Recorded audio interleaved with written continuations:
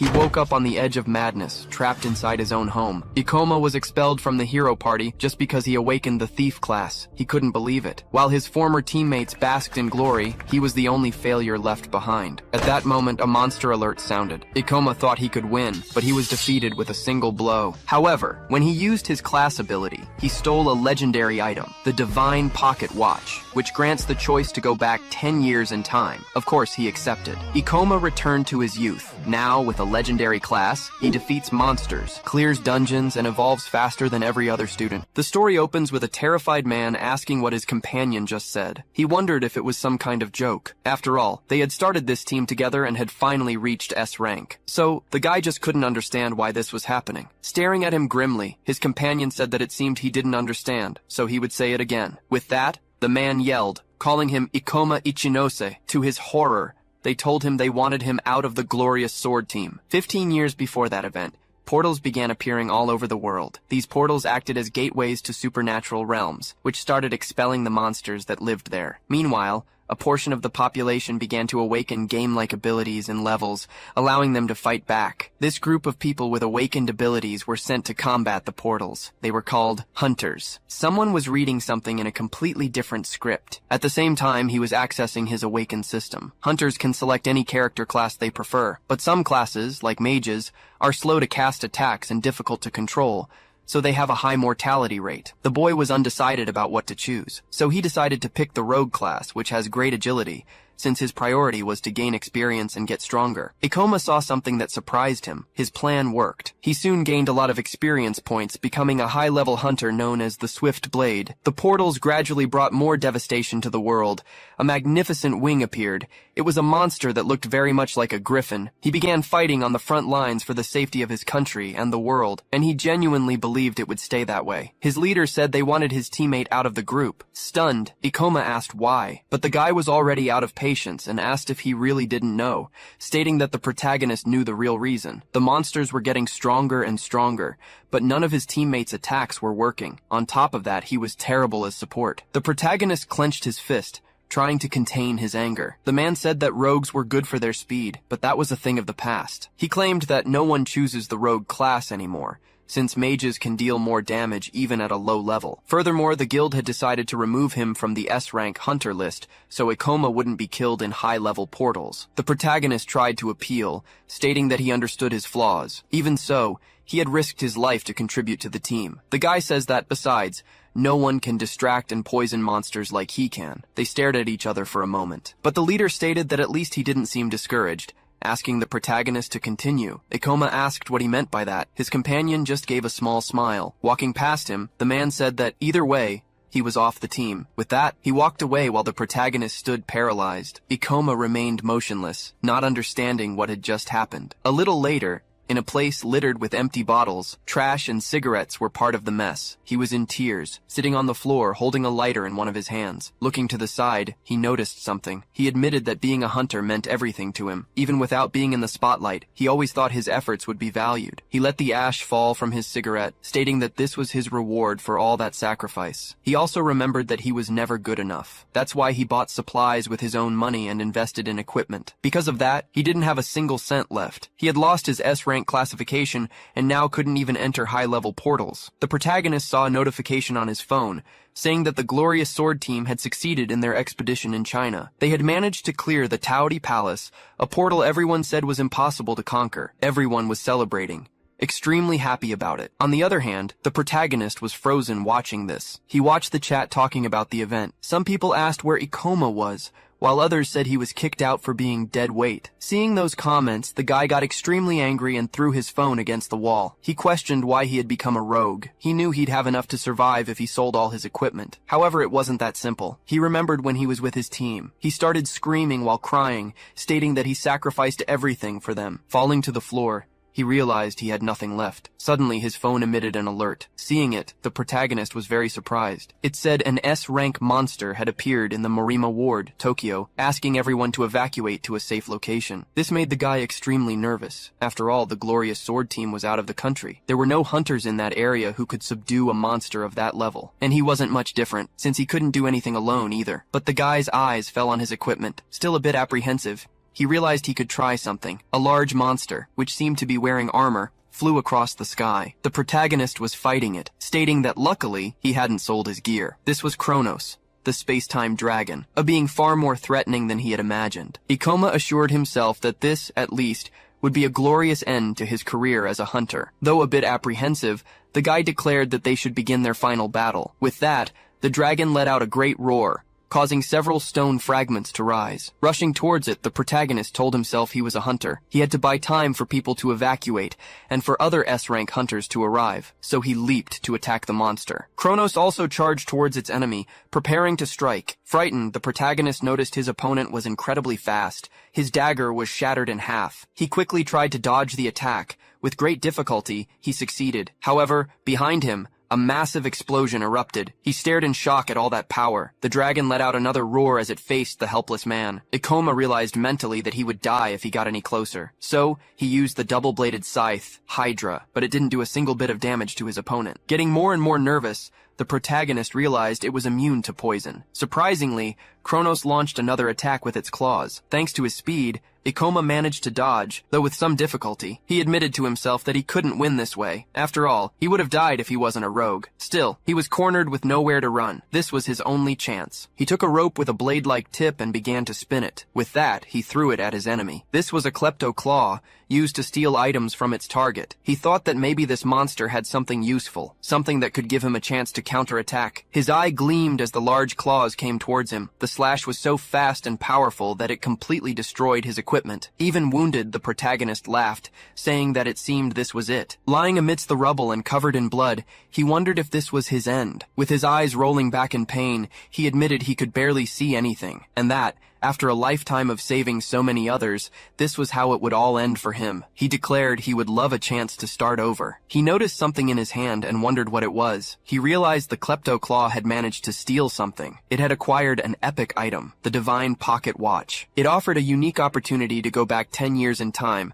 with a single use. He was stunned by this, questioning if he could really go back 10 years. Still agonizing in pain, the protagonist asked again if it would really work. He noticed the dragon was coming to attack him again. Ikoma remained hopeless as he saw the blow coming, declaring that this was no time to think about it. Using his last bit of strength, he squeezed the watch while shouting that he wanted to go back to the past. The monster's huge paw was extremely close to his body. One of the claws finally pierced his chest, and he felt his consciousness fading. Suddenly, he heard loud noises and wondered what was happening. Opening his eyes, the protagonist realized he was on the floor next to his bed. In his hand was an alarm clock showing the year was 2030, a Friday, at 8 a.m. A bit flustered, Ikoma complained, asking if he was dreaming. With that, he opened his window curtain. The former S-rank hunter was surprised by what he saw before him. Looking at his phone, he realized it was the calendar from 10 years ago. He remembered the divine watch. So, he quickly opened his status window. Surprised, he saw that his class hadn't been set yet.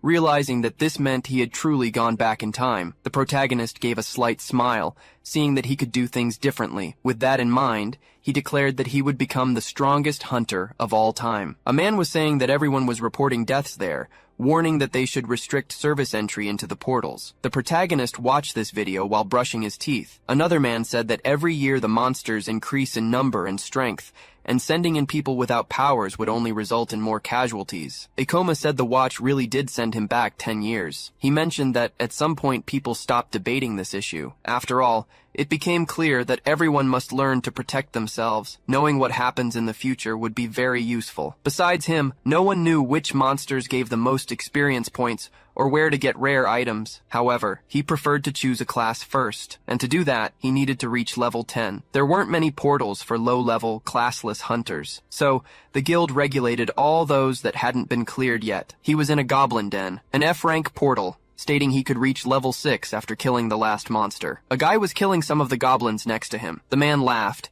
saying he arrived just in time, and asked if the protagonist was okay. But mentally, Ikoma wondered who this guy was. He said the kid couldn't clear this portal alone, explaining that goblins are weak but can be dangerous when they team up. With a smile, he said his name was Kenji, a level 16 hunter with a great sword, who makes sure rookies don't get killed. He said people call him the tutorial guy, while mentally, Ikoma thought the guy must have nothing better to do. The man explained that hunters don't have an official retirement age, so he thought this would be a great source of income, but the boy was extremely disheartened, wondering how he got into this situation. He shouted in celebration that he had finally reached level 10. The system notified him that his level had increased and he had received 2 skill points. The man started slapping the protagonist on the back, saying he finally hit level 10, while the boy thanked him. He stated that if Ikoma kept this up, he could become famous, while the boy thought to himself that he could reach S rank. The guy said he could now select his class and could count on his help if needed. The protagonist thought for a moment. Each class comes with a unique set of skills,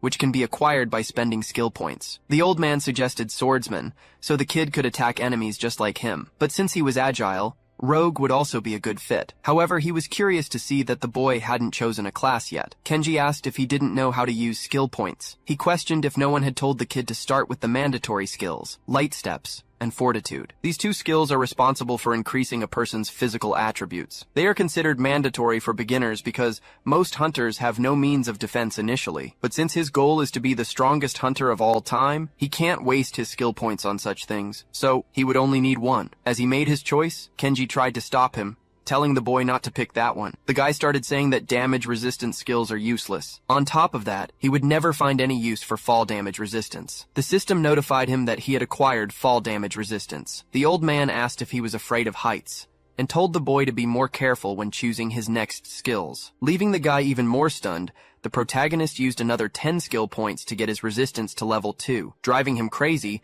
Ikoma evolved it to level 3, using another 15 points. Lamenting, he said he couldn't believe the kid wasted all his points on fall damage resistance. He said the boy now had only 2 options, be a swordsman or a civilian, but the protagonist assured him there was another. This left the man completely surprised. Ikoma chose the Gravity Master class.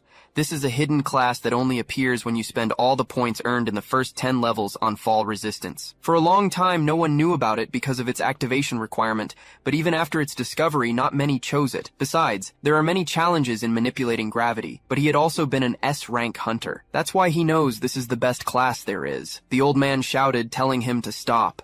After all, this would turn the boy into a mage. He stated that he could still cancel and choose to be a swordsman, but Ikoma assured him this is what he wanted. With that, it was notified that he had acquired a new class, along with gravitational abilities like manipulation and magic. Seeing that he had succeeded, the protagonist started to celebrate. He shouted that he was finally a mage. This time, he would become a powerful S rank and would never have to go through that humiliation again. Kenji remained a bit nervous as he looked at the rookie. He called out to the boy, stating that he didn't seem to understand that the mage class wasn't all that great. The old man explained that mages are more vulnerable and their mortality rate is much higher than other classes. He added that maybe the kid should reconsider being a hunter at all. Seeing this, Ikoma mentally noted that he expected as much, since people tend to think other classes are better. Startled, the guy started yelling, asking what was happening. A Red Hood goblin at level 17 had appeared unexpectedly. Scared, he admitted he couldn't believe a high-level monster had spawned there. It started chasing after one of the female hunters, while Kenji tried to help her escape. But mentally, he admitted he didn't have the skill to face stronger monsters, which is why he never leaves this place. But the rest of the hunters here are only level 10 or below. No one else can stop that monster. Extremely nervous, he remembered the protagonist. He ran with his sword in hand, saying he would deal with that goblin. Even Ikoma was surprised to see a Red Hood there. Mentally, he thought that Kenji should be able to handle that monster at his current level. However, the man was just defending while the goblin attacked relentlessly. The protagonist noticed that apparently he had no experience fighting monsters stronger than himself. The old man started shouting, asking if there was any hunter level 15 or higher to help. They asked if Kenji wasn't level 16, but he said he couldn't face something above his own level. The protagonist admitted he shouldn't offer to help. After all, the monster was too strong for him to handle. He also noticed he couldn't even see its movements and would die instantly if hit, making matters worse. Besides not knowing his abilities well, the Gravity Master has low stats, but he remembered when the guy helped him and worried if he was okay. It made him realize it would be awful to let someone like Kenji die. So, he grabbed his sword, stating he always liked to challenge. He said he would see if he could overcome his class's weakness. Frightened,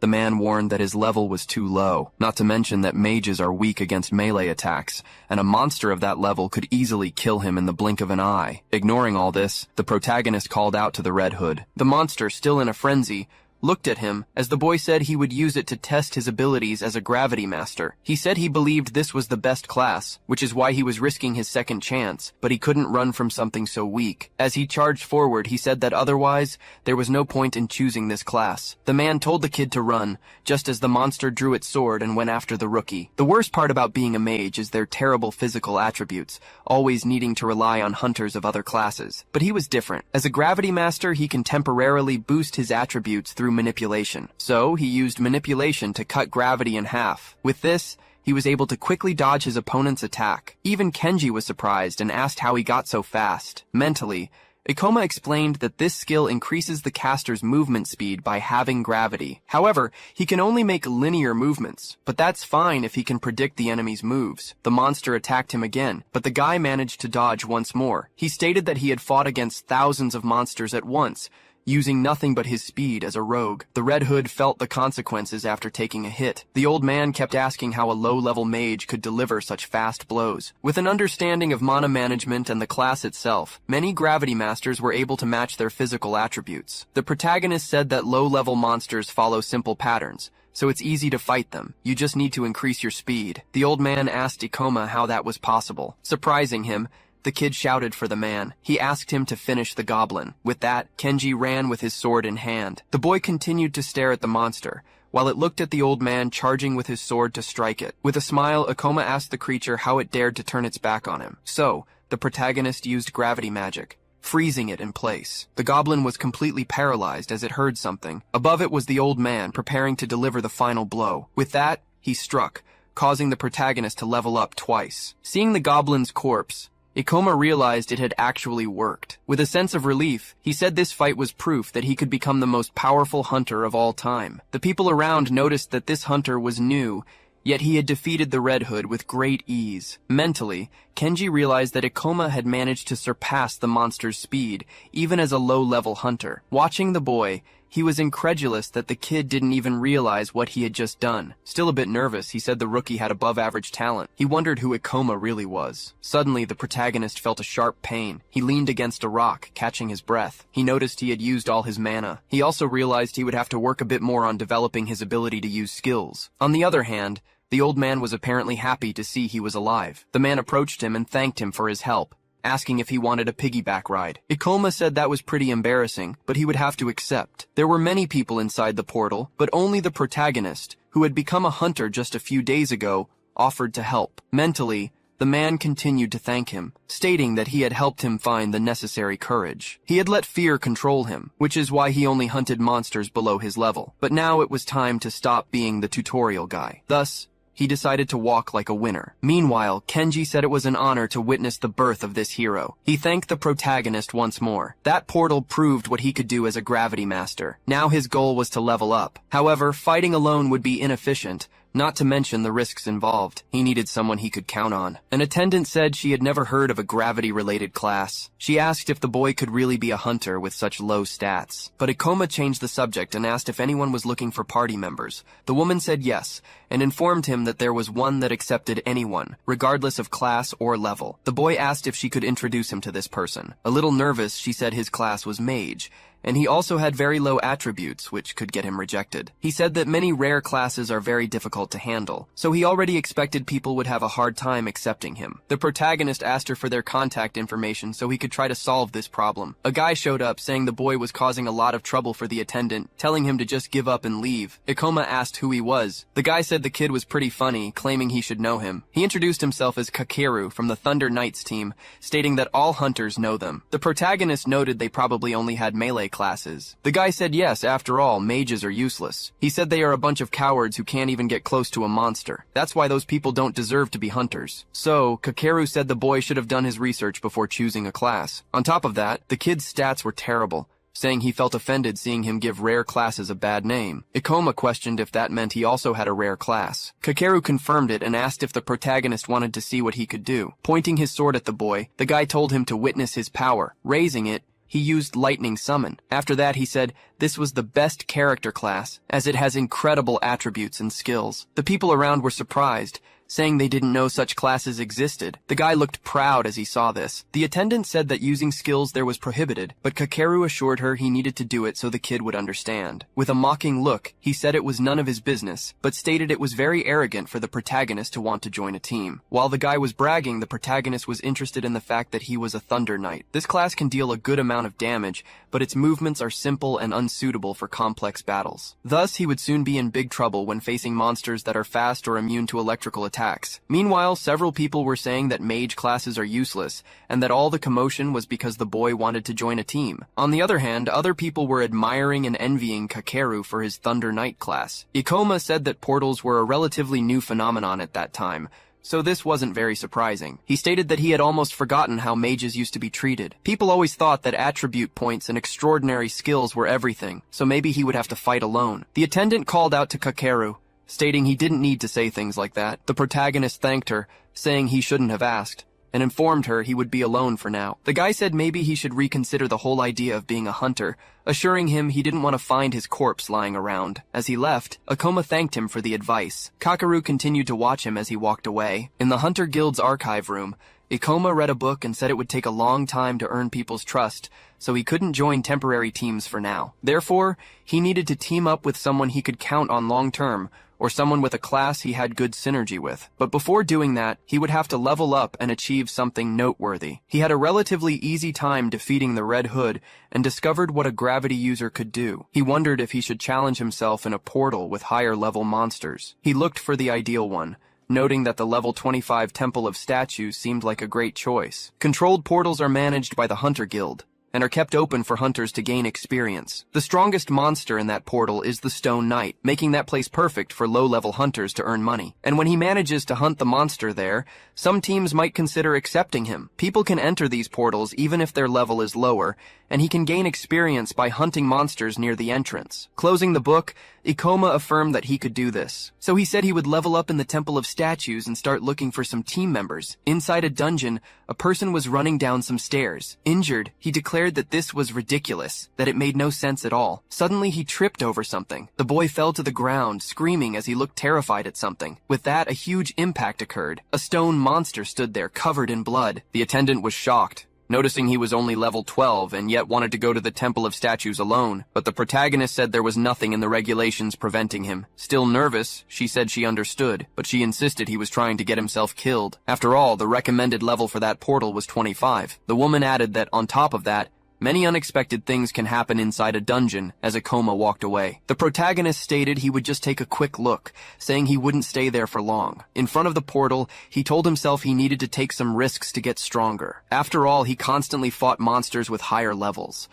Otherwise, he would never gain enough experience to level up. However, this shouldn't be taking so long, as he could gain several levels at once by killing a monster here. He walked past some statues. One of them had a crystal on its forehead. It took advantage of the boy's opening and tried to attack him from behind, but he managed to dodge, saying he saw it coming. Ikoma opened his status window, noting that it must be a level 20 monster. Looking directly at the stone being, the protagonist declared he should be able to handle it, so he continued to dodge his enemy's attacks. To his surprise, he realized he had been cornered. The stone monster kept advancing toward him. With that, he used his gravity reduction. He was able to get out of that spot and even land a blow on his adversary. However, it hadn't suffered a single scratch, but the protagonist assured himself that this thing couldn't kill him. Besides, he could see all its weak points. At that moment, he began to land a series of attacks against the statue. Seeing that he had caused a reasonable amount of damage, he admitted it would be difficult, but he declared he had expected high defense stats. The monster came at him again. Even though it might take a while to defeat it,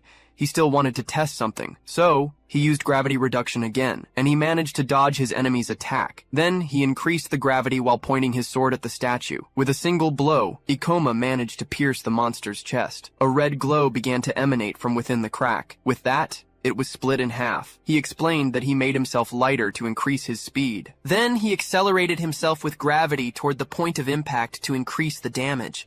This combination made his strike much more powerful.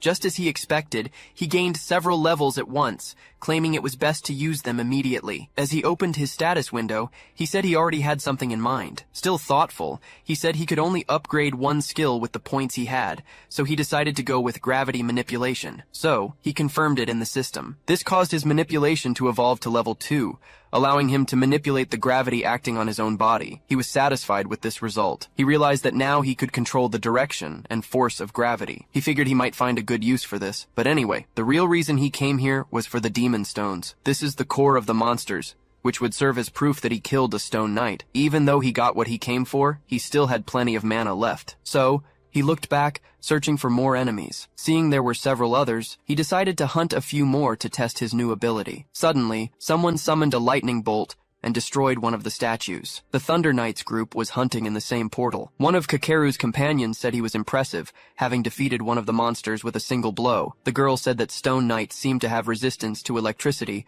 but his skill was superior. The guy said it was too easy, and asked if all controlled portals were like this. Laughing, he said it was taking longer to level up now, suggesting they should go to a portal with stronger monsters. He stepped on one of the smoldering stones. For some reason, the man did this without saying anything. His companion asked if he didn't think he was too harsh on the kid from the guild, but Kakeru assured her that someone needed to teach those people where they belong. The guy said he really did him a favor since the kid could have died. Even though he was a bit harsh, it was to make him aware. After all, someone had to say it. His colleague said he didn't seem to have that intention. Suddenly, they heard a very loud noise coming from another room. Drawing his sword, Kakeru asked if it was the same monster. His friend said that this space was taller than the last one, but the guy said it didn't matter. After all, some monsters are just a bit bigger than others and nothing more. However, a giant stone warrior appeared. Both of his colleagues were scared, asking what that was. Excited, the guy said it was finally getting interesting, since that was a level 30 statue. It was higher than the other monsters that came before. His friend, frightened, stated they couldn't fight a level 30 monstrosity. Indifferently, Kakeru said he had been thinking about something lately. He claimed that monsters at his level weren't fun because they were too easy. Since the Thunder Knights are much stronger than other hunters, he wanted to try going against that stone knight. The monster raises its weapon to strike. The impact causes the ground to crack. His companion asks if he's sure about this, but Kakeru says there are 3 of them. Grabbing his sword, he says this one is big and high level. But stone knights are nothing more than moving statues. That's why they're slow and dull. Just then, the monster launches an attack at him. He dodges with visible difficulty. A bit worried now, the guy figures it might be a little faster because of its level. Leaping toward his enemy, he says he can still expose the statue's weakness after attacking it. With that, he strikes the monster with his lightning sword. Getting nervous, he says it seems things just got a bit more complicated. After all, its defense is higher too. The Stone Knight quickly readies its great sword again. Swiftly, it unleashes a powerful strike. Activating his Thunder Knight power, Kakeru believes he can block the attack and get out of its reach. Suddenly, the statue moves incredibly fast. With that, the guy is hit, his chest slashed open. Lying on the ground, he wonders how it can be so powerful. Terrified, he says there are only a few items with higher levels than his, but this thing is apparently on another level. His companion calls out to him. Scared, the man tells everyone not to underestimate the enemy's strength. But before he could finish his sentence, the statue was already moving toward the girl. With great difficulty, she manages to block the blow with her sword. Her other companion shouts for Karen as she's thrown aside. However, he is also struck in the stomach. The blow is so strong that he even spits up blood. Seeing both his companions down on the ground, Kakeru grows even more frightened. Panicked, he complains about what's happening. Staring at the huge monster, the guy wonders if it was always this intimidating. Summoning his power, he declares that he's special anyway. With that, he unleashes a massive lightning attack against the knight. He claims to have poured all his power into that lightning bolt, sure that nothing could withstand such a massive blow. But the monster catches the lightning-covered sword with its bare hand. Kakeru is completely stunned by this. He remembers his companion saying they had lightning resistance. Causing him to lose almost all hope, the statue simply shatters the sword in its hand, powerless. He can only watch as his sword is broken in half. Desperate, he immediately leaps back. Terrified and frantic, the guy starts crying uncontrollably. However, the monster keeps advancing toward him. He's in disbelief as he watches the statue get closer and closer. The creature raises its sword while Kakeru insists this can't be happening. He declares he doesn't want to die like this. Before him, on the ground, lay his broken sword. The Stone Knight stood still, looking down at him like he was an insect. Trembling with fear, the man begins to beg for his life. Bowing before it, he pleads not to be killed. He screams for someone to save him. Suddenly, a leg shrouded in purple magic appears. The monster raises its large stone blade. Meanwhile, The protagonist uses gravitational reduction. With this, the statue is paralyzed for a moment. It notices this and looks around, searching for the source of the attack. The monster spots a purple light coming from its ribcage. Landing a short distance away is Ikoma. He assumes he knew that wouldn't work. Surprised, Kakeru asks if he's the guild newbie who chose the mage class, but the boy doesn't answer. Annoyed, the guy demands to know what he's doing, claiming there's no way he can defeat that monster. The protagonist had already reached level 16 and assumes that Hunter is right, and he's certain this won't be easy, since it's a level 30 stone knight. The creature probably reached this level by consuming weaker hunters and monsters, becoming an irregular specimen. Even so, he has to admit the monster is huge. He declares he just wanted to take a light stroll around here, looking for a monster to kill before leaving. However, he never imagined he'd find something this big. Still on the ground, the guy tells him to stop admiring the knight and just run, stating that it defeated them before they could even attack. With both his companions thrown to the ground, ignoring him, the protagonist activates gravitational reduction. The monster, like him, also prepares to launch a major attack. However, he manages to dodge thanks to his speed. Quickly, the statue changes its movement and tries to hit him another way. As he touches the ground again, Ikoma immediately jumps. By doing so, he gets above the monster while dodging the blow, and strikes the knight's head with his sword. Still on the ground, Kakeru mentally admits he can't believe it. After all, how could a low-level rookie mage do that? Fighting on almost equal footing with a monster like that. In his head, the protagonist realizes the monster isn't that fast, despite its high level, so he can easily outmaneuver it. But his biggest problem is that he doesn't have any skills powerful enough to defeat it. The Stone Knight is a monster with high defense, so his attacks would hardly work against it, not to mention the huge level difference. Besides, he'll soon run out of mana if he keeps using manipulation, so he doesn't have much time. Suddenly, the statue prepares to strike again. As he dodges, Ikoma admits this is a bit reckless, but either way, he has to try. The monster swung its sword as he dodged. Kakeru says he knew it was a long shot, but he hoped the guy could handle it. However, his attack didn't work either. His gravity reduction ability consumes a lot of mana, but he can't fight powerful monsters without it. He realizes he can't drag this out any longer,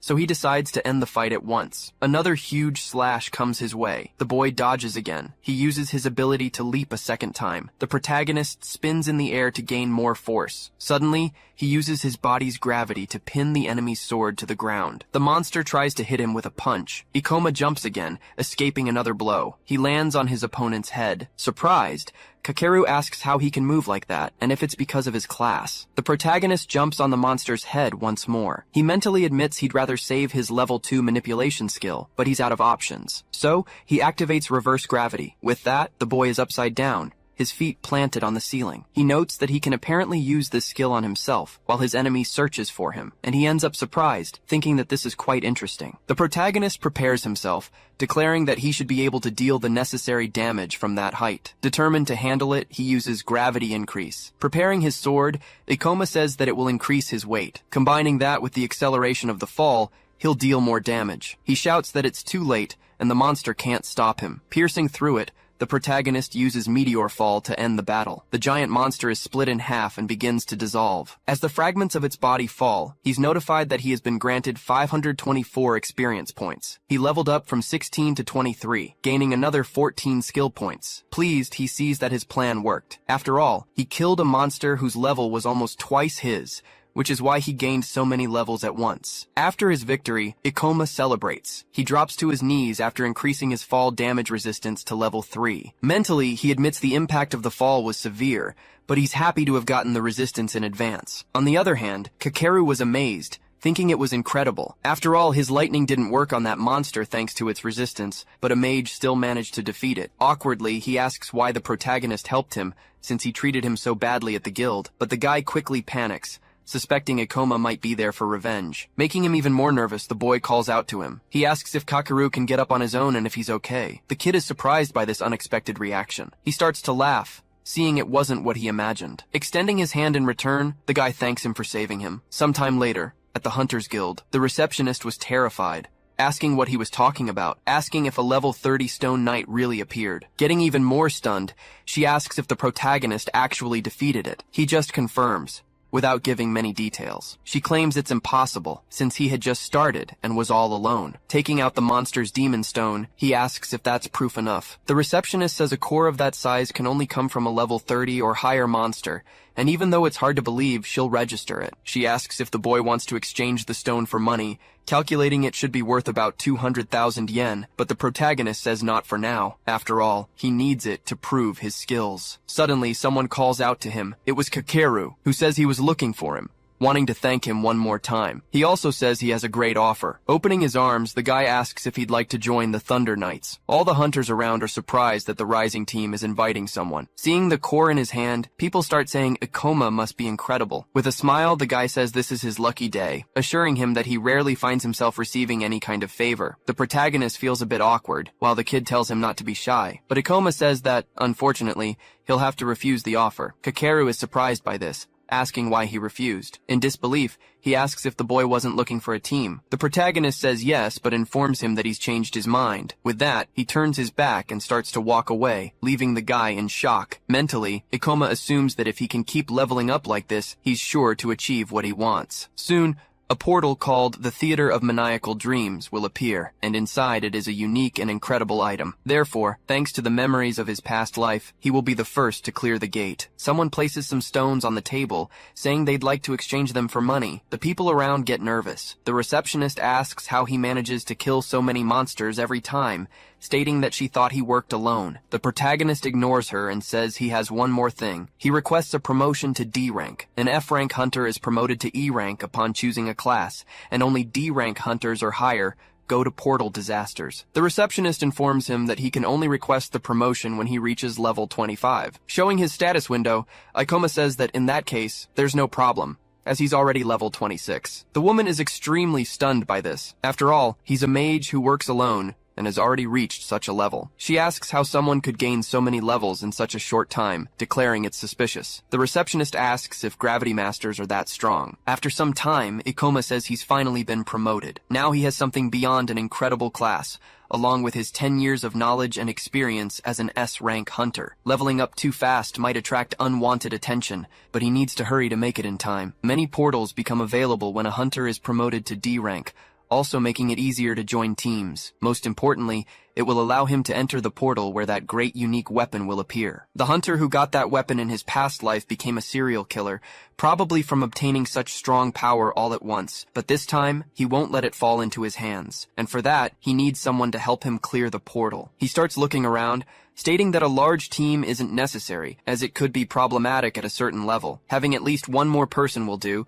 since he prefers to be prudent for now. But for that, he needs to find someone who can complement his gravity stability. He wonders which skills would be suitable for the portal he's about to face. And the best fit is to find someone who works alone, but isn't against teamwork. The protagonist gets pensive for a moment, complaining that he's being too demanding. To find someone in time, he needs to search all the guilds in the region. After some time, he assumes he spent half his day visiting guilds. This was already his fourth one. As he enters through the door, he says maybe he should give up on a few things. Suddenly, he sees someone calling their companion useless. A girl, nearly crying, apologizes, but her colleague says an apology won't change anything. Ikoma wonders what they're arguing about. The girl points at Satsuki, stating that she's fired. The girl tries to plead, assuring she'll try harder. But annoyed, the leader says her skills are terrible, with long cooldowns, calling her techniques useless. She says that, in fact, Satsuki should pay them for having carried that dead weight for so long. The girl is at a loss for words. Meanwhile, the protagonist was watching everything. He recalls being kicked out of this group, but tells himself there's nothing he can do for her. He can't have a partner just out of sympathy. His life depends on it. His ex-leader starts mocking Satsuki, saying it's a shame she chose the useless class. She claims it's miserable and useless, just like her. Moreover, she says she knew what would happen the moment she heard the girl was a sorceress. For some reason, this makes the protagonist extremely interested, even as the others tell her to give up being a hunter. Sorcery and gravity complement each other. She can deal a lot of damage to the theater portal's boss, so he's a bit undecided on whether to recruit her. However, the girl asks what he's looking at. The protagonist introduces himself, stating he's a D-rank hunter looking for a team to join. She immediately gets interested upon seeing his D-rank hunter license. The girl tries to seduce him, informing him that a spot just opened up in her group and asks if he'd like to fill it. However, he excitedly calls out to Satsuki, asking if she wants to join his group. The girl doesn't quite understand what's happening. Meanwhile, her ex-colleague is extremely confused. Mentally, Ikoma notes he can't lose this opportunity, as she's a sorceress, or rather the person he was looking for. But the other woman again tells him not to waste time on that girl, and asks the protagonist to join her group. A bit sheepishly, Satsuki thanks him for the offer, but says he's a D-rank hunter, and she's not even level 20. Grabbing her hand, he assures her it won't take long for her to level up,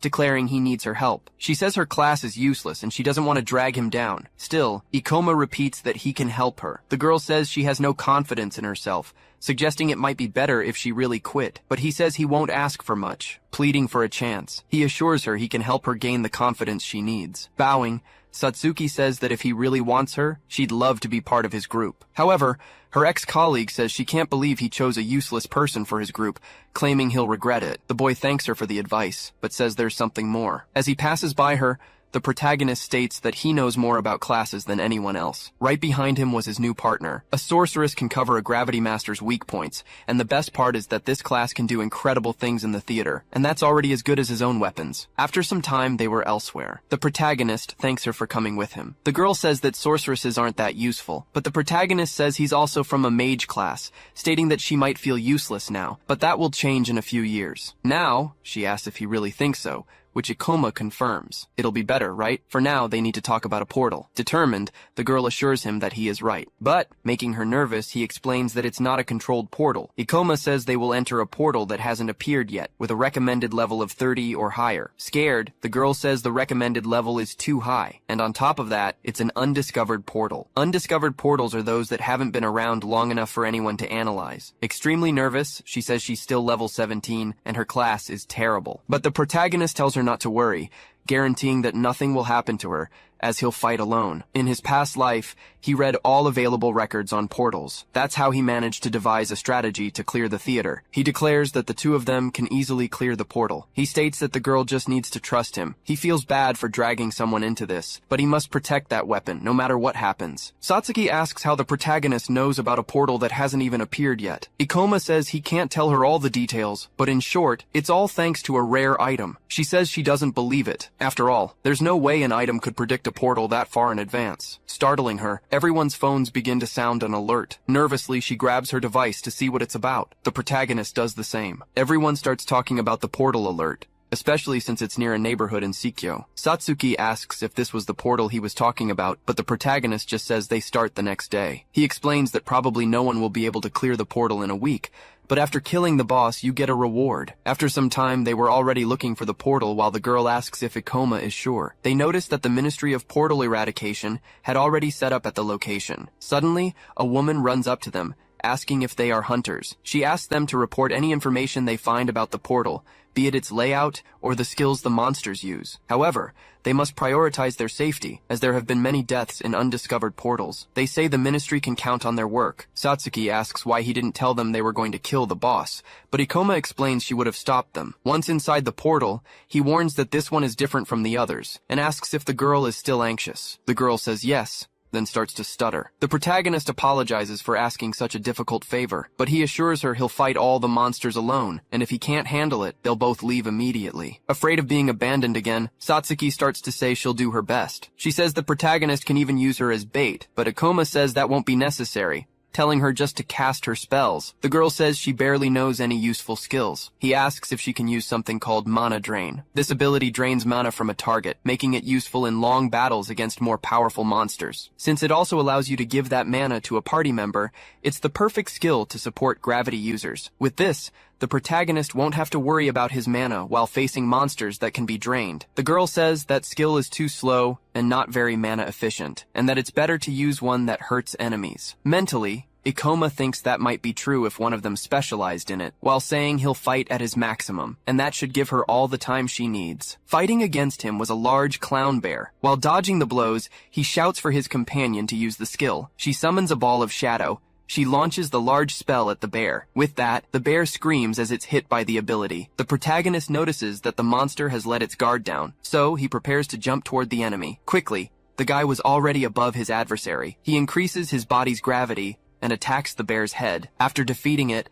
Ikoma sheathes his sword, preparing for more. He says that was extremely easy, while gaining another 212 experience points. Surprised, the girl says she gained 3 levels at once, but she again says she feels bad for letting him do all the work. But the protagonist assures her he needs her help, as they will go deeper and deeper. Besides, they are a group, so she needs to level up. The girl asks if they are really a team. She says it feels very different. After all, it never felt real when she was with Aoi. Smiling, Satsuki resolves to be more useful in the next battle. On the other hand, Ikoma tells her not to push herself so hard. A little nervous, he tells himself that they should be fine and that they will defeat the boss and secure the rare items. A man named Kaoru got this item in his past life. He used it to become the worst criminal in the history of portals. You can be sure that guy never gained power later in the portal, so they probably won't find her. After all, 2 days have passed since the theater opened. Meanwhile, a man was fighting. He tries to hit someone with his hammer, but the person dodges. The guy starts to laugh. Using a skill called Life Eraser,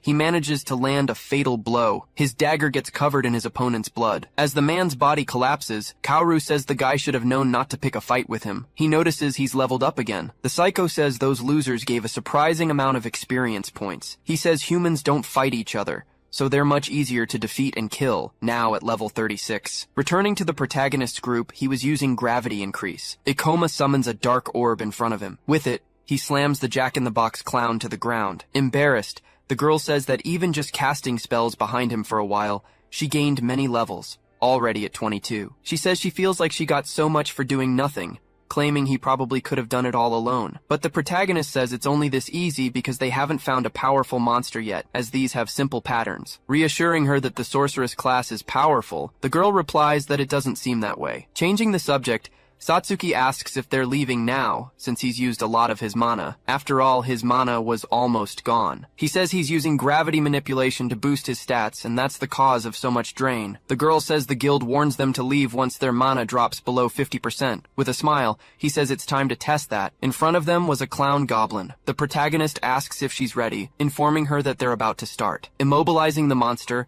Ikoma tells her to use mana drain. The girl doesn't know how to react. Tying up monsters and draining their mana will allow them to generate a lot of it. After that, she can use the skill on the protagonist to transfer the mana to him. The girl says she understands, but asks him to at least cover the monster's face. But Ikoma says he can't do that without using a skill. Seeing no other option, Satsuki starts using her mana drain ability. The protagonist says now they can do it, while the girl pities the poor monster. It was lying on the ground after being cruelly defeated. The girl says she'll transfer the mana now, but Ikoma asks why she's blushing like that, telling her not to make it weird. She starts transferring the mana to her companion. The protagonist notes his mana went from 16 to 25. The girl assumes it's not as efficient as she thought, since it took them a long time to increase it by only 9 points. He says that's why they'll take the mana from 6 more goblins. The girl is scared by this, asking if they're really going to do that, but the boy says it's a great opportunity to level up. With that, after a while, he lands a cut on one of the monsters. The protagonist says that was the 6th one,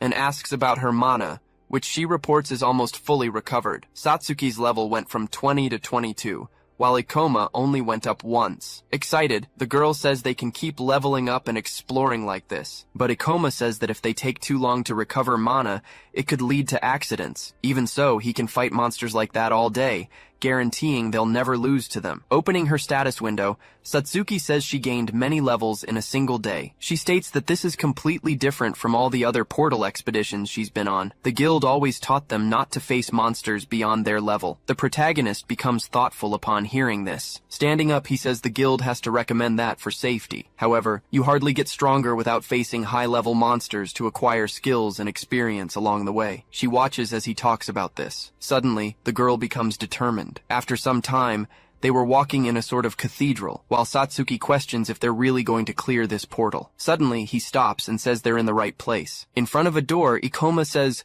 the boss of the Theater of Maniacal Dreams is behind that door. So he reaches out his hand to open it. With a big smile, he says they got there in 2 days, and bets the Eradication Ministry didn't expect this. The girl starts to tremble, asking if he's really talking about the boss monster. She claims she's never seen one up close and feels immense fear. He asks if the girl is anxious. He says that if Satsuki is scared, they can come back another time, but his companion says there's no need. She remembers Aoi getting angry with her for always giving up on a fight, but then she wonders what she's talking about. She states she doesn't want to be like that anymore. She declares she wants to change so she can help him, so she'll do everything she can. He sees all that determination. Proud, he gives a brief smile. Crossing his hands, Ikoma says that's the spirit. He assures her they will defeat that boss. However, The girl asks if he's sure that plan is enough. Opening the door, the protagonist tells her to remember what he said, asking her not to worry. That boss will be easy to kill with her sorceress class. They enter the place, which was extremely dark. Surprising both of them, they hear a laugh. In front of them was the maniacal clown,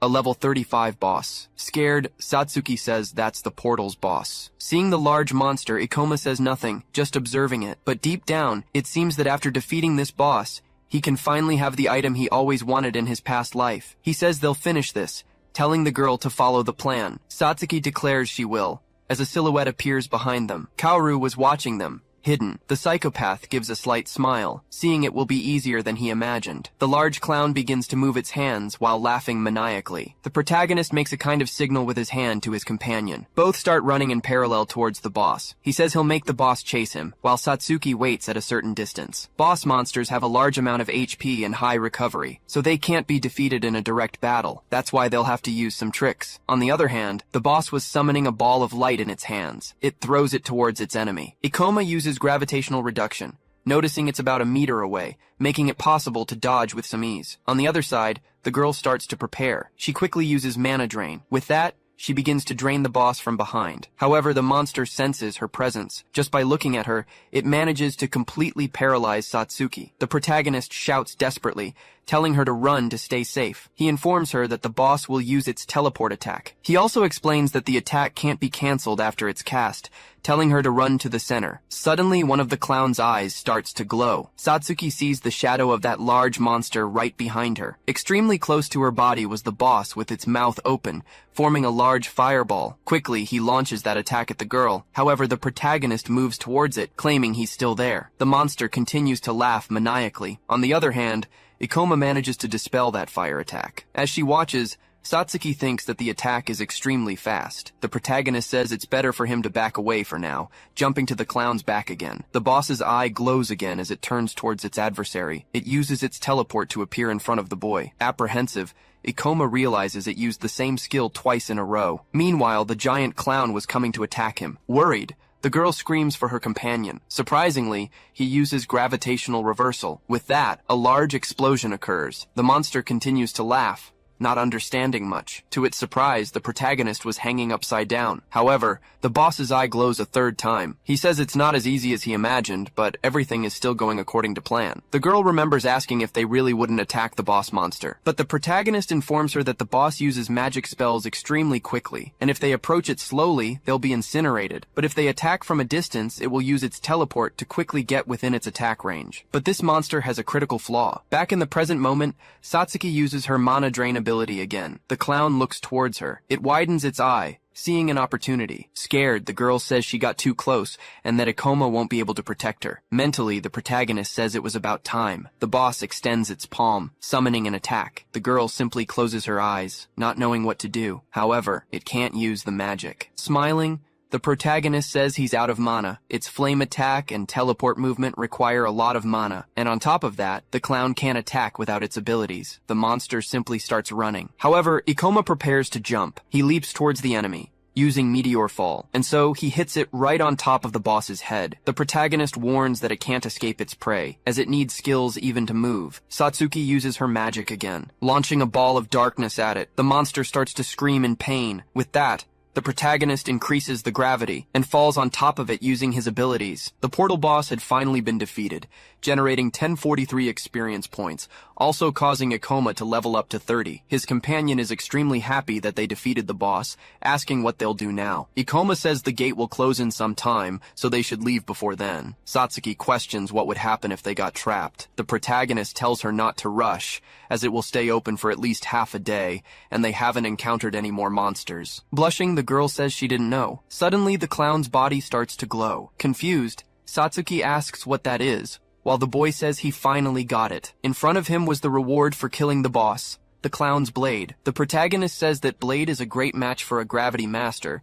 It could even be considered a hack. The girl asks if this was the equipment he was looking for. The blade increased attack by 11 points, along with decreasing skill activation time and reducing mana cost. Satsuki says that at times the weapon's stats seem mediocre, but the protagonist replies that in reality, it's incredible. He informs her that the stats and damage are just a bonus. What he really cares about is the item's effect. Since it can increase the overall power of classes that rely heavily on skills, it makes it a super powerful item. The Gravity Master is vulnerable when switching between skills, along with high mana consumption, so this weapon can compensate for his weaknesses. The girl is surprised to learn all this. In his past life, the hunter who got this sword reached A rank thanks to this item. Moreover, he became a criminal to kill other hunters, so the protagonist is practically preventing an incident by taking the sword. Meanwhile, Satsuki continues to observe the blade. She becomes thoughtful about the fact that he can compensate for his weaknesses. Suddenly, the girl gets extremely nervous and asks if this means he doesn't need her anymore. Ikoma says no, as the item doesn't prevent him from running out of mana, and asks if she minds continuing to work with him. Still staring at the blade, the girl says that's fine by her.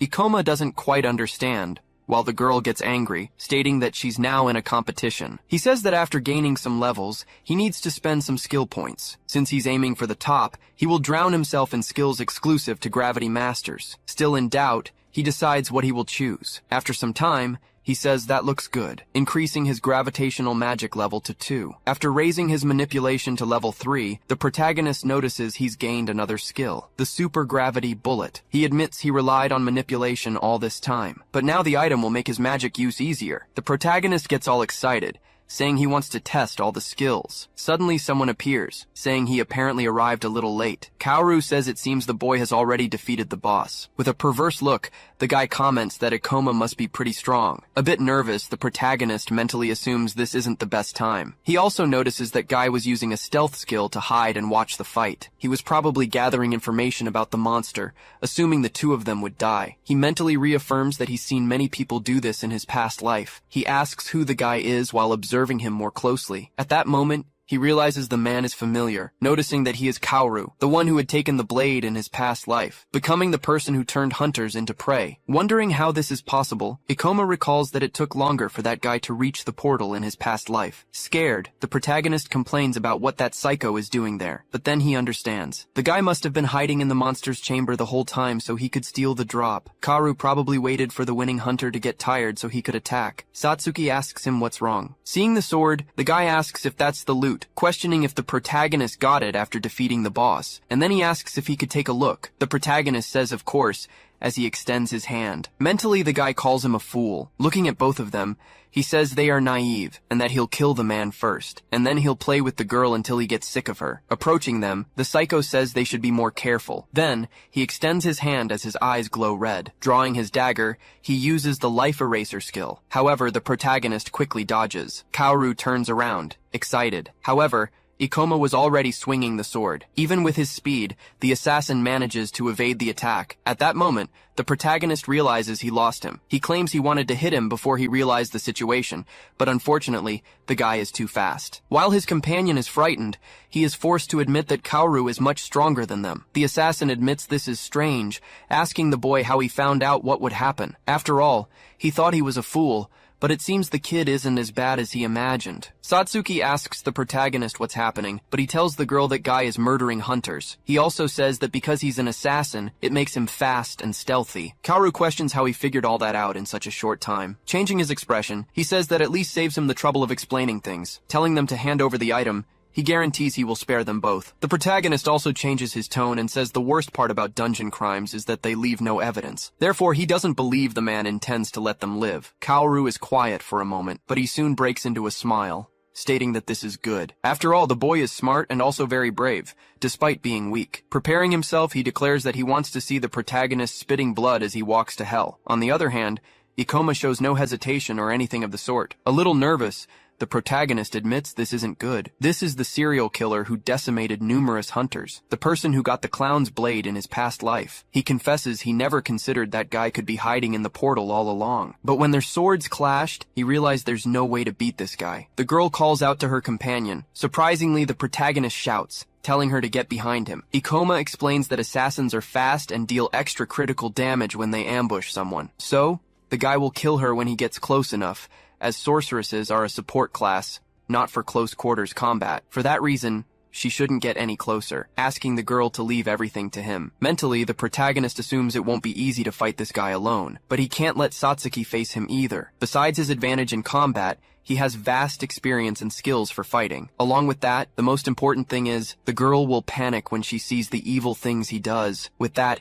he reuses gravity reduction. Quickly, both of their weapons collide. Even holding a unique item, the protagonist was trembling. Kaoru says he's very good with the sword. However, he warns that he has bad news. After all, the boy probably has no experience in killing people. Unbalancing Ikoma, the guy says that in contrast, he has killed dozens of people and would never lose a battle. Mentally, Kaoru confesses that most people panic, but the protagonist prepares to attack again. Dodging the blow, he says people can't handle the pressure of fighting others, so they tend to make mistakes. But he gets a little apprehensive after another cut passes extremely close to his body, and that's when he notices that this kid isn't shocked at all. In fact, he seems to respond to his movements easily. Kaoru claims that's ridiculous. There's no way a low-level kid is putting pressure on him. Meanwhile, a little nervous, Satsuki was watching the situation unfold. Realizing that her colleague isn't just smart in terms of knowledge, he's also incredibly strong in close combat. In his thoughts, Ikoma admits he's very happy to have gotten the blade in time, decreasing the activation delay of his skills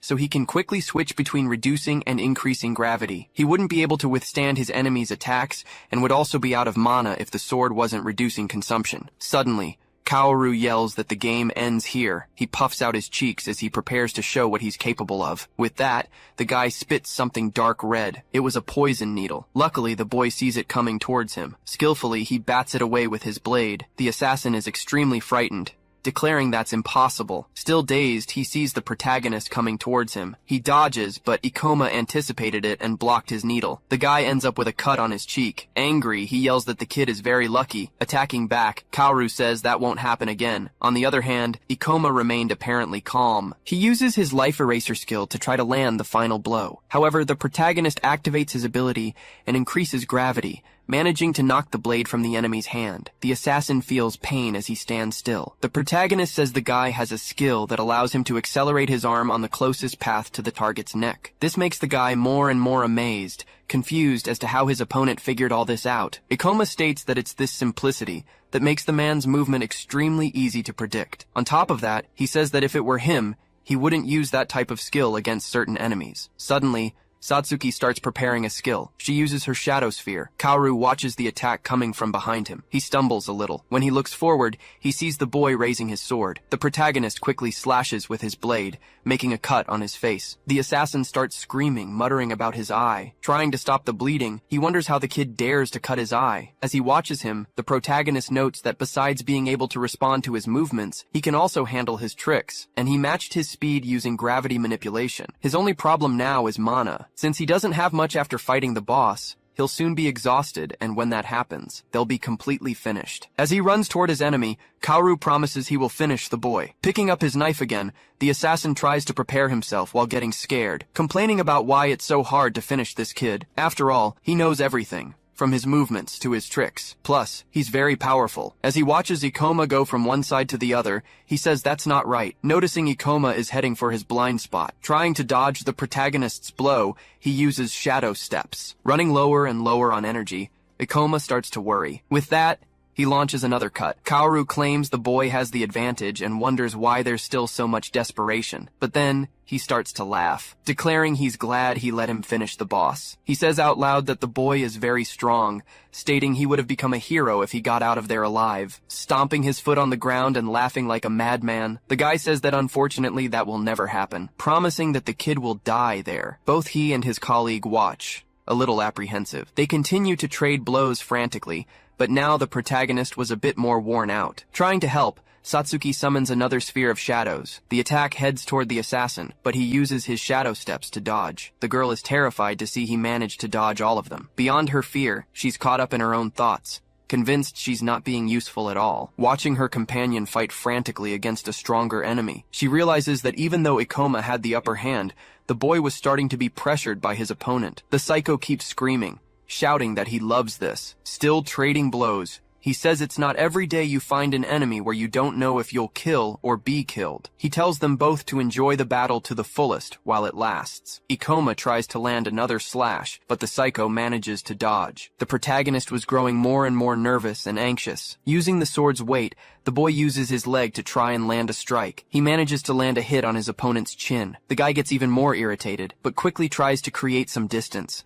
Kaoru says that apparently he has a lot of tricks up his sleeve. Mentally, Ikoma confirms he can make his body lighter with his gravity reduction skill, perform acrobatic moves, and attack. Thanks to this skill, he can dodge almost anything. However, his enemy noticed that he was starting to run out of mana. The guy keeps laughing maniacally while looking at the boy. In his head, he thinks that Ikoma is now using an active skill to boost his physical abilities, but soon he won't be able to keep it up, and that's when he'll finish the kid off. The assassin says that apparently the protagonist won't last much longer, so he resumes his attack, coming at him from all angles. In the middle of this sequence, Ikoma realizes his mana has run out, and this will be his last attack. As the boy leaps, Kaoru is surprised, not knowing how he's doing that. Looking up, he wonders if that's part of the boy's abilities, but the assassin starts saying it's useless, since he won't be able to move in midair. But the protagonist states he has only one chance to use the skill to increase gravity. Therefore, he'll have to put everything into this one chance. Holding his sword tightly, he says he'll pour all his remaining mana into that attack. With that,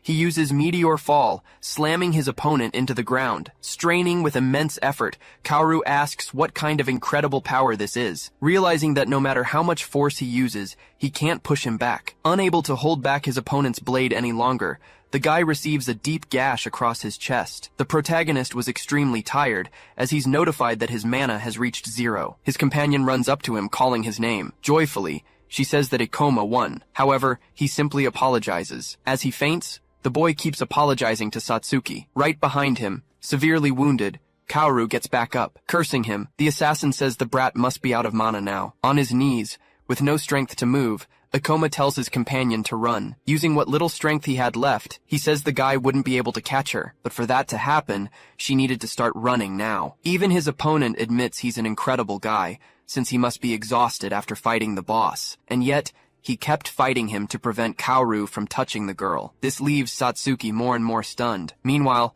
the psycho says he can't believe Ikoma was fighting him to protect someone so pathetic, admitting that he's starting to admire him. The protagonist was getting more and more irritated by this, and the guy even says he's impressed he didn't say his full name. On the other hand, Satsuki was stuck on those words, wondering if she was really dragging Ikoma down. With tears in her eyes, she admits that Aoi was right, and that she should have given up on being a hunter. After all, her companion would have never lost to a guy like that. Remembering when he saved her, the girl mentally cries out for his help again. Suddenly, something changes in her. The girl's expression shifts while the air around her seems to change. The protagonist claims he would never tell his name to vermin like Kaoru. The guy says that's a shame, stating that he really likes him, declaring that he's the first person he's ever truly admired. Because of that, he'll remember his face. Raising his dagger, he gets ready. Surprisingly, the girl summons another sphere of shadows. Even the assassin can feel that this one is different. He starts to dodge, saying she won't hit him with that, but suddenly he feels a sharp pain. Satsuki had hit him with her staff. The guy curses the girl mentally. After all, he's already badly injured. On top of that, she attacked from his blind spot. The girl runs toward her companion, as Ikoma asks what she's doing, reminding her that he told her to run. Using some kind of skill, Satsuki says she will never run away again, since he convinced her that she has the power to make things right. With that, she uses mana transfer. This allows him to regain some of his strength. Seeing all that energy, the assassin doesn't quite understand what's happening, but he yells, warning that he'll kill her first. Quickly, the guy activates Life Eraser. Ikoma looks directly at him, but she didn't show fear but rather a certain indifference. The protagonist thanks her for saving them both. Now he was back on his feet and had stopped his enemy's attack. Ikoma begins to recover some of his mana. Startled, Kaoru wonders if his enemy has already recovered enough mana to use that skill again. The guy says that's pushing the limits, but the protagonist says they were a team from the start. That was even before he ambushed them. Besides, he's recovered his mana while Kaoru is still severely injured, declaring that now he wants to see who will win this fight. Quickly, he attacks his opponent again. The psycho gets scared as he tries to dodge. However, the protagonist gives him no opening, increasing his strength and speed more and more. The guy claims he's not done yet and starts using dark magic, summoning a red circle in front of him. Satsuki prepares to face it. However, Ikoma tells her to stay put, and surprisingly, he summons his gravity magic, telling his enemy that his magic is too slow to use against opponents, and that in his past life, he had used the Jester's blade to compensate for the delay in casting such an attack. Seeing that, Kaoru says this is his end. A large black sphere looking very much like a black hole heads in his direction. and just like that, he was hit dead on. Kaoru lamented his defeat by a low-level kid. Ikoma stood with his weapon, while Kaoru lay fallen amidst the debris. The government didn't yet have laws for portal incidents, so the Ministry of Monster Eradication ignored them. Because of this, an unspoken rule was established to not mention such cases. But with Satsuki present, Ikoma knew he had to do the right thing. He declared he would keep the man under observation. He then instructed Satsuki to leave the portal and contact the ministry, and she readily agreed. Monsters didn't appear in already cleared portals, making it safe to send the girl alone. As Kaoru remained injured, Ikoma kept a watchful eye. He breathed heavily, admitting he'd underestimated the other guy because of his level. Still, he realized the kid had a lot of battle experience, and wondered about his identity. Later, Ikoma and Satsuki were sitting in a crowded coffee shop. Soon, a news alert popped up on a phone about the arrest of a serial hunter-killer. He looked at the phone, aware that the ministry had managed to arrest Kaoru. Satsuki commented that the agents didn't ask any questions. With that, Ikoma explained that crimes inside portals are hard to prove, and the ministry rarely investigates unless they already know who's responsible. The chaos from the portals and the resulting countermeasures had affected the nation. Crime rates dropped, and government organizations began to monopolize industries as a contingency plan. Additionally, the abrupt shift in society increased poverty, but the government offered no assistance to those people. Satsuki mentioned that while she knew laws weren't followed in portals, she never expected to meet a serial killer. He asked if she was scared, warning her that she'd keep running into situations like this if she continued as a hunter. As he watched her, he acknowledged that things were tough right now. Still, he added that there were other professions if she didn't want to be a hunter anymore. Satsuki clutched her cup and admitted she'd be lying if she said she wasn't scared. Ikoma thanked her for her help. She explained that in the portal, she felt like his partner, a development she cherished. She said that even with future challenges, she wanted to stay by his side and do her best. With that, she smiled. Ikoma replied that if she really felt that way, he extended his hand, saying he'd be counting on her. Satsuki nodded with a smile. Then,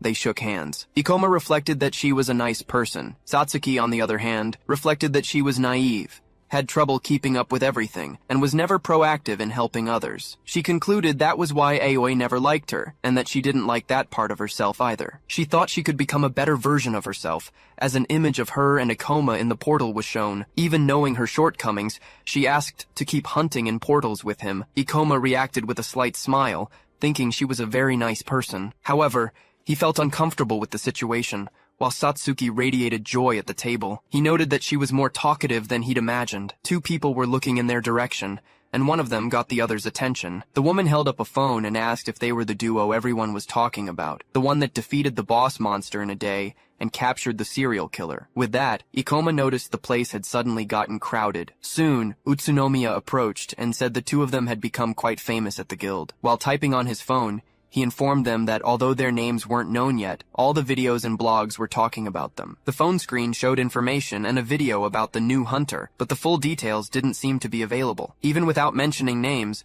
Utsunomiya explained that everyone there got the hint and seemed interested in what they had done. Then, he pointed at Ikoma and Satsuki, declaring he knew they'd be famous one day, causing them to shrink back slightly. He continued, declaring he wouldn't leave until they joined him. Suddenly, Aoi appeared and scolded him, announcing her arrival and mentioning the Thunder Knights. Aoi smiled at Satsuki, saying she'd been looking all over for her. She took the girl's hands, apologized, and admitted she'd been hard on her a few days ago. She explained that she'd reflected on it and realized she needed her as they were friends, and the end of their previous situation must have been painful for them both. Aoi smiled again, asking how much Satsuki earned for clearing the undeveloped portal, and noting she must have leveled up a lot. She started to say she could count on her, but Satsuki cut her off, suggesting to Ikoma that they leave due to the growing crowd. He agreed. Still, Aoi and Utsunomiya tried to stop them, pleading for them not to go. Nevertheless, they continued to walk away, passing by a car. Satsuki asked Ikoma if Aoi wasn't his friend, and he questioned if she was sure about leaving. Coldly, Satsuki declared that the girl was not her friend. She commented on the high number of views on the videos. The phone displayed a video with millions of views about the rookie hunter facing an assassin. Satsuki explained that people filmed in portals because they enjoyed watching videos about them. However,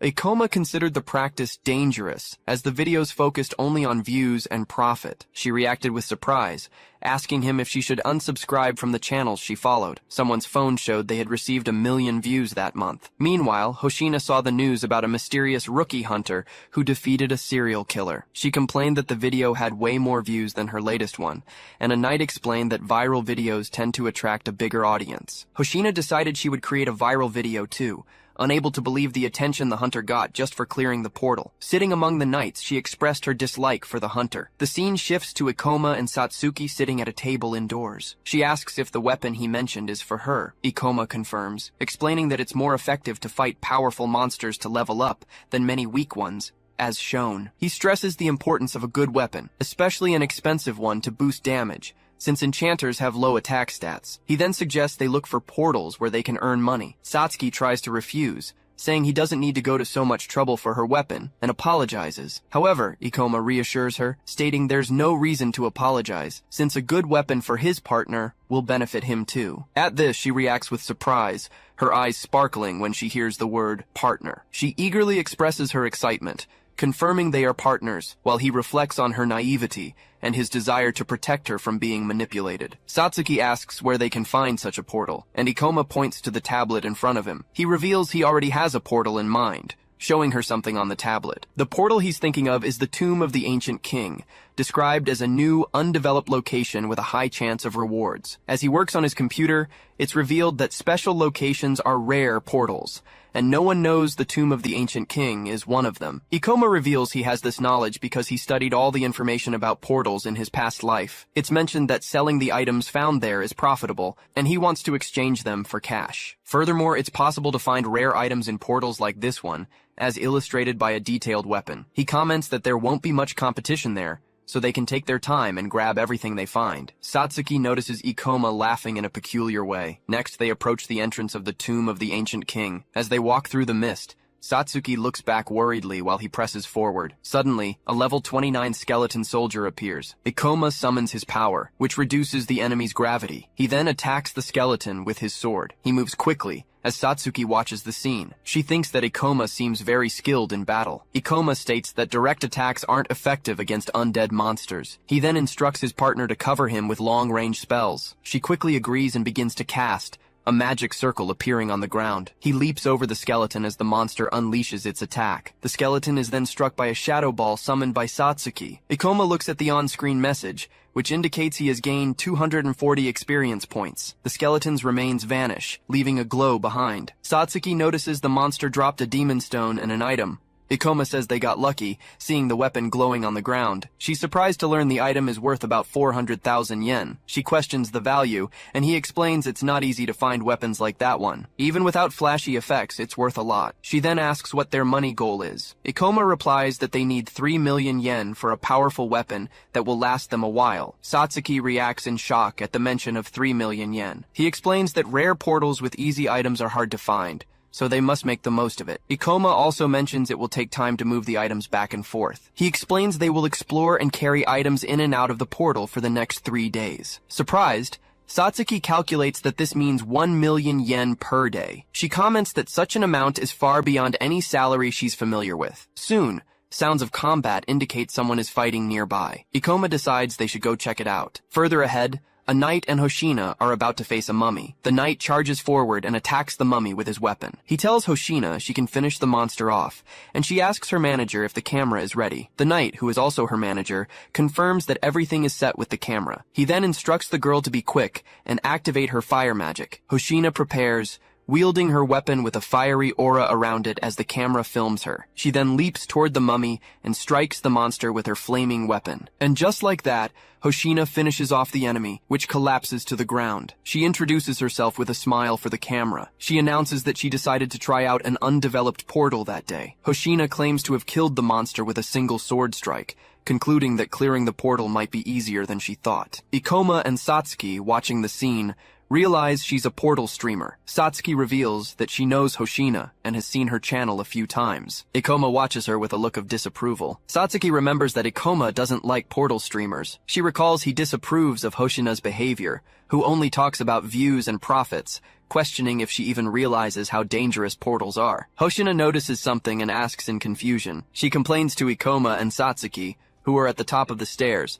visible in the recording. Hoshina scolds them, saying they're in front of the camera and have ruined her shot at getting lots of views. Ikoma called out Hoshina for just finishing off a monster someone else had already nearly killed. She claimed it was all part of the show. She explained that in the entertainment business, it's not about skill, but about looking charming. She then asked her manager if they could salvage the footage, but he replied that it would be impossible to edit them out. Hoshina lamented that the perfect shot for her introduction was now ruined because of them. Then, she asked if they didn't know who she was and introduced herself as Hoshina Sayonji, a portal streamer. Ikoma apologized and introduced himself as Ikoma Ichinose, also introducing Satsuki Kisaragi, who gave a bow. He added that he didn't mean to ruin her shot. Hoshina dismissed the matter, saying she'd let it slide since she was busy looking for new material. Afterward, Ikoma asked why anyone would want to be a portal streamer. She replied that the reason was obvious. She then stated it was all about money, making an okay gesture with her hand. Ikoma narrated that portals are exciting and provocative, offering many ways to get views,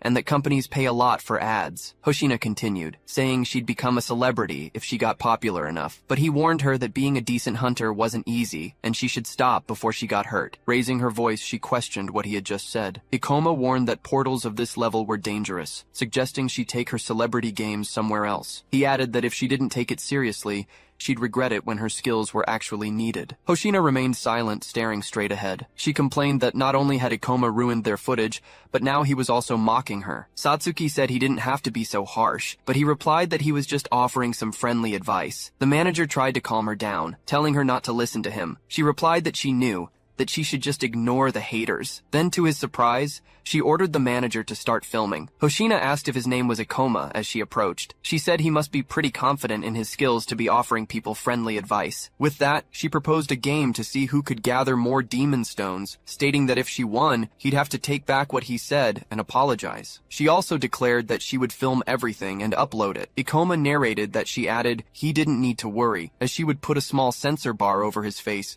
showing that some random hater started a fight. Hoshina finished, promising that if he won, she would give him anything he wanted. Hearing the offer, Ikoma accepted, while a surprised Satsuki called out to him. Hoshina laughed and declared it a deal, saying she'd see him at the portal entrance in 3 hours. She smiled, warning him that he'd better not run away. The passage stretched ahead, lit by torches on the wall. The manager asked why she challenged him. Hoshina replied, imagining how amazing a video of her beating that random hater would be. She added that this was the kind of viral hit she needed, and that they would make a lot of money this month. She then stated that, above all, she wanted to teach him a lesson. She thought about how he said she wasn't taking things seriously, vowing to make him eat his words. Ikoma and Satsuki watched a mummified monster staggering ahead. He then launched an attack called Meteor Drop, which struck the monster. Ikoma saw that he gained 364 experience points, leveled up to 31, and got 3 skill points. He thought to himself that undead monsters were quite slow. He said the best way to defeat the monsters was to dodge their attacks with reverse gravity. Then, he would finish them off with his gravity-increasing skill. With a flash, a demon stone appeared as the monster broke apart. Ikoma celebrated that they got another one, and an item called a Rank D Ancient Relic Gauntlet appeared. Satsuki asked why he accepted her challenge. Ikoma explained that he didn't like the idea of her making a video of him losing the bet. He added that he wouldn't lose,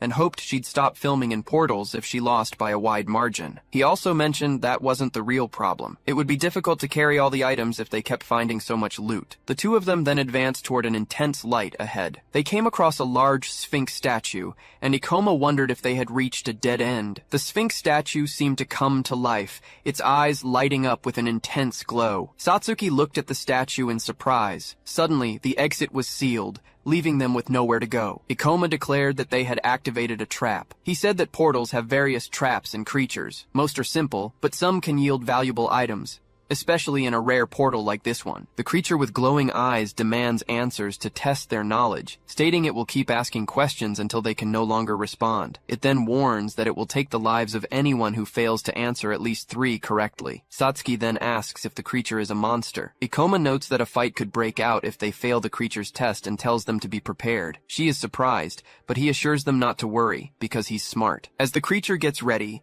its eyes glow as it announces the first question. It asks about the the amount of experience points needed to level up from 1 to 10. With that, Ikoma quickly gives the correct answer, surprising Satsuki beside him. The creature confirms his answer, and he realizes he only needs 2 more correct ones. Glad he researched this information in his past life. Next, it asks its 19th question about a monster with 3 heads and 4 legs, and Ikoma promptly answers that it's the scary doll. Sitting next to Satsuki, he asks the creature if it really wants to keep going, reminding it that it promised to keep asking until he couldn't answer anymore. Satsuki, watching the situation, suggests that maybe he should get one wrong to help the creature out. The creature, visibly agitated, announces the 20th question. It asks about a monster that leaves a trail of green slime, and Ikoma replies that no portals with that type of creature currently exist. He explains that green slime is only made through alchemy and that he wouldn't fall for such a trap. The creature screams that he got all 20 questions right,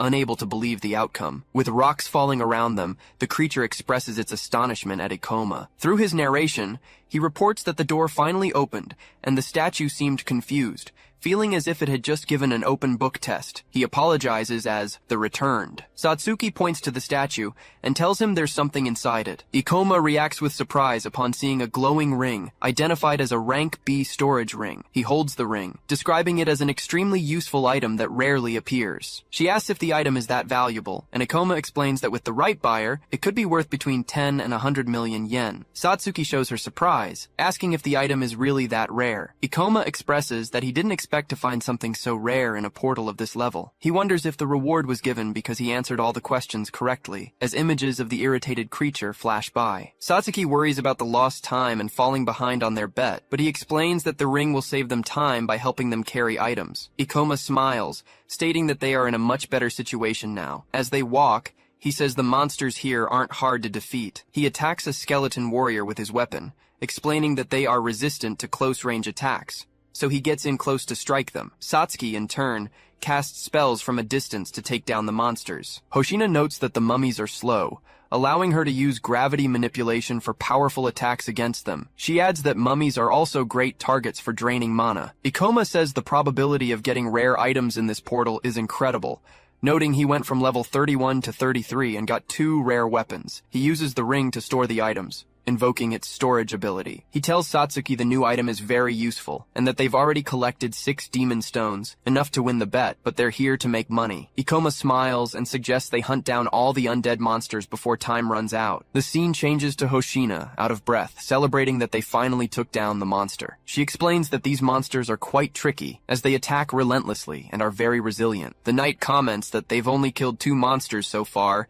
and that it's taking longer than they thought. He agrees that on any other day, they would have been done by now. He then mutters, they shouldn't worry, as their opponents probably aren't doing any better. Hoshina considers paying their opponents to pretend they lost the bet, but the warrior beside her scolds her, saying they should stop making fake videos. Ikoma, accompanied by Satsuki, approaches a surprised Hoshina. He comments that she must be doing pretty well if she has time to sit around. She retorts that she's doing just fine and hopes he's managing to keep up, then suggests she could let this one slide if he apologized. Ikoma ignores her suggestion and activates the storage ring to show off his items. Hoshina screams in disbelief as she's showered in the light of the various items and demon stones emerging from the ring. Shocked, she asks how he got all those demon stones and items, and also questions him about the ring and its ability. Ikoma just smiles and asks what the problem is. Speechless, Hoshina recalls her earlier suggestion that she could forgive him if he just apologized. Annoyed, she declares that the contest isn't over yet and orders her manager to follow her as she leaves. Satsuki asks why he was so rude to Hoshina, and he replies that he was just trying to motivate her. He then says he just hopes she doesn't get too motivated and do something reckless. Satsuki asked Ikoma about his dislike for gate streamers. He explained that the problem wasn't his dislike, but their lack of seriousness about the risks of being a hunter. He added that a hunter can easily die in a gate,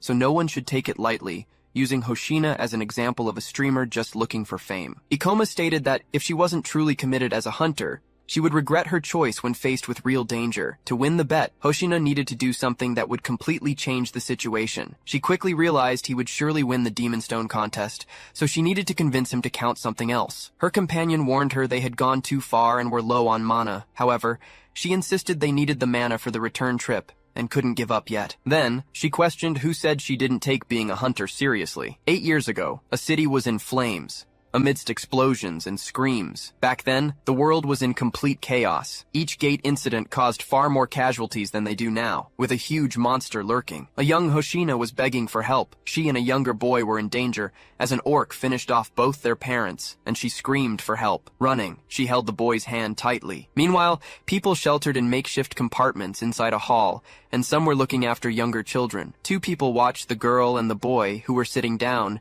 having just lost their parents. She held a phone, watching a broadcast about the country's 5th hunter to reach A rank, Ms. Kuan. In that moment, Hoshina hated the helplessness she felt in the face of tragedy and decided to become stronger. She explained that she never imagined getting this far or speaking in front of a camera, but it made her happy. She was glad she could give hope to others who lived in fear of monsters. She added that she never dreamed of being as powerful as that hunter, but she wanted to be like her, someone who offered hope and encouragement to her viewers. Determined, she declared she wouldn't let anyone say she wasn't committed enough, and that she would make Akoma apologize. Right after, she told her companion they didn't have any good footage from that area, and should look for a bigger monster. Then, she headed toward a noise, saying it sounded like a big monster, exactly what they needed. As she ran, she claimed she'd always been lucky. Her companion praised her, while she thought about leaving. Suddenly, she appeared from behind a wall, stating that a great filming opportunity had just shown up. Before her stood a large golden monster resembling a pharaoh with several weapons,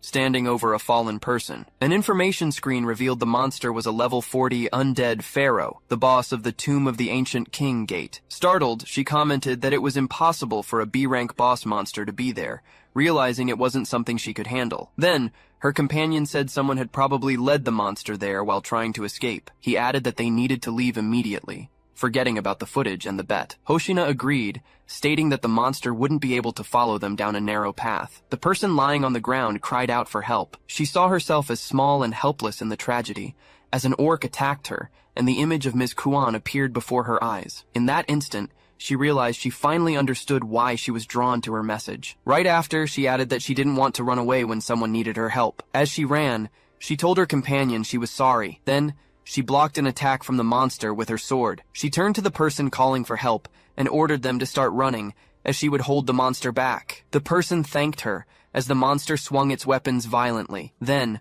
her companion countered the attack, stating that the creature's blows wouldn't work on him. He quickly added, enthusiastically, that he was Hoshina's #1 fan, leaving her visibly confused. Mr. Manager declared that he wouldn't run and wouldn't leave her behind. He admitted he wasn't very skilled in combat, but could serve as bait. As the pharaoh approached menacingly, she was breathing heavily as she continued to defend the fallen Mr. Manager. The warrior activated a shield, which manifested around him with an intense blue glow. However, the monster launched a swift attack with its weapon. The blow struck the warrior's shield, shattering it into pieces. Surprised, Hoshina realized the monster was stronger and faster than them in every way. She concluded that this was what made a monster worthy of being called a boss. She was visibly shaken as the great enemy approached imposingly. The pharaoh brandished its 2 weapons in front of it. Faced with the scene, she looked apprehensive. Then, Ikoma appeared and stated that her actions had been reckless. The pharaoh launched a powerful attack, which was blocked by a barrier. When she opened her eyes, she saw Ikoma holding her. Surprised,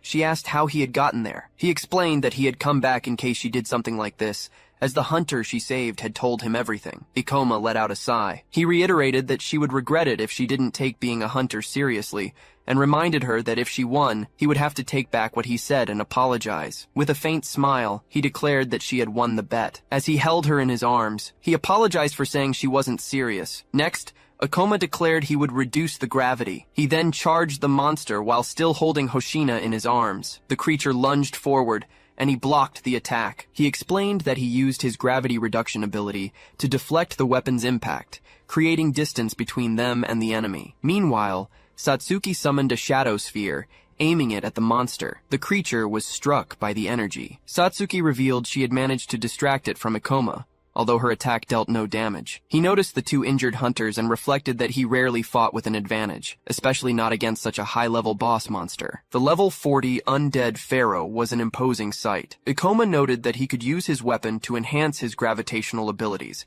but he admitted there was no simple strategy to defeat this opponent. He then realized the odds were heavily stacked against them, but Hoshina explained that the other 2 hunters were there at her insistence, so she couldn't abandon them. Ikoma added that he didn't mind an occasional challenge, challenge. He then asked Satsuki to help replenish Hoshina's mana. He then declared he would try to distract the monster while she recovered. He noticed Hoshina had used fire magic and concluded she was a swordswoman who used her weapon but covered her weaknesses with minor spells. He continued to ponder, guessing she probably had a healing ability as well. With that, she could heal herself while he kept the monster busy. And so, with Satsuki's help, she began to recover her mana, getting ready to fight again. He thought about how his gravity reduction ability increased his speed in exchange for power. Ikoma moved quickly, noting the good news was that, for now, he didn't need to worry about attacking the creature. The level 33 hunter stated he just needed to keep dodging, though he admitted the enemy's level was too high for him. Still, he thought his gravitational ability would be enough to keep him out of reach. At that moment, the injured hunter asked to help Hoshina, and Ikoma replied that he could count on him. He leaped to dodge a blow, explaining that the boss monster was huge, fast, and had 4 arms. Then, the creature attacked, striking the ground with force. The pharaoh blinked, and Ikoma reflected that it had been an extremely fast and powerful attack. He wondered if it was the creature's ultimate move. He concluded he would need to stay alert to avoid being caught by that ability. Meanwhile, the fallen hunter wondered if he was still alive, his body feeling heavy and difficult to move. Still on the ground, he asked about Hoshina, and then realized the fight was still going on. The monster charged, and Ikoma moved with agility, flying over it and surprising the injured hunter. Confused, he wondered how Ikoma was moving so fast, still trying to reach for his camera. Ikoma defended against an attack by running along the creature's forearm. With a swift move, he charged toward the monster. The knight filmed Ikoma with his camera, calling it a glorious scene. He reflected that none of his attacks were working, as his gravity reduction ability also decreased his power. Besides, he thought the monster's level was too high for him and that he couldn't take it down alone. However, he believed there was still a way. With a flash of energy, Satsuki and Hoshina used reverse mana drain. Then, Hoshina exclaimed that it should be more than enough and activated her healing ability. With a determined smile, she declared she was ready to fight again. Satsuki announced she would provide support from the rear, while Ikoma thought that now they had a real chance to fight. However, he also noted they were still at a great disadvantage. He concluded that if the fight dragged on, they wouldn't last long against such a high-level boss monster. Ikoma faced the imposing undead pharaoh. The figure then attacked several times, but none of the blows landed. He began to observe his surroundings. Suddenly, he found himself in front of a smaller creature. It was then that Satsuki noticed he was surrounded. With that, Ikoma reached out and used his ability to reduce gravity, making a nearby statue lighter. He then quickly hurled the statue in the pharaoh's direction. Then he shouted to Satsuki, telling her to attack the creature's mask. She responded immediately, preparing her weapon as a blue aura enveloped her. She then launched a sphere of dark energy that collided with the figure. The smoke cleared, revealing the monster's eye region. Satsuki noted that the attack hadn't caused any damage, but she got the information she needed. From this, Ikoma concluded that the mask served as powerful protection, making the face the enemy's weak point. Quickly, Hoshina positioned herself in the pharaoh's blind spot. Despite the creature's intense attacks, she persisted, lamenting how difficult it was to dodge its 4 arms. She reflected on how hard it was to get close, even with everyone's support, and wondered how Ikoma managed to dodge and counterattack all by himself. Then he called out to her, instructing her to use her magic ability to destroy the mask while he stopped the enemy's movements. He explained that his weapon had an ability capable of damaging or even shattering the target's armor. Hoshina nodded and activated her ability, causing her sword to glow intensely. However, she wondered if he could really stop the giant monster. Ikoma launched himself forward and quickly positioned himself above the pharaoh to attack. He told himself that the creature's strength was in its 4 arms, and if he could stop them, its movements would be limited. He realized this would make it vulnerable to attacks. With that, he activated his gravity ability to bind the figure. He noted that he had used his technique specifically to bind the pharaoh's arms, rather than its torso. With the creature's shoulders immobilized, it could no longer use its arms to break the chains. Ikoma reflected that this strategy only worked against large monsters with multiple arms on each shoulder. As he watched the figure being restrained by his ability, he prepared for his next move. At the same time, Hoshina focused, thinking she could finally reach the target. She then unleashed her ability, firing a powerful blast of energy. The undead creature was hit directly by the attack. The pharaoh's mask cracked and shattered into pieces, revealing its face. The creature's face was exposed, showing multiple eyes and a deformed mouth. They both stared at the monster. Ikoma noted that its weakness had finally been revealed, while Hoshina was startled by the creature's appearance. Ikoma rushed toward the figure, determined to take it down while it was still bound. Immediately after, he reversed the gravity, leaping to avoid the pharaoh's attack and shattering the ground on impact. He predicted the creature would use all its arms for a final attack, and that he would activate his ability the moment they came together. He realized this move would make the monster lower its head, thus exposing its greatest weakness. Then, he exclaimed that this would be the end, delivering a decisive blow. In that instant, he activated his meteor fall skill, launching a powerful attack that struck the pharaoh's head directly. With a smile, Ikoma held the golden ring and discovered he had leveled up after defeating the boss monster. Meanwhile, Hoshina was helping the injured warrior on the ground, while another one just watched. A glow emerged from the defeated monster's body, and Satsuki noticed something next to Ikoma. She called him over to show him a magic weapon, revealing its powers in a brief description. Ikoma offered the weapon to Satsuki, saying it was perfect for her, and that way they wouldn't need to buy one. Surprised, Satsuki asked if she could really keep the weapon. He then recalled that she had helped him get his own weapon, and mentioned that Hoshina should also receive something. Hoshina reassured Ikoma, telling him not to worry. She then thanked him, stating that he had saved their lives. She offered him the item and the demon stone,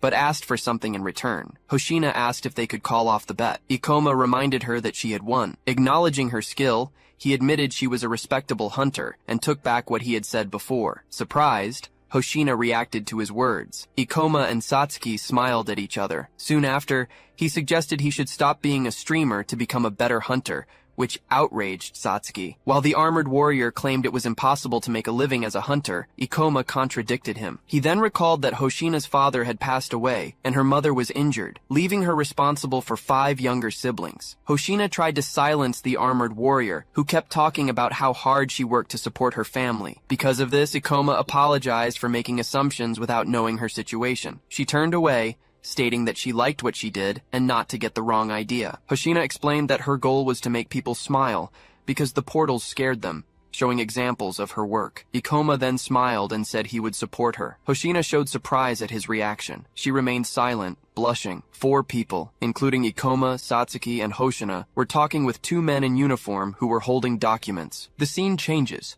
and Hoshina asked about the camera's condition, remembering it was expensive and captured fast movements, hoping it wasn't broken. One of the warriors confirmed the camera was working, which relieved her. Even so, the warrior complained that they had barely gotten any demon stones or footage from that portal, despite almost dying in there. Hoshina thought that maybe they should have asked for the boss monster's demon stone, but stated she wouldn't accept anything out of pity. She asked repeatedly if the camera hadn't recorded anything useful, begging them to tell her there was something. The camera then showed a recording of Ikoma in action. Later, at the Marima branch of the Hunters Guild, Ikoma was sitting and reading a book, while Satsuki watched something on her phone. Excitedly, she called him over to watch a video. Ikoma suggested that instead of looking for information in videos, it would be better to get it directly from the experts. The phone screen showed a picture of him, accompanied by the title, "The Rumored Supreme Hunter Appears." A video of Ikoma fighting the monster, posted by Hoshina, was getting a lot of views. In the comments, people praised Ikoma's speed and his lack of intimidation in the face of the monster. He smiled discreetly. Ikoma realized all the stares he was getting were because of the video, and Satsuki, excited, told him it had reached 1 million views in a single day. Meanwhile, in her room, Hoshina was happy to see that the video of Ikoma she had uploaded had already reached that impressive mark. She celebrated with her arms raised, letting out cheers for herself. Suddenly, the phone rang, displaying the name Ikoma Ichinos on the screen. Surprised by the quick contact, Hoshina answered the call, remembering she had given him her number to exchange information. However, her expression changed when she heard Ikoma ask sharply how she dared to post a video of him. Saddened, Hoshina considered removing the content, but Ikoma remembered the scene where she tried to silence the warrior who was talking about the difficulties she faced supporting her family. He then said it didn't matter, just stating that he had noticed the video, which relieved Hoshina. Changing the subject, she mentioned that the video had received a lot of views. With a wide smile, she suggested that next time they could film something like a portal date. Soon after, Hoshina noticed the call had ended. Satsuki asked if she wasn't saying something before Ikoma hung up, but he decided to ignore it. Meanwhile, Ikoma reflected that if his level kept rising, he might be able to find time for something truly important. He thought about obtaining a very rare item that once seemed unattainable, known as the Ring of Wisdom. With that in mind, He clenched his fist, believing he could even change the course of history. A moment later, the receptionist points to the screen, confirming Ikoma is at level 36, indicating he now has the necessary experience. Then, the protagonist is promoted to C rank and is properly congratulated. Afterward, Ikoma and Satsuki step away from the administration desk. She expresses her admiration for his rapid rise, and he thanks her, wishing her a speedy promotion as well. Meanwhile, the receptionist at the desk is impressed by the speed of his ascent, something never seen before. Ikoma believes his rapid progress is due to his knowledge and experience, explaining that the most effective way to level up is by defeating high-level monsters. Soon after, Satsuki states that he is one of the strongest C-rank hunters and promises to work hard to reach the same level. In response, he declares that by the end of the month, he will become a B-rank hunter. Satsuki shows concern about this ambitious goal, asking if he isn't pushing himself too hard, and reminding him that few guilds have someone so strong. Finally, Ikoma reveals he has a specific item in mind that he wants to obtain. To get it, he needs to access the high-level portal called the Library of Illusions, and for that, he must be a B-rank hunter. He explains that the portal's boss monster, which no one has ever defeated, will drop the Ring of Wisdom, exactly what he's after. Surprised, Satsuki asks how he knows what the monster will drop. She then asks if his reason for wanting this rare item is related to what he told her before, and Ikoma confirms it. He speculates that the Ring of Wisdom might have some connection to the appearance of the portals, which leaves Satsuki even more astonished by the object's importance. He then details that the ring is a high-value item that had suddenly disappeared in his past life before it could be analyzed. Ikoma mentions that in the past, experts used it to understand how the portals appeared, and even though it's difficult to reach the required rank in time, he still wants to get it. He says the item is something he wants for himself, but she doesn't have to help him if she doesn't want to. Satsuki replies that she doesn't mind, reminding him he helped her a lot. She adds that she's happy to be needed by him, and Ikoma thanks her. Satsuki then expresses doubts about him reaching B rank before the end of the month, mentioning that the promotion depends on portal records. Even so, he assures her everything will be fine, as he already has a plan. With that, he declares that their focus will be on setting an impressive portal record. Soon, a boss monster, the level 32 Red Troll, is revealed. Ikoma launches an attack and defeats it instantly. Next, Satsuki defeats the other boss, a level 30 Mermaid Chief. Following that, another boss, the level 36 Arachnid Ogre, is hit by a meteor fall attack. With that, she levels up from 32 to 35, reflecting that she can't believe they cleared 3 portals in just 2 weeks. Despite acknowledging the bosses were lower level, Satsuki questions how easy the task was, and Ikoma confirms they are usually difficult. He then explains that at this level, boss monsters are limited to simple movement patterns, and their abilities aren't devastating. He also reveals that he knows all the relatively easy-to-clear portals around the capital, and has even prepared a complete list of them for easy access. He then shows a portal map on his phone, and states that, so far, they have cleared 5 portals above level 30. A little later, they arrive at the guild reception, where the receptionist confirms Ikoma's portal record is impressive, hardly believing he has cleared so many. The employee then explains that they will undergo a strict evaluation for the B-rank promotion and will be contacted in a few days. At that moment, a muscular man, Mr. Ukami, appears. He looks indignant as he questions if the brat is really asking for a promotion to B rank. Ikoma observes him carefully and asks if he works for the guild, noticing the crest on his chest. It is then revealed that some high-performing hunters sign exclusive contracts with the guild. The man begins to argue with the receptionist, while it's explained that these hunters' tasks include portal management, incident response, and making recommendations for the organization. They also wield great influence over their guild, and Ukami finds it absurd that Ikoma is about to be promoted to B rank. Nevertheless, the receptionist informs him that Ikoma is almost level 40 and has an extensive record of clearing multiple mid-level portals. Surprised, Ukami asks if this means he has already defeated several boss monsters. As the two stare each other down, the man remembers that it took him 7 years to become the only B rank hunter at the guild's Morima branch. With that, he starts to wonder how Ikoma could already be at his level. Looking at the man's expression, Ikoma realizes he's likely going to be a problem. Ukami approaches Ikoma, questioning how a boy who looks like that could be a rank B hunter. The young man replies that without his approval, getting the promotion at the Morima branch will be difficult. However, he concludes that he can't give up, since he can only apply for promotions at his hometown's branch. Remembering all the help he received from Satsuki, he reinforces his decision not to back down. With that, he turns to the man, confirms his name is Ukami, and asks for a valid reason for rejecting his application. The hunter then leans in and states that rank B isn't given to rookies who think gates are easy. He then aggressively questions Ikoma about taking his role as a hunter seriously, demanding an immediate answer. Meanwhile, the people in the guild watch the scene, commenting that Ukami is causing trouble again. Then, Ikoma steps in, asking how many hunters have reached rank B at just 17 years old. Confused, Ukami reacts without understanding the question and asks what kind of nonsense he's talking about. Ikoma continues, mentioning the 15 years since the gates first appeared. He then points out that 6 17-year-olds have managed to reach rank B, and asks if, by Ukami's logic, none of them should have been promoted. With that, he states that he meets all the requirements for rank B, and demands the other man answer his question before rejecting him based on age alone. Without a clear answer, Ukami takes a step back, admitting that the rules about the gates aren't perfect. He claims it's necessary to listen to the experience of the hunters who work for the guild. However, Ikoma replies that the rules aren't based on beliefs, but on guidelines formed from past incidents. With that,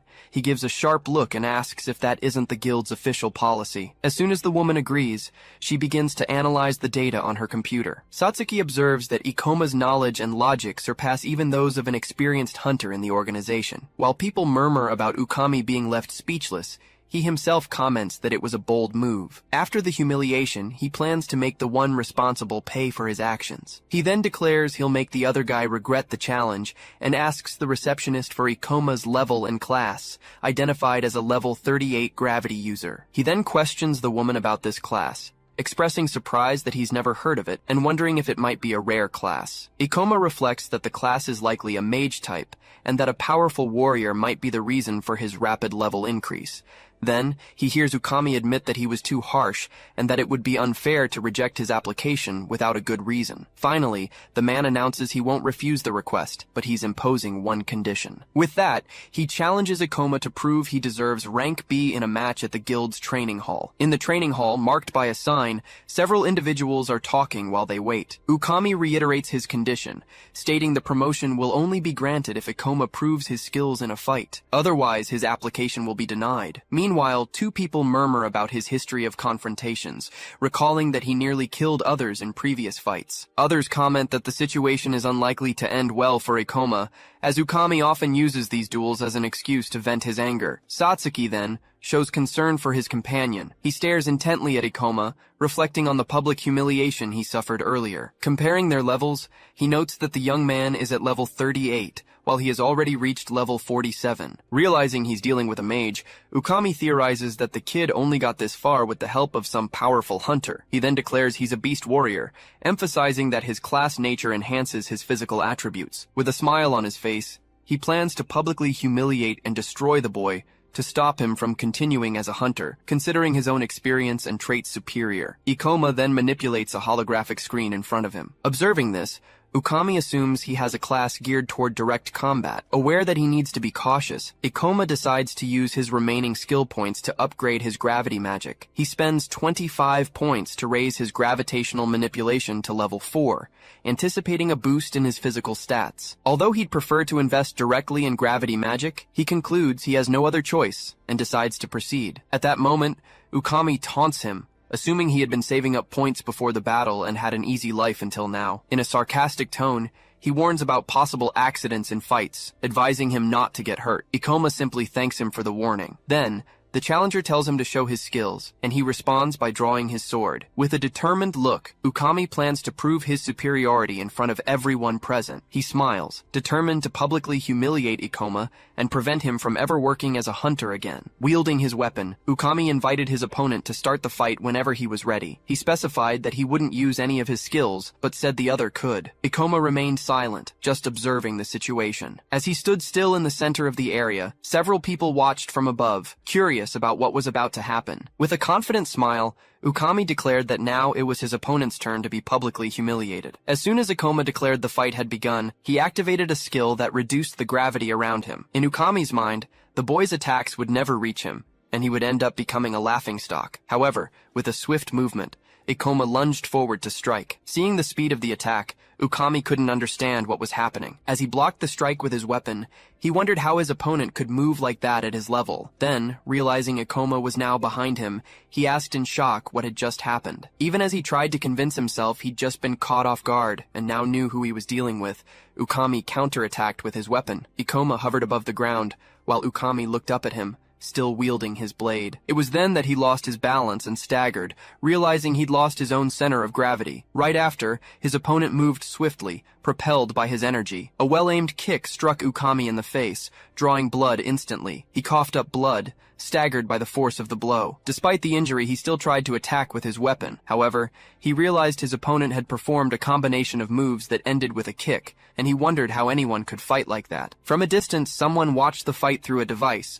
unable to believe that Ikoma was completely dominating the battle. Meanwhile, the spectators murmured that this was just a rank promotion test, and wondered if Ukami was just going easy on him by not using his skills. Ikoma then landed a blow, forcing him back. Seeing him move so quickly, Ukami realized his own attacks couldn't even reach him. At that moment, he noticed people commenting that he was making a fool of himself. Ikoma hovered over him as he remained frozen. It was at this moment that the young man realized something his opponent hadn't noticed yet. He explained that the gravity user class was the best, as it allowed him to boost his physical abilities far beyond normal, surpassing other classes. Furthermore, he explained that this advantage was especially decisive in short battles, where he didn't run the risk of running out of mana. Ikoma also declared that Ukami was mistaken to think he would win just because he had a higher level and wasn't using skills. He then remembered that Karu had far more experience in direct combat, with more refined movements and an obsessive desire to defeat and eliminate his opponents. Then, without hesitation,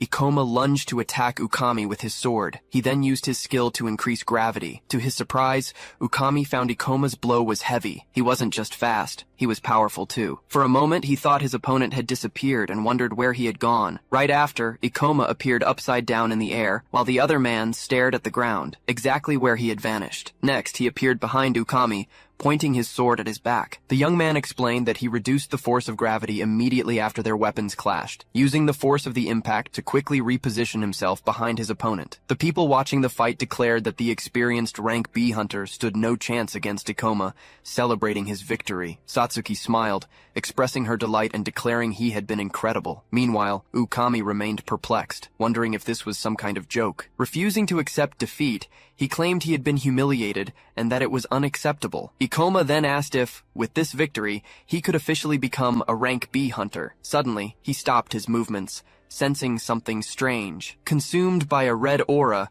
Ukami lunged toward him aggressively. He roared at Ikoma, his eyes glowing red, as he activated a claw skill. With a swift movement, he struck a blow with the activated claw. The attack hit Ikoma, forcing him back a few steps. Then, the young man revealed he couldn't dodge the blow because he had let his guard down, believing the fight was over. As he watched Ikoma, Ukami thought this was all ridiculous. He then explained that he had used his weapon as a distraction to hide his real move, though the other had still managed to block part of the attack. Outside, the crowd began to murmur about what had happened, declaring it was cheating since the match was over. They also pointed out that Ukami had clearly said he wouldn't use skills during the duel. Even so, he remained angry, getting booed by the crowd. Ikoma, confused, asked what was going on and if the rank promotion test would still continue. As an eddy of energy swirled around him, Ukami gritted his teeth, consumed by rage, and swore he wouldn't let Ikoma mock him, promising to make the boy's life a living hell. Ikoma asked if his performance proved his eligibility. Meanwhile, Ukami reflected on how unacceptable it would be to lose to someone of a lower rank, as it would completely undermine his influence in the guild. With that, he declared it was useless to continue and denied the promotion request. News of the result caused murmurs among the observers, while Ikoma stood motionless. Then, the evaluator stated that he had agility, but was unable to land a decisive blow, making him weak against powerful monsters. He then explained that he had intentionally given him several opportunities, but the young man failed to seize them. Finally, he pointed out that Ikoma couldn't dodge his final technique and got injured, showing an inability to react to the unexpected. The spectators began to murmur that it was unfair, commenting that Ukami would have rejected the promotion either way. At this, he questioned what was said, causing one of the men to flinch. The other advised him to stay silent so as not to provoke his wrath. Just then, Utsunomiya shouted Ukami's name, asking if he wasn't ashamed of what he had just done. Ikoma then realized Utsunomiya was there. The man accused Ukami of breaking his word about not using skills and stated that Ikoma had held the advantage throughout the entire fight. In response, the other told him to shut up, calling him a nobody. Even so, Utsunomiya assured Ikoma that he would handle the situation and reveal the truth of what happened. However, the young man refused the offer, questioning the use of the term best friend and the reason behind his help. Satsuki, who had watched the fight, believed he had won. Then, she wondered why Ikoma was acting that way. Remembering he needed Ukami to acknowledge his skills, he revealed that, because of this, he made sure to clearly show the difference between them. He then reflected that, despite having wounded his opponent's ego, perhaps he should have been less humiliating. He concluded it was no use realizing that now, as defeating him hadn't changed a thing. Then, someone approached, asking about all the commotion. Ukami recognized the deputy guildmaster Serizawa. He asked what he was doing there, stating that he was looking for him. The other replied that he was evaluating a hunter, but the guy turned out to be a waste of time. Serizawa looked at Ikoma and questioned if it was really necessary to injure someone else. Acknowledging that accidents can happen in combat, Ukami scoffed at the injury, calling it minor scratches. Then, Serizawa told him to forget about it. Ikoma watched as Ukami told his superior they needed to discuss an urgent matter and was then called to go up. As he ended the test, he stated he had no time to deal with the weaker ones, while Serizawa walked away. Utsunomiya, surprised, commented that he was the strongest hunter in the guild. Satsuki turned to Ikoma and asked what they would do next. With a hand on his head, he replied they would have to find other ways. As the elevator reached the 13th floor, Serizawa questioned if the fight had truly been necessary for an evaluation. Ukami then explained he had fought to show reality to some arrogant guy seeking a promotion. The deputy master finally questioned the young man's actual B-rank candidacy, thinking that perhaps rookies didn't take experienced hunters seriously. Sitting in the room, he asked Serizawa what subject he wanted to discuss. The other revealed the main topic was the B-rank gate of the Beast Temple, belonging to the Morima branch. He explained that managing gates of this level was extremely profitable,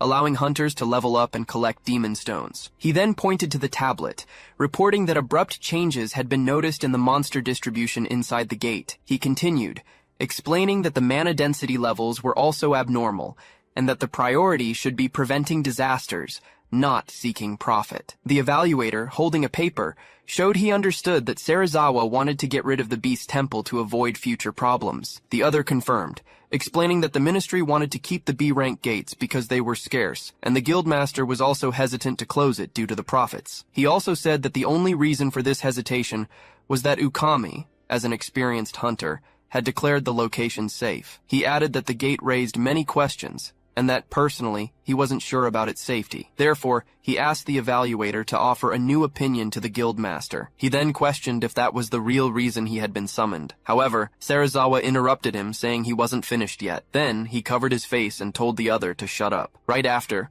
Ukami held up a paper, stated the gate was fine, and then tossed it aside. Serizawa bent down to pick it up, saying he hadn't even looked at the collected data. Even so, the evaluator stepped on the papers, asking what that data could possibly tell him. Still smiling, he declared that as an experienced expert, he guaranteed the gate was safe and that he could clear it at any time if something happened. Slamming his hand on the surface, he stated they couldn't afford any accidents, as they didn't even know the real cause of gate disasters. Meanwhile, Serizawa remained silent, just observing. He then thought that their duty was to protect the area. Afterward, a sleeping creature opened its eyes. Ikoma thinks the situation is problematic. He then reflects on the hunter Ukami's attitude. He explains that promotions can only be requested at one's own branch, making it impossible to bypass the hunter to get the advancement. He then states they need a rank B hunter to enter the Library of Illusions, and that Satsuki could take the test at another branch, but she doesn't have the required level for the promotion, so he declares they need to find a solution. As soon as Hoshina arrives abruptly, she asks the boy about the guild hunter who blocked her promotion. The young woman shows her phone, revealing that one of her fans recorded a video of Ikoma confronting Ukami and sent it to her. She then suggests publishing the video with the title, Guild Corruption, Ukami's Abuse of Authority, confident that her 120,000 subscribers would react against the injustice. Ikoma asks if she's just doing it for views, and the girl denies it. She then declares she wants to repay him for saving her, offering her help. However, She also reveals she wouldn't mind if the action brought her views and profit. The boy states he doesn't want her to publish the video, mentioning there's still a lot to understand about the portals. He goes on to explain that the guild needs experienced hunters, and that criticism wouldn't make people like Ukami change their minds. Furthermore, he warns that this would only put her in Ukami's crosshairs, and Satsuki reacts to the information. She watches as Hoshina asks if Ikoma is worried about her. Satsuki then asks if the girl has feelings for him. Hoshina reacts with astonishment, asking what the other is talking about. Shortly after, she states that Ikoma has many secrets and acts superior, saying she wouldn't like someone so annoying, even if he has a handsome face. She clarifies that she was only worried because he saved her, and being an online celebrity, she wouldn't risk a dating scandal. While watching her, Satsuki hears Hoshina ask why she's being stared at, to which she denies it. Suddenly the phone beeps, and everyone looks at the screen. Satsuki reads the emergency alert about a rank B monster incident in Tokyo and asks what happened. Hoshina points to the phone as Ikoma explains that the incident was on Kitahana Avenue, caused by an overflow from the Temple of Beasts portal. He clarifies that overflows happen when monsters invade the human world, and the only way to contain them is by defeating the boss monster to seal the portal. He then reflects that the event is strange, as this never happened in Morima Ward in his past life, wondering if it's just a coincidence. As memories of his past surround him, he ponders if the timeline is diverging from that of his previous life. Hoshina comments that a controlled portal has malfunctioned. She questions why the guild didn't foresee such an event,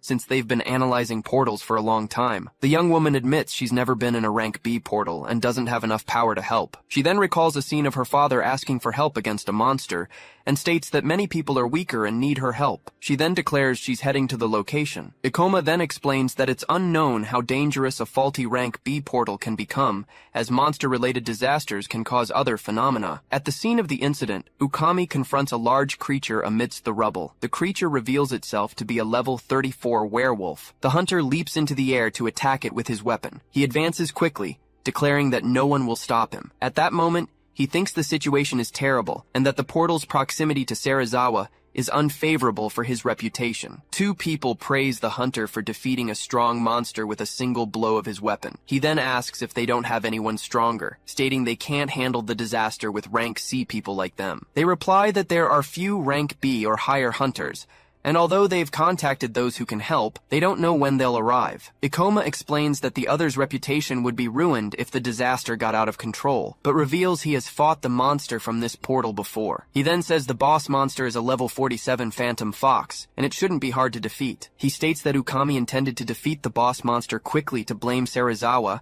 and become the hero of Morima. The hunter then declares it's time to eliminate the boss monster, and then a large explosion hits the area, with people screaming. Suddenly, a large paw appears, and someone questions if that is the boss monster. With that, a huge monster with multiple fox heads engulfed in flames appears on the scene. The two people question in alarm that the portal information didn't mention such a creature. The summoned monster reveals itself as a level 55 summoner fox, and the boys question the appearance of that grotesque thing. The boss of the Temple of Beasts has evolved, changing its form, increasing its level, and gaining new abilities. This evolution transforms the monster into a completely new entity due to the accumulation of mana in the portals, causing disasters. Ukami realizes the boss monster has evolved, making the situation even more dire on top of the existing overflow. As soon as Utsunomiya sees the monster's level 55, Summoner Fox, he questions how they could possibly fight such a powerful creature. Faced with the situation, the two agree they need to retreat and wait for reinforcements and other hunters. Even so,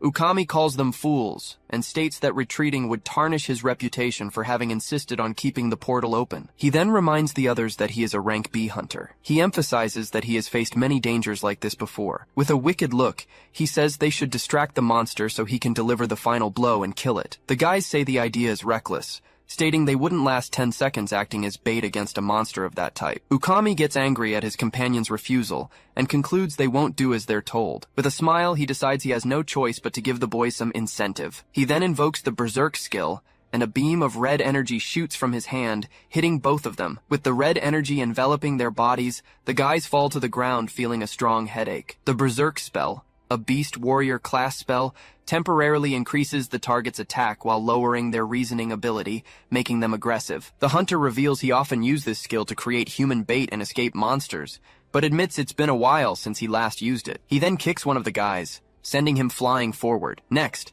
he orders them both to attack the monster. He plans to step in and deliver the final blow as soon as they distract it. With a sadistic smile, he thinks this will serve as a lesson, because good people don't survive in the world of hunters. The two, under the skill's effect, charge at the monster, brandishing their weapons as he watches them. Meanwhile, the creature reveals a bizarre, pulsating eye on its back, where the eyelid is made of hands. The monster activates the poltergeist ability through the eyeball. It then advances towards the boys while debris levitates around. Ukami is surprised by the situation and questions how the creature managed to launch such a powerful attack. As he runs for cover, debris falls from the sky. The boys scream in pain, still under the effect of the ability, and he considers them useless. The hunter sees a large piece of rubble coming towards him. With a powerful blow, he strikes the rubble using the Beast King's smash ability. He concludes that the monster is using telekinesis.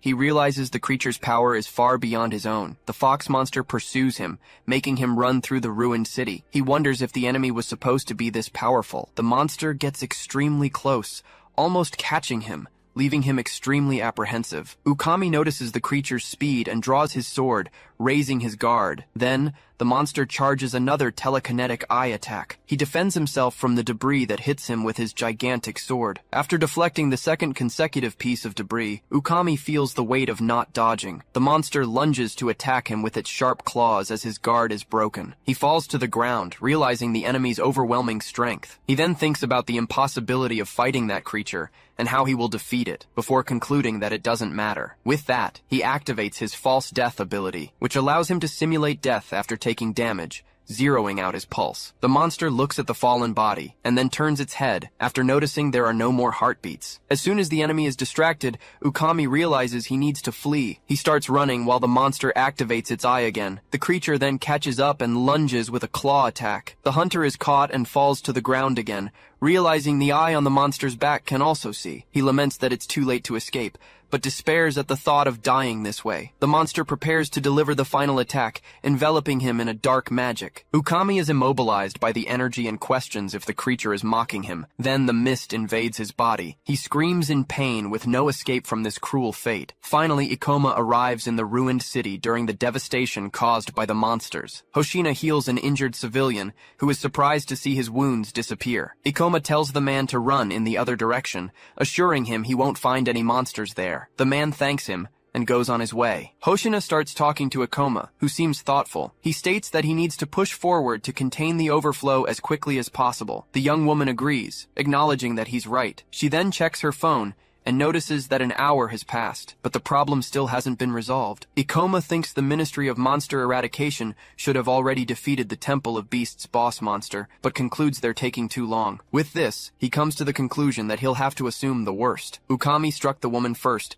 who screamed in pain, going into a state of shock. He then launched an attack called Beast's Claw, injuring the bald man. The man complained about the attack and gripped his weapon tightly. He then counterattacked with his weapon, clashing it against Ukami's. The aggressor smiled maliciously, while the other stared him down before being thrown back by a powerful blow. The woman shouted the name Captain Kurokawa, and Ukami laughed. He then commented that it was hard to take down a rank B hunter. He continued, saying this was just a side effect of the calamity, and not an ordinary monster disaster. To him, the local troops and hunters wouldn't be able to handle the situation. Even so, he laughed and charged quickly at the bald man, who tried to defend himself. Ikoma arrived just in time, using his gravity-reducing ability. With it, he collided with Ukami in mid-air before the other could be hit. He quickly deduced that Ukami seemed to be under the monster's mind control as he hissed at him. The bald man tried to warn him not to fight, as Ukami was no ordinary hunter. Then, Ikoma attacked with fast, fluid movements. The observer was impressed, saying he couldn't believe a young hunter like him was overpowering a rank B hunter. He continued to watch, recognizing he had never seen anyone like him before. He soon noticed that Ukami was using simple attacks, unlike his demonstrations in previous fights, and wondered if this was a result of the mind control. Even so, the hunter used his Beast's Claw in a powerful strike, which Ikoma managed to dodge quickly. With that, he noticed his opponent was restless and began to vary his movements. As soon as he activated his gravity-increasing ability, Ukami was thrown forcefully to the ground. Ikoma then struck him with a powerful attack, causing him pain. He then approached and asked if he could see clearly now. Ukami stared at him, looking confused, and recognized Ikoma, asking if they were still in the training match. With a furious scream, He promised to kill him, entering a state of rage. Nevertheless, he was hit again, and the mind control proved to be even stronger. Ikoma slid his weapon and acknowledged that his opponent's level was higher than his. Thus, he declared he could no longer hold back, and that it wasn't personal, preparing for his attack. He delivered an aerial attack against Ukami, hitting him square in the face. Ikoma planned to hit him from above and increased the gravity to execute his strike. He then activated Meteor Drop and hit the enemy with force. With the impact, Ukami screamed in pain. Next, Ikoma cut off his right arm. He also severed the ligaments in Ukami's leg, preventing him from moving. Ikoma was breathing heavily as the bald man watched him. The veteran then wondered about the boy's power, imagining if he was holding back to avoid killing a rank B hunter. Hoshina and Satsuki arrived, complaining about Ikoma's speed, and he apologized for being in a hurry. He explained that different character classes have different speeds. The bald man instructed the woman to evacuate people to a safe location. However, Ikoma disagreed, saying they wouldn't have time for that. He then spotted the two-headed summoner fox boss approaching and deduced there would be no time for an evacuation. Satsuki and Hoshina watched the creature with apprehension. The creature roared, and the scene trembled with a shockwave. Immediately, Ikoma readied his weapon, realizing the seriousness of the situation. Meanwhile, the creature laughed sarcastically. Satsuki questioned what kind of grotesque thing it was. Ikoma activated the menu hologram to get information on the monster. The system identified the boss as a level 55 summoner fox from the Temple of Beasts. The fox's level was much higher than what was recorded, and he realized this explained the monster's evolution due to the energy overflow. Ikoma reflected that he had no idea what abilities the creature might have learned from its evolution. Hoshina asked if the disaster would end if they defeated that monster, and he replied yes, but taking it down wouldn't be simple. The summoner fox boss then summoned countless level 30 phantom wolves. Several wolves appeared around Ikoma, Satsuki, and Hoshina. The young woman realizes the monster has summoned a large number of creatures. With the situation, she thinks about the damage the overflow will cause and the people affected. As the monster laughs, Hoshina notices it seems to be enjoying the situation. Ikoma asks her and her companion to deal with the summoned monsters and protect the others while he moves forward. She asks what he plans to do. He replies that he will take down the boss monster as quickly as possible to end the overflow. Hoshina holds out her hand. Then she lets out a laugh. She turns and comments that, although it seems impossible, he makes it look like he can actually do it. She accepts the mission and states they will take care of the summoned monsters and protect the injured. Ikoma rushes forward, with Satsuki and Hoshina covering his back. Captain Kurokawa expresses concern, stating that it's reckless for him to face a level 55 monster alone without reinforcements. Meanwhile, Ikoma sees two spectral wolves howling. He leaps over one of the wolves while the two women prepare below. The boy says he's counting on them, and Satsuki replies that they've got it covered. With that, he moves at high speed towards the monster. The creature activates a powerful ability, a poltergeist. Pieces of buildings and debris levitate in the air, colliding with each other. Ikoma observes the levitating objects and comments that the ability is impressive. Kurokawa questions in surprise how the monster is using such a powerful skill. The summoner fox laughs before preparing another debris attack. With that, the debris flies rapidly towards Ikoma. Satsuki exclaims Ikoma's name, while Hoshina thinks that even he would have a hard time dodging the objects. Meanwhile, a spectral wolf appears near Ukami, who concludes that the monster is clearly mocking them. Ikoma thinks the creature sees humans as mere playthings. He moves quickly. He then jumps between the debris attacking him, getting closer and closer to the boss. Kurokawa is surprised by his speed, questioning how he can move so fast and stating that he's never seen a hunter move that way before. Ikoma reflects that his years fighting as a thief in his past life were useful and that his previous life was worth it. He continues to advance rapidly. The summoner fox grinds its teeth. Ikoma asks if it's anxious because its special move didn't work on him. The two heads continue to snarl with fury. The creature roars with a terrifying sound the moment he gets close. With that, Ikoma activates the ability to reduce gravity as he touches the last stone. He strikes the monster by launching the rock into the mouth of one of the heads, causing a huge impact. The monster bites the stone, shattering it, but it doesn't escape unscathed. Ikoma appears beside the creature, commenting that it can't even defend itself. He then prepares and fires a powerful attack called Grante. The blow hits the enemy with an intense flash and a piercing scream. Kurokawa, surprised, realizes that Ikoma single-handedly defeated a level 55 boss monster. He wonders who this young man is, concluding that his skills indicate he must be one of the top hunters in the country. Ikoma reasons that by eliminating the monster, the portal will close, and all the escaped monsters will disappear, so he has no time to waste. Hoshina watches the situation. The boy raises his weapon and declares he will take down the monster as quickly as possible. The debris hangs menacingly. The monster's face shows extreme fury. Soon, the wreckage tries to surround Ikoma from above. He nimbly dodges the falling fragments, stating that the monster's movements are powerful but imprecise, and that he's exceptionally skilled at escaping attacks. He lands lightly on the ground, only to leap again. He then quickly moves above the creature. Ikoma concentrates his energy and increases the gravity. With that, he executes a meteor drop,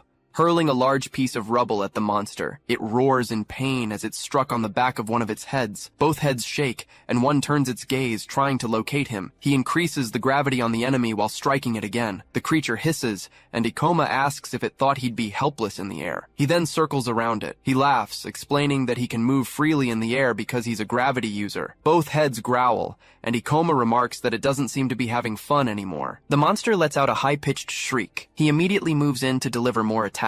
Meanwhile, he thinks that it's easier to fight beast-type boss monsters than human-like ones who rely on movements and skills. Ikoma strikes with his weapon, and the creature reacts with another sharp cry, splattering some blood. It roars, and he acknowledges he has the upper hand in the battle. However, he considers the enemy's level is still too high for him. He realizes he's running out of mana, that the creature's defenses are too strong, and that it's quite aggressive for its level. Even though he hasn't taken any damage so far, Ikoma thinks that once his mana runs out, he won't be able to dodge the monster's attacks anymore, so he wonders if he should start conserving energy. However, he decides against it, as he won't be able to defeat it if it starts to recover. Ikoma considers asking Satsuki and Hoshina for help, but he dismisses the idea since they can't dodge area of effect attacks. Besides, they need to save the wounded. He reflects that thanks to the experiences of his past life, he can estimate the outcome of a battle. Considering the attack, defense, recovery ability, and hit points of summoner-type monsters, he concludes he'll definitely lose when he runs out of mana. He thinks about all the effort he put into cornering the boss monster. Although the sensible choice would be to flee,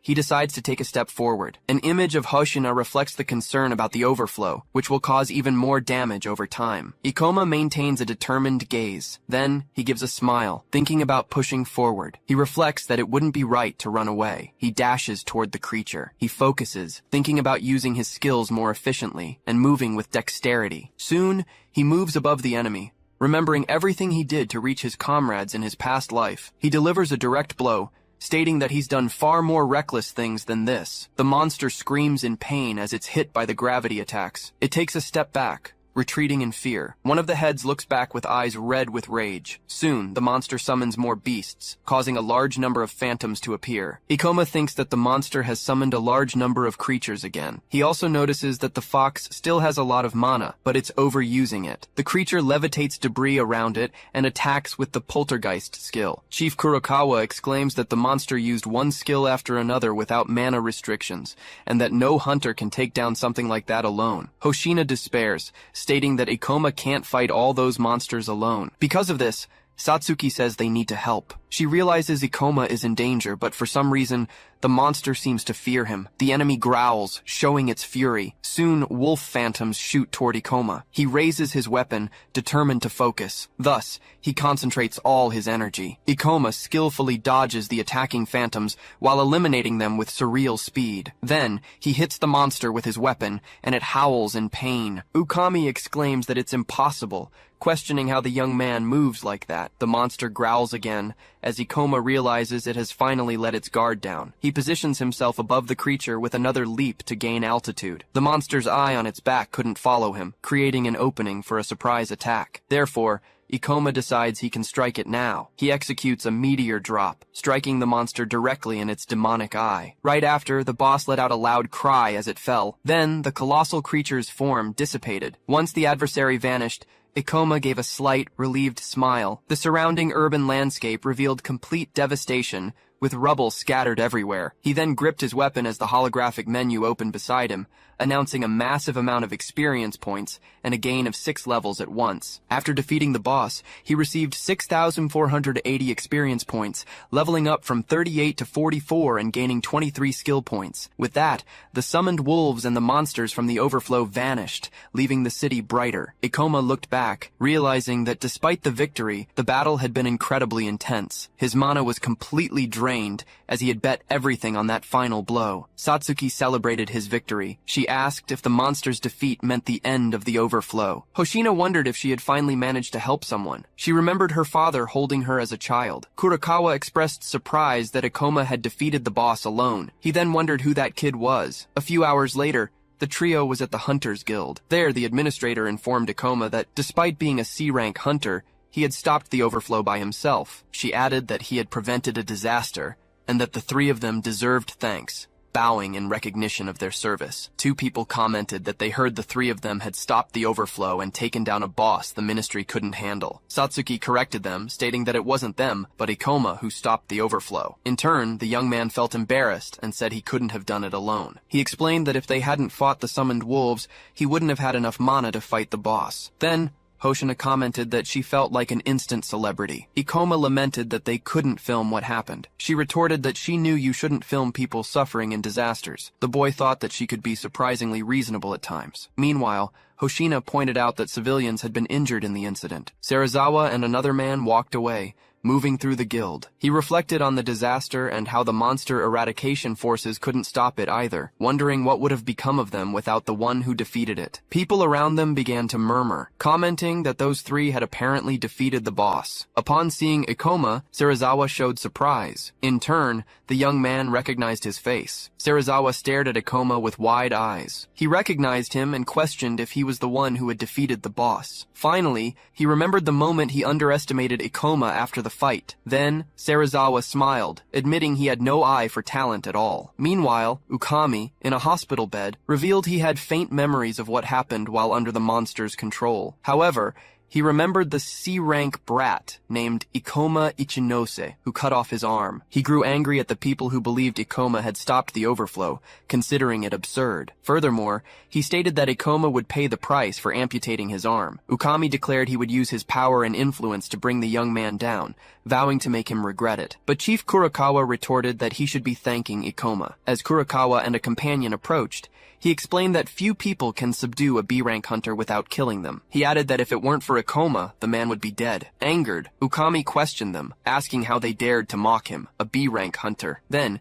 he asked what brought them there. Chief Kurakawa invited the man to come in. Ukami's face couldn't hide his surprise. Kurakawa's companion was identified as a member of the monster eradication forces. Ukami then remembered when he cast the berserk skill on the soldiers of those forces, wondering if they had survived the incident. He expressed extreme resentment for being captured. Kurakawa confronted Ukami, saying that he had used a skill to drive the soldier into a frenzy, making him serve as bait. He also explained that using mind-altering skills without consent is a serious crime, and it was even worse to have abandoned troops in a dangerous area. Then, Ukami, in his hospital bed, was told that he surely knew the punishment for portal-related crimes. He expressed his rage, cursing everyone. Later at the guild, Ikoma's promotion request was denied. The young man questioned if they couldn't process his application form. The attendant apologized, explaining that the guild values its hunters' opinions. She also said he would have to wait 3 months to apply again if a guild hunter had denied the previous request. Ikoma reacted with surprise, stating that he was now level 44 and didn't need a review before applying. The attendant apologized again and asked him to return in 3 months, when she could accept his application. Ikoma thought that in 3 months, he wouldn't be able to clear the Library of Illusions before others did. He grew angry, thinking that Ukami had ruined his plans. Satsuki intervened, saying that Ikoma was a hero of Morima and had defeated the hunter who denied his application twice. However, the attendant reminded Satsuki that the man was fired and arrested for illegal skill use, reiterating that she was sorry but had to follow guild policy. Ikoma asked Satsuki to stop, recognizing there was nothing to be done. However, he told himself that he couldn't give up. In his thoughts, Ikoma reflected on the Ring of Wisdom, which could change the world's fate. He needed to find a way to get the promotion. Just then, someone approached, saying they had heard what happened. Satsuki and Ikoma reacted with surprise. The guild attendant also showed surprise. The person in question was revealed to be Serizawa, the guild's vice master. Ikoma asks if what he heard is for real, but the woman says it's not that simple. She explains that other hunters might complain, and the guild could end up being held responsible. And to make matters worse, she's sure that not even the guild master would agree to this. The scene shifts to Serizawa, who says he's read the reports to understand what went down. He then reveals that a certain Ukami turned down the promotion for personal reasons. But Serizawa assures him he's thought it through, and delaying the promotion would be a loss for the guild. He knows the master won't like the idea, but he guarantees he can convince him later. Ikoma is confused and asks why he would risk so much just to help him. Then Serizawa reveals that the guild's job is to help hunters keep the world safe. He recalls the incident at the gate, which could have been avoided if the guild had acted. That's why he's so grateful to Ikoma for preventing further damage. The Vice Master then extends his hand to him, wanting to show his gratitude and offer his help. With a smile, Ikoma accepts the proposal, and the two shake hands, sealing the deal. Back at the reception desk, Ikoma and Satsuki wait for the employee to finish the process, and finally, the approval stamp appears, confirming that his paperwork has been accepted. Satsuki is overjoyed and congratulates Ikoma on his big promotion to B rank. She says she can hardly believe it, as very few hunters reach this level. Ikoma just gives a slight smirk, looking quite confident about his achievement. In his thoughts, he reflects that he's leveling up much faster than in his past life. He remains focused and serious, thinking about how things are happening too quickly. Noticing his expression, Satsuki asks if he isn't happy, but he confirms that he is. The protagonist then explains that something is worrying him as an hourglass appears. He thinks that he managed to stop the incident, but a B-rank gate disaster is a serious matter, and since it happened in Morima, he would have definitely known about it if it had occurred in his past life. So he assumes the event never happened, wondering if something might have changed. He wonders if it's because he went back in time, but concludes that maybe the gates just manifested differently. The guy doesn't even know how he traveled back in time, so maybe it's just some kind of butterfly effect. But still, he wonders why this leaves him with such an anxious feeling. Then he sighs and thinks that once again, he's falling into his bad habit of being pessimistic. Anyway, he clenches his fist and gets fired up because he's finally gotten his promotion. Ikoma's phone suddenly beeps, with a new important news notification on the screen. He gets a little tense and says that finally, the gate he's been waiting for has appeared. The news reveals the Library of Illusions, a gate that appeared just a few minutes ago in Kanagawa. Satsuki then asks if this is the gate he was talking so much about, and he confirms it is. He believes the boss monster's Ring of Wisdom will be the key to solving the disasters, but Satsuki remembers that to enter a B-rank gate, you need to register and be tested. With a smile, he says he's going to register now and asks if she's cool with that. All excited and blushing a little, she replies that of course, she's in. The scene changes and now shows a large building with a very serious and official appearance. Inside, an older man is sitting alone when his phone starts getting a call. He explains that a gate is about to appear, and the boss's item cannot fall into the wrong hands. The person on the line suggests taking the item and blocking the gate, but the man tells them not to be ridiculous. He says he can't do anything that would raise suspicion, as he needs proper justification. The man comments that he has plenty of obedient dogs, while a blue bird chirps inside a cage. But he concludes it's not the time to use them, and that he'll need mercenaries. He stands up and gives the order to contact the Chimera's Fang as soon as the gate appears. Their mission is to kill the boss monster, destroy the loot, and kill any other hunters in the gate. That way, they can falsify the records so they don't have to get their own hands dirty. But suddenly, a knock on the door interrupts him while he's still checking his phone. He turns around and, without much interest, the man just tells the person on the other side to come in. A young man enters the room and says he's come to talk about the ministry's readiness status. The young man notices the phone in his hand and asks if he's arrived at a bad time. He tells him not to worry, that it was nothing important, but his aura felt quite sinister. And then, he is revealed to be Kurebi Hozo, the Minister of Monster Eradication. The scene changes, and we see a fast-moving train carrying our heroes to their destination. Inside, Ikoma and Satsuki are sitting, heading towards the guild to register. Satsuki asks what the Library of Illusions is like, and he explains it's a giant library. Inside, besides various magical monsters, there's also a level 60 boss monster. She gets worried and asks if they can handle it, but Ikoma tells her everything will be fine. With a confident smile, he assures her he's already figured out a way to defeat the boss. They finally arrive at the Hunters Guild branch in the city of Uramu in Kanagawa. But upon arrival, Ikoma is shocked and asks why they can't enter the portal. The receptionist explains disdainfully that the guild has decided not to let hunters enter alone. She says she imagines people from other branches might not know, but this is the final decision. The woman explains that the branch has had many casualties, and the master wants to avoid negative publicity. Ikoma gets angry and says, This solves nothing, as the portal will only become more unstable. He argues that a B-rank hunter should be able to get a permit, but she replies that they can call the eradication forces to keep the portal stable. On top of that, she looks down on him, saying he was promoted to B-rank only recently. She continues, saying his partner is just a C-rank hunter and isn't needed there. Suddenly, a man in a hat appears and asks if they also came for an adventure. Ikoma is suspicious and asks who he is, but the man just smirks. He introduces himself as Seiji Jigoya, a level 43 priest class hunter. Seiji says he's a B-rank hunter and also wants to work in that portal with talented people. Ikoma thinks this is great, because with a priest and other hunters, they could get in. He had planned to level up with Satsuki before the boss, and forming a party solves that problem. Still, our protagonist finds the guy too suspicious to trust. Satsuki, on the other hand, is thrilled that they can finally enter the portal together. He turns to Satsuki and holds her face, confirming if her partner's name was Ikoma. Then he invites all B-rank hunters to join the party he's putting together. Satsuki feels a bit awkward and asks if she could also go on this mission. The priest just stays silent for a moment, making the atmosphere very strange. He says he heard she's an enchanter, one of the hardest classes to control, and with a malicious smile, he finishes by saying he can't have useless people in his party. Satsuki gets very sad, but Ikoma warns that if she's not going, he won't join either. The priest glares at Ikoma, not liking the stance he took to defend the mage. He then accuses Ikoma of trying to take control of the party,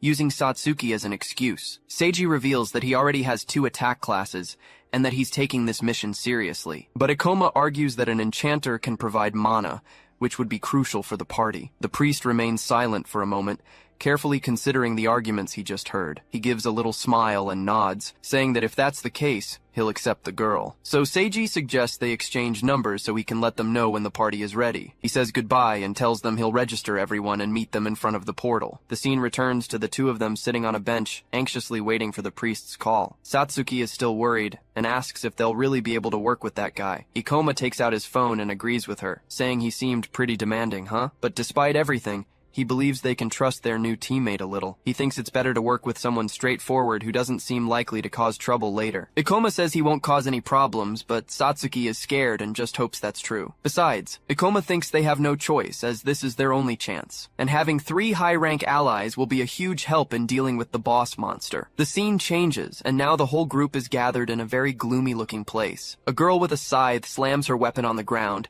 and says this isn't what they agreed on. The hunter Sayonibuki asks Seiji why he brought 2 useless classes to the party. He says it was necessary to get the guild's permission, and that she already knew that, but she retorts that he lied because he didn't tell her the classes of the 2 newbies. With a smile, Seiji replies that they are only there to meet the guild's requirements. He says Ikoma has a high level, but Satsuki is just a bonus that came along with him. Satsuki is happy to be there, but she thinks the group doesn't seem to get along very well. She then whispers to Ikoma in a corner and asks if he thinks everything will be okay. Ikoma thinks the priest was annoying enough, but the others are even more demanding. Just then, Cyan turns to them and says she's going to make one thing very clear to everyone. She threatens that if they try to take the loot without helping, she'll finish them both off right there. But Ikoma replies that he likes the idea of earning more if he works harder in the portal. Cyan gets irritated by his response and calls him a complete arrogant idiot. Then she turns to her partner Hiru and asks what he thinks of all this. Hirugasai says he doesn't care about it and just hopes they don't get in the party's way. Ikoma thinks their levels are good,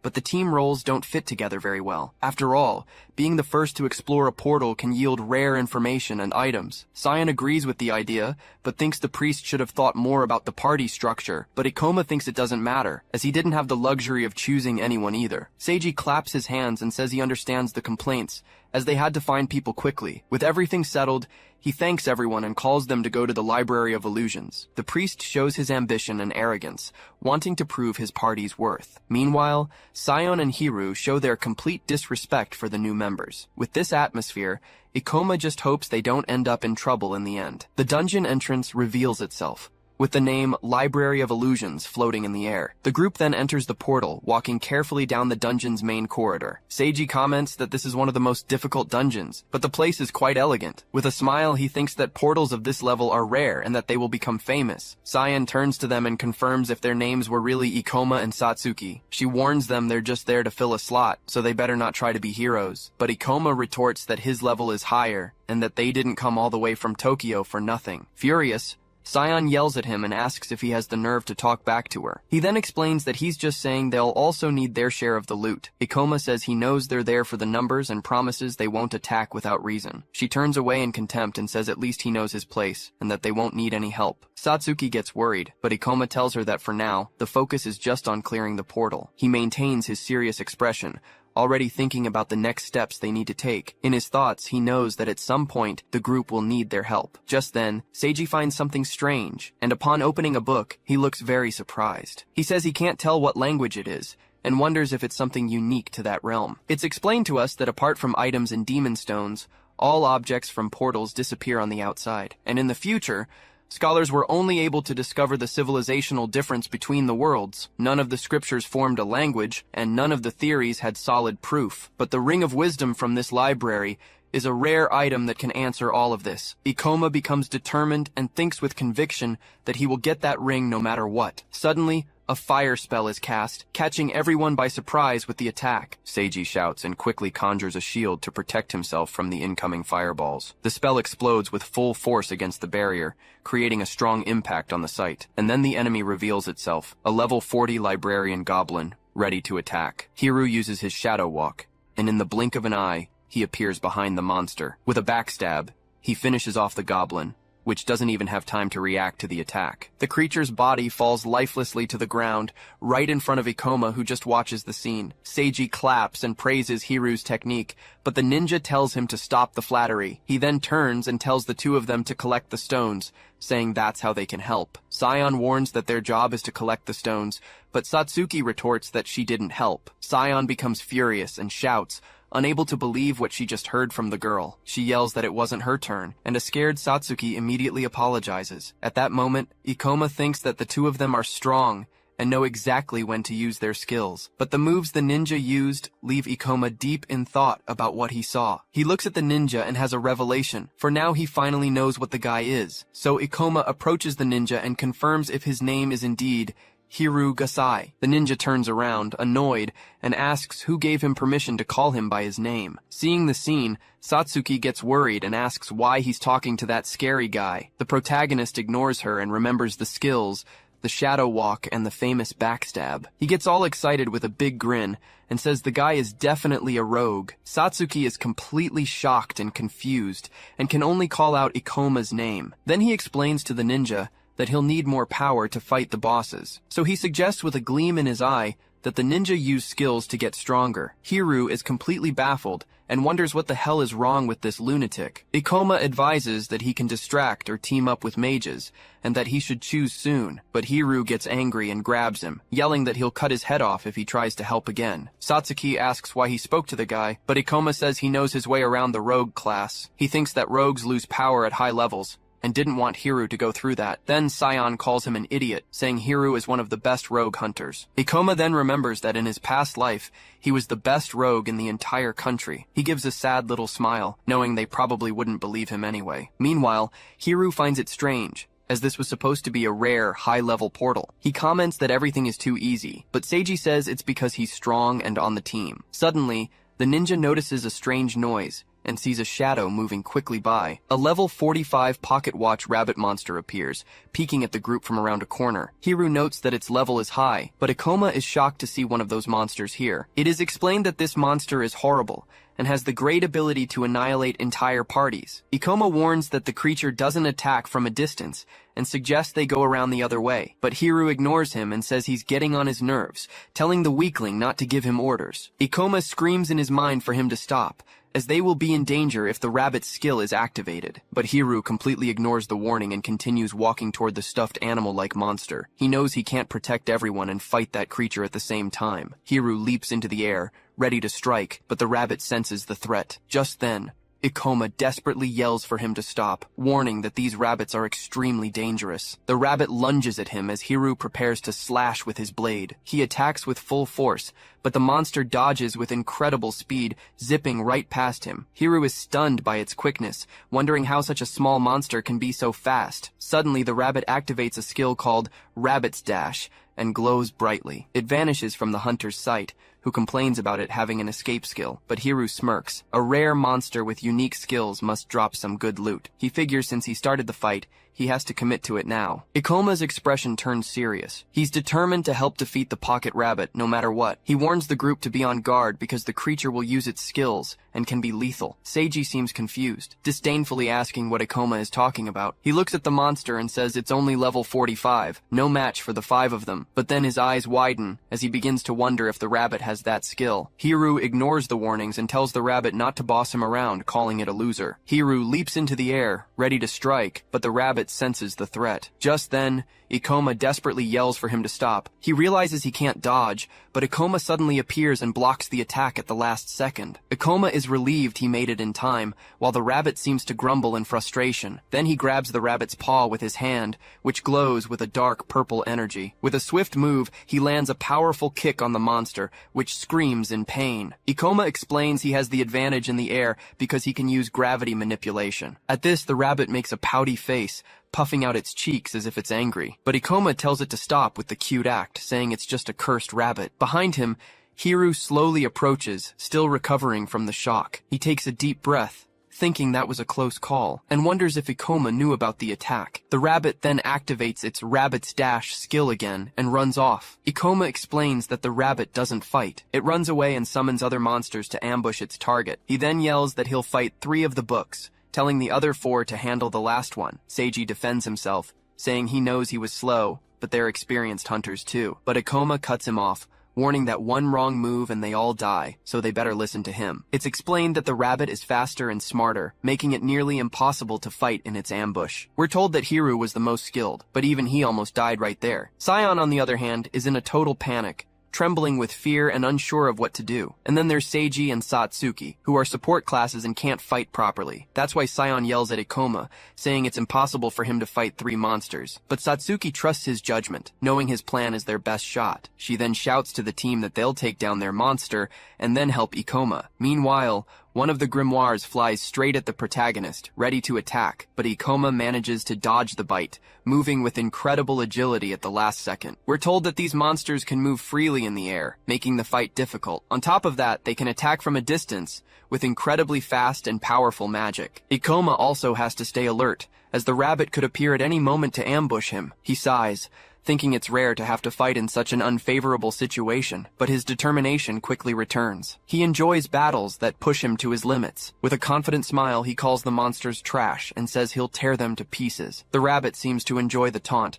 thinking the fight is going to be a lot of fun. The 3 grimoires charge Ikoma at once, surrounding him from all sides. Seeing the danger, Seiji acts fast and casts a shield spell to protect the team. The monster's attack explodes against the shield, but the magic barrier manages to withstand the impact. Sion seizes the chance and yells that she's not holding back, leaping at the enemy. She lands a direct hit with her scythe, tearing off a piece of the monster book. The girl realizes they're fast and strong, with powerful attacks and spells. And to make matters worse, she remembers that damn rabbit is still around. She gets angry, wondering how anyone can face 3 of them, and what that idiot is thinking. Meanwhile, Ikoma defends himself, plunging his sword hard into the attacking grimoire. He uses his magic in midair as the other monsters prepare magic circles to attack him. With his eye glowing, he concentrates and uses his ability to reduce the gravity there. He then jumps onto a book, using it as a foothold to dodge a spell. In the air, he fires a beam of purple energy, hitting one of the monsters head-on. With a smirk on his face, he lands stylishly after destroying the first enemy. Then he uses his skill, Meteor Fall, and dives straight at the last monster. The monster's head explodes from the blow,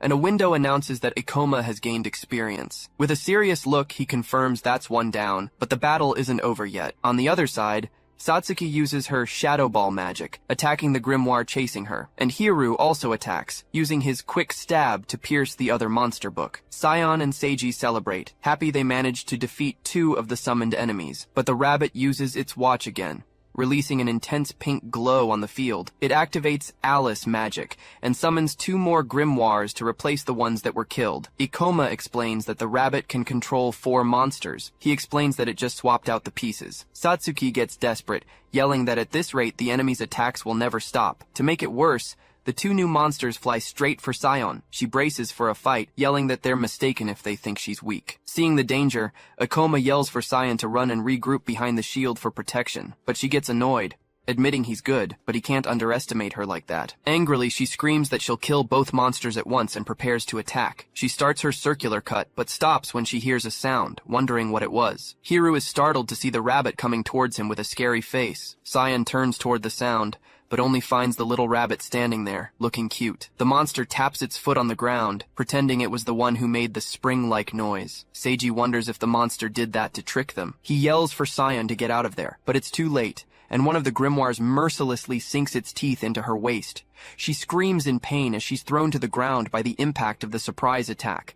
The monster doesn't let go, its teeth digging into her flesh, which starts to bleed heavily. Panicked, she thinks the creature won't let go and that she's going to die there. Ikoma appears, warning that they'll have to rip the monster off by force to save her. He gets ready to strike, but warns that the blow will hurt her a little too. With his eyes glowing, he uses his Grante magic, creating a purple sphere of gravity. The magic crushes the monster, which screams in pain as it's forced to release Cyan. Freed from the enemy, she falls to the ground, dropping her scythe and feeling intense pain. She breathes a sigh of relief, thinking that it hurt, but she's still alive and almost died. The remaining grimoire is terrified, screaming in fear as it looks at her on the ground. Ikoma strikes the last monster with his sword while Cyan remains on the ground. He yells for Seiji to use white magic to heal her, and the boy replies that he's on it. Satsuki says their formation is broken, and now they're cornered. The situation is bad, with the team separated and Ikoma alone against the last enemy. But he explains there's hope, as the rabbit's magic uses a lot of mana. Ikoma stares at the rabbit, thinking the creature probably knows this very well too. At that, the little monster realizes it needs to act fast before its mana runs out. Ikoma then uses his skill to increase gravity, crushing the grimoire against the ground. But the book's cover is tough and it defends itself with its teeth, forcing Ikoma to retreat. Seeing that it didn't work, he changes tactics and tries to stab the monster from below. With a yell, he uses his Grante magic once more, concentrating all his power. A sphere of gravity flies at full speed and hits the grimoire head-on, with no chance to defend. The attack worked, and he gains more experience as the book's remains fall to the ground. Satsuki celebrates, saying they got another one, and that they need to keep up the pressure. But Seiji yells that he's gone too far, warning Ikoma to watch out for the rabbit. Seiji shouts desperately, warning that he'll get surrounded if he stays there alone. Suddenly, the rabbit appears behind him, with a sinister look, ready to attack, but Ikoma says he knew it was coming and uses reverse gravity to jump over it. The rabbit is confused and doesn't understand, as the protagonist simply vanishes from its sight. It's explained to us that the rabbit knows it needs to take him down first, since he gives the orders. The monsters had them cornered. But the rabbit couldn't use its ambush without a blind spot, so Ikoma figured it would attack him as soon as he exposed himself, falling right into the trap. With the plan working, he charges full speed at the rabbit, which gets startled. But the protagonist realizes the creature reacted very quickly, almost dodging his attack. Wasting no time, he unleashes a powerful slash with his sword, covering a huge area. Ikoma gets frustrated, realizing he couldn't kill the monster with that blow. It's explained that the plan was to increase gravity and then deliver a downward slash, but the creature was so fast that he had to use a horizontal slash and missed the target. Meanwhile, Hiru gets bitten by a book, but he doesn't seem to care. Seiji's shield is hit hard, showing that their defense was at its limit. The group warns that they can't hold out against the monster's pressure for much longer. Ikoma knows he needs to defeat the rabbit quickly to end the magic and save everyone. He runs at full speed, but realizes the rabbit is too fast to be caught like that. The rabbit smirks, as it already anticipates Ikoma's next move and has a plan to counter. Then, the protagonist shouts the name of his magic, Grante, and launches a new attack. The rabbit uses Rabbit Rush again, jumping high to dodge the sphere. Mockingly, it holds up a sign with a score of 10 as if scoffing at the attack. But it gets a scare, as the gravity sphere starts pulling everything in around it. The rabbit is pulled down hard, crushed against the ground by Ikoma's magic. Down on the ground, it hears that Ikoma had anticipated its every move from the start. Ikoma explains that the rabbit's skill forces it to jump, exposing its weakness at the end. At this, the rabbit despairs and reveals its sinister face, screaming at him in a rage. He seizes the opening and finishes the monster, gaining experience and leveling up. With the summoner's death, the monster books simply lose their magic and fall to the ground. Satsuki and Seiji look at the items with relief, now that the danger is finally over. She tells Ikoma she's glad the magic stopped, and that they managed to survive. Cyan, almost in tears, asks if it's really over, still in disbelief that they won the fight. Satsuki notices the girl is very emotional and calls her name with a smile, but Cyan yells that she's not crying, claiming it was just some sand in her eye. Seiji then apologizes to Ikoma, thanking him and saying he shouldn't have underestimated him. He confesses that he thought Ikoma would die and that the team would have lost without his help. Suddenly, he sees a book on the ground and asks what that dropped item is. Ikoma picks up the book and says it's the Demon Stone and also a loot item. The rare item is the Rabbit Skill Book, which teaches the Rabbit Rush ability. Ikoma says the skill can be sold for 10 million. This leaves Seiji shocked by the amount. Seiji calculates that it'll be 2 million for each of them, getting excited about all the money. But he changes his mind and suggests it might be better for them to leave and come back later. It's explained that they underestimated the portal, spent too much mana, and Sion got injured. Ikoma gets serious, as he can't let anyone get the Ring of Wisdom under any circumstances. He says the rabbit was the worst enemy, and now Seiji can heal the injured. Then he says there's an easy way to recover mana, making Seiji very curious. Satsuki is terrified by her past trauma, begging Ikoma not to make her go through that again. He explains that the librarian goblin is perfect for draining mana, making Satsuki desperate. Seiji looks at the rest of the group and agrees with the suggestion, deciding to continue the exploration. Hiru also agrees, saying he's not the type to run from a good fight. He thinks that Ikoma seems useful, and that he will have many uses for him. Sion is outraged by the decision, yelling if they've already forgotten the danger they were in. Seiji taunts her, saying if she's scared they can leave, but she denies it. The scene changes to outside the portal, where some important people are discussing the situation. One of them shows a card, explaining that the eradication forces have been sent for security. The guard is surprised, as he realizes the man is from the guild's headquarters. At that, he apologizes and salutes, showing respect to his superior. The girl complains about the procedures,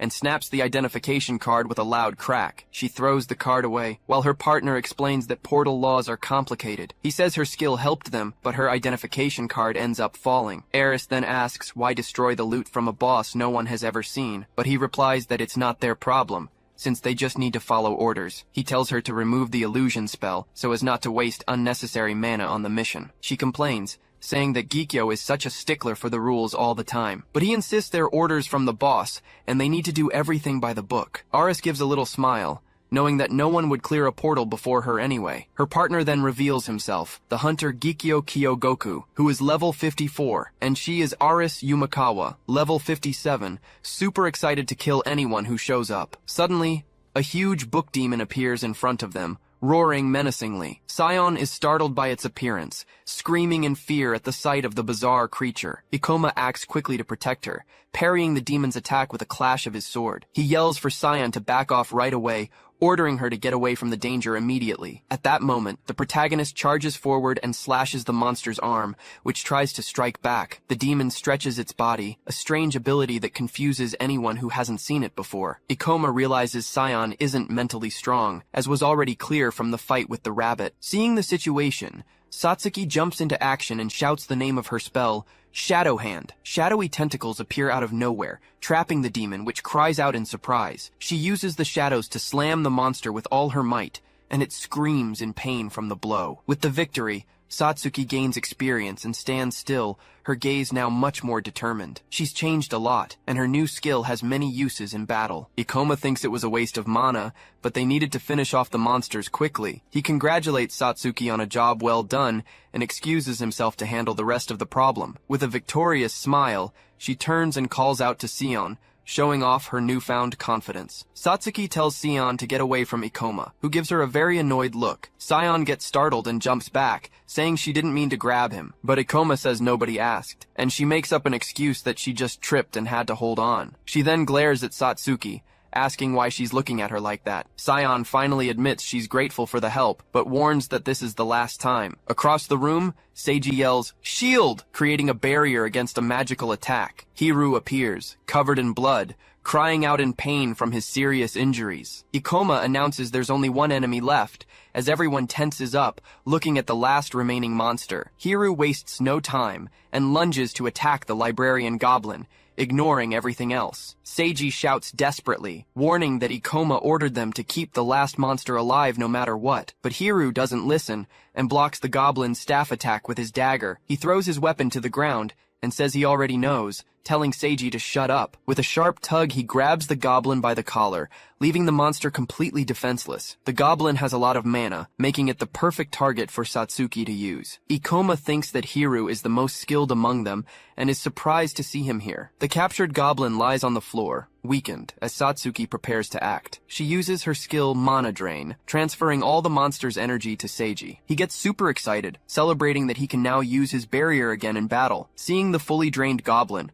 Saiyan says they can now continue exploring the portal, but Ikoma explains that capturing a monster is difficult, so they can't always count on it. Seiji agrees with the logic, patting him on the shoulder and thanking him for the big help. They look down a hallway, realizing they're finally getting close to the center of the portal. Ikoma then suggests that maybe it's time to go straight for the boss monster. Hiru thinks it's an excellent idea, showing he's more than ready for another fight. But Saiyan is shocked by the plan, asking if he doesn't think it's too reckless right now. He provokes her, asking if she's scared, and she immediately denies it, of course. Seiji becomes thoughtful, remembering that his plan was always to defeat the portal's boss. He admits to himself that the experience they've gained is already more than he had imagined. Ikoma then reveals that he actually has an item that provides information about the boss monster. Seiji is surprised and asks if this means they're really capable of defeating it now. Seiji thinks that hunting a B-rank boss will definitely go on his hunter record. He imagines himself becoming very popular, thinking he'll be able to join much better parties after this. But Ikoma asks for a favor,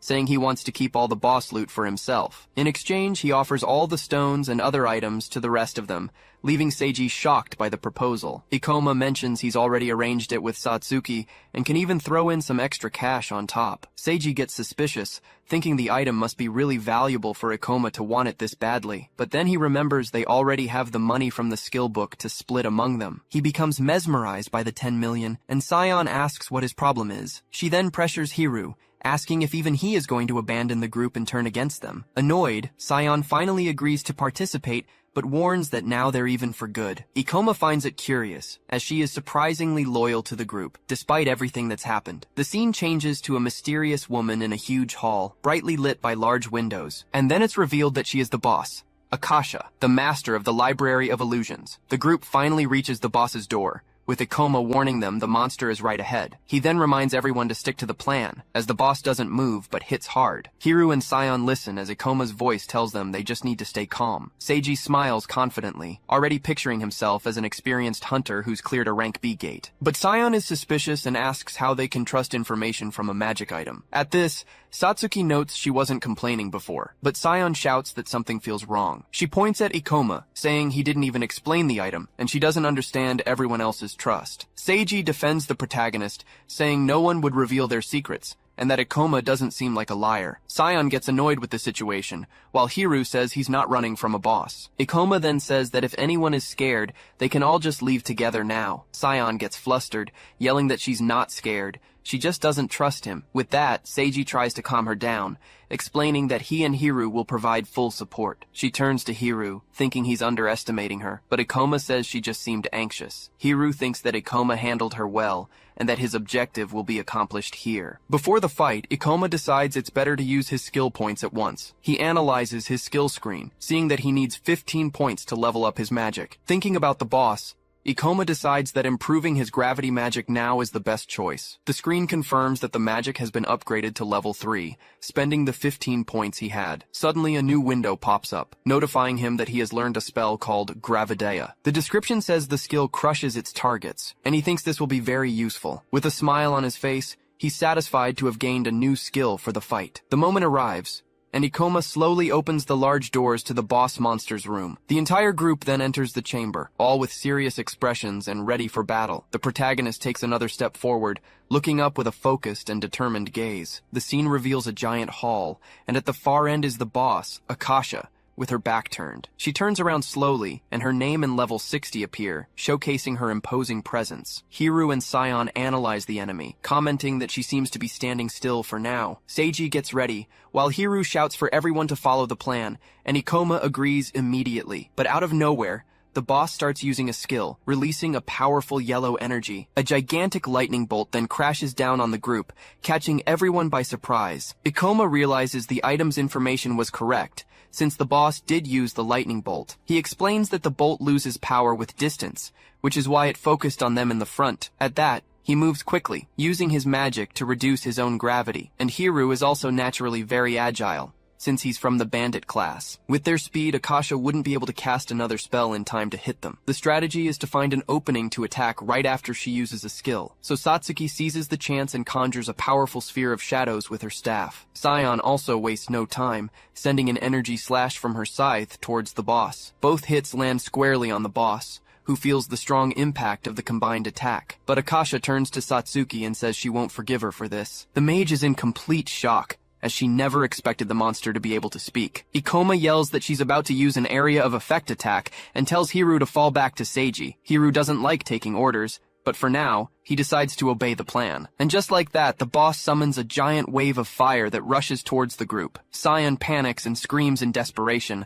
as there's no way to dodge this attack, but Ikoma says with a smile that if they can't dodge it, then they'll block it. At that, the whole group retreats, and Seiji steps forward, telling them to leave this part to him. He then conjures a shield of light, which manages to hold back the boss's massive fire wave. Seiji thinks that Ikoma was right, as area of effect spells don't deal that much damage to a single point. He tells the group they can handle her skills, they just need to stay sharp. We are told that because she's immobile, Akasha has many area of effect spells, which makes her predictable. Ikoma then shouts loudly for everyone to remain calm, because they will be able to defeat her. Hiru and Sion get excited by the situation, and she says with a big grin that they can do it. But Hiru thinks that everything is going too well, and he needs some of them to die to make things easier. He glances at Ikoma from the side, thinking the protagonist is too skilled to be left alive. Our hero remains focused on the fight, oblivious to the betrayal that is coming his way. Hiru then makes up his mind. He needs to deal with Ikoma before finishing off the rest. Ikoma and Hiru remain on the front line, facing the boss Akasha up close and ready to attack. Just then, she begins to gather a bluish energy in her hands, preparing her next powerful ability. The boss then creates a giant sword of pure lightning, called the Sword of Zeus. With it, she slams the sword into the ground, causing an electrical explosion that destroys everything around them. But Ikoma manages to dodge at the last second, already preparing to counterattack the monster. He takes advantage of the opening and sends a quick slash with his sword, aiming right for her body. Akasha steps back, saying he was too slow, and Ikoma realizes she doesn't know how to fight up close. He then taunts the boss, asking why she doesn't just stick to her long-range attacks. In the back, Sion excitedly comments that with the two of them in front, the fight is much easier. Satsuki agrees that the boss isn't such a big deal, and thinks about how nervous Sion was before. Seiji watches everything, thinking that even though he had his doubts, Ikoma's plan is going perfectly. He admires the protagonist's boldness, because even when the boss's attacks are deadly, he finds a way. The priest even gets chills, thinking about the confidence and experience Ikoma must have. Suddenly, Akasha changes tactics and slams the ground, opening a huge chasm in the room. Ikoma notices the change, realizing that because she's losing, she altered her attack pattern. Ikoma analyzes that the pillars block attacks, but they also serve as hiding spots for them to take cover. He then yells for the three of them to move closer now, and Seiji confirms the call right away. The boss fires a powerful lightning bolt, but Hiru uses a pillar as a shield to defend himself. At that, Sion and Satsuki take advantage of the cover to launch more attacks at Akasha. Sion even taunts her, thanking the boss for giving them a place to hide. Seiji also provokes her, saying the little doll made the wrong choice by creating all the pillars. Suddenly, Ikoma notices that Sion got carried away and moved too far forward, putting herself in a dangerous position. But for him, that spot is simply perfect, fitting exactly into what he was planning. He runs full speed towards her, already shouting and apologizing for what he's about to do. The girl is confused, watching Ikoma charge at her in such a strange way. He then stomps hard on her back,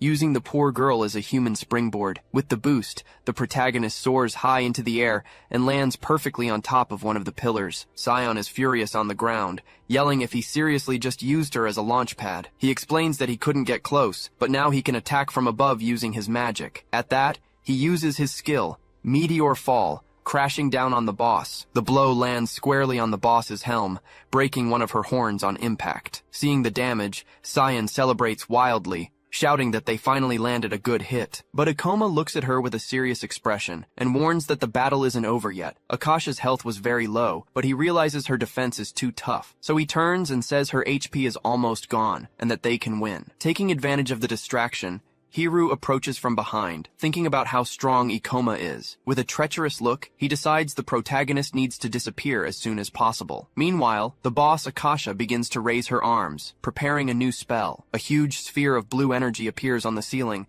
signaling that a powerful attack is coming. Ikoma recognizes the spell, explaining that it consumes a lot of mana and can't be stopped once started. He realizes the boss has entered rage mode, which is why she's using this ability. With that, the protagonist runs towards her, warning that they need to defeat her before the spell activates. Fortunately, Hiru and the others are already on the other side, close enough to help with the attack. The boss is immobile, so Hiru throws a dagger, seeing the perfect opening to go all out. But the attack isn't aimed at the boss, but at Ikoma, who startles as he parries the betrayal. Hiru is shocked that he blocked it, as he didn't expect him to be so fast. He then makes up the excuse that he slipped, but Ikoma just stares at him suspiciously. The protagonist wonders to himself if Hiru's attack was on purpose or not, but he decides to focus on the fight, and yells that the boss's ultimate attack is coming now. They both say they'll make quick work of him. Then, he comments that there aren't many items that can be summoned. Seeing the ring, he remembers seeing something similar before. Revealing the item, he explains it came from the portal's boss. With a serious look, she faces the unfolding situation. Then she realizes it's all just a bluff on his part. Mockingly, she says he risked everything on an unknown item. He replies that he got the ring to get rid of her clones. Falling silent, his opponent just listens. Smiling, she asks if the boy really has a plan. Challenging the boy,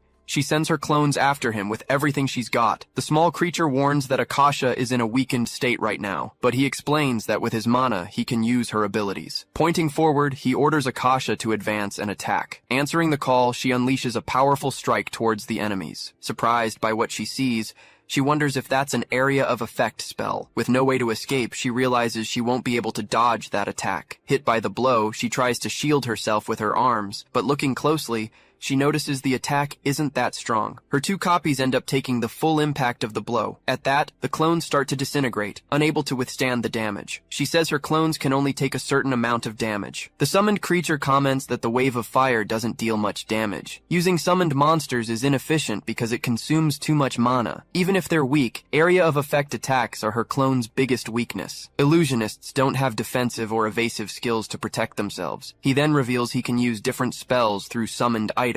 Having fulfilled its purpose, the small creature begins to slowly fade away. He says it's now his turn to attack, since her clones are gone. Shocked, she admits she thought he was completely defenseless. She then wonders if he had been planning this from the very beginning. Realizing the situation, she admits that at this rate, she might lose the fight. Standing still, she refuses to lose to a low-level hunter. Starting to laugh, she completely changes her posture in the face of the unexpected situation. Finding it all great, she says he's truly very impressive. She says it's been a long time since anyone has gotten her this excited, but she warns him that he hasn't seen all of her fighting skills yet. Using her ability, she creates several illusions that advance towards him. With a determined look, she yells that it's time to settle the fight. Her ability mixes deadly spells with illusions and consumes a lot of mana. He'll need to focus to distinguish the attacks, leaving him no time to defend. Seizing the chance, she moves in to attack while he's busy with everything. Surrounded by the blows, he knows most people would find it impossible to dodge this. However, he retorts that for him, it won't be a problem at all. Seeing an opening, she lunges with her dagger to deliver the final blow. Lunging with the dagger, she misses the strike and hits the empty ground. Then,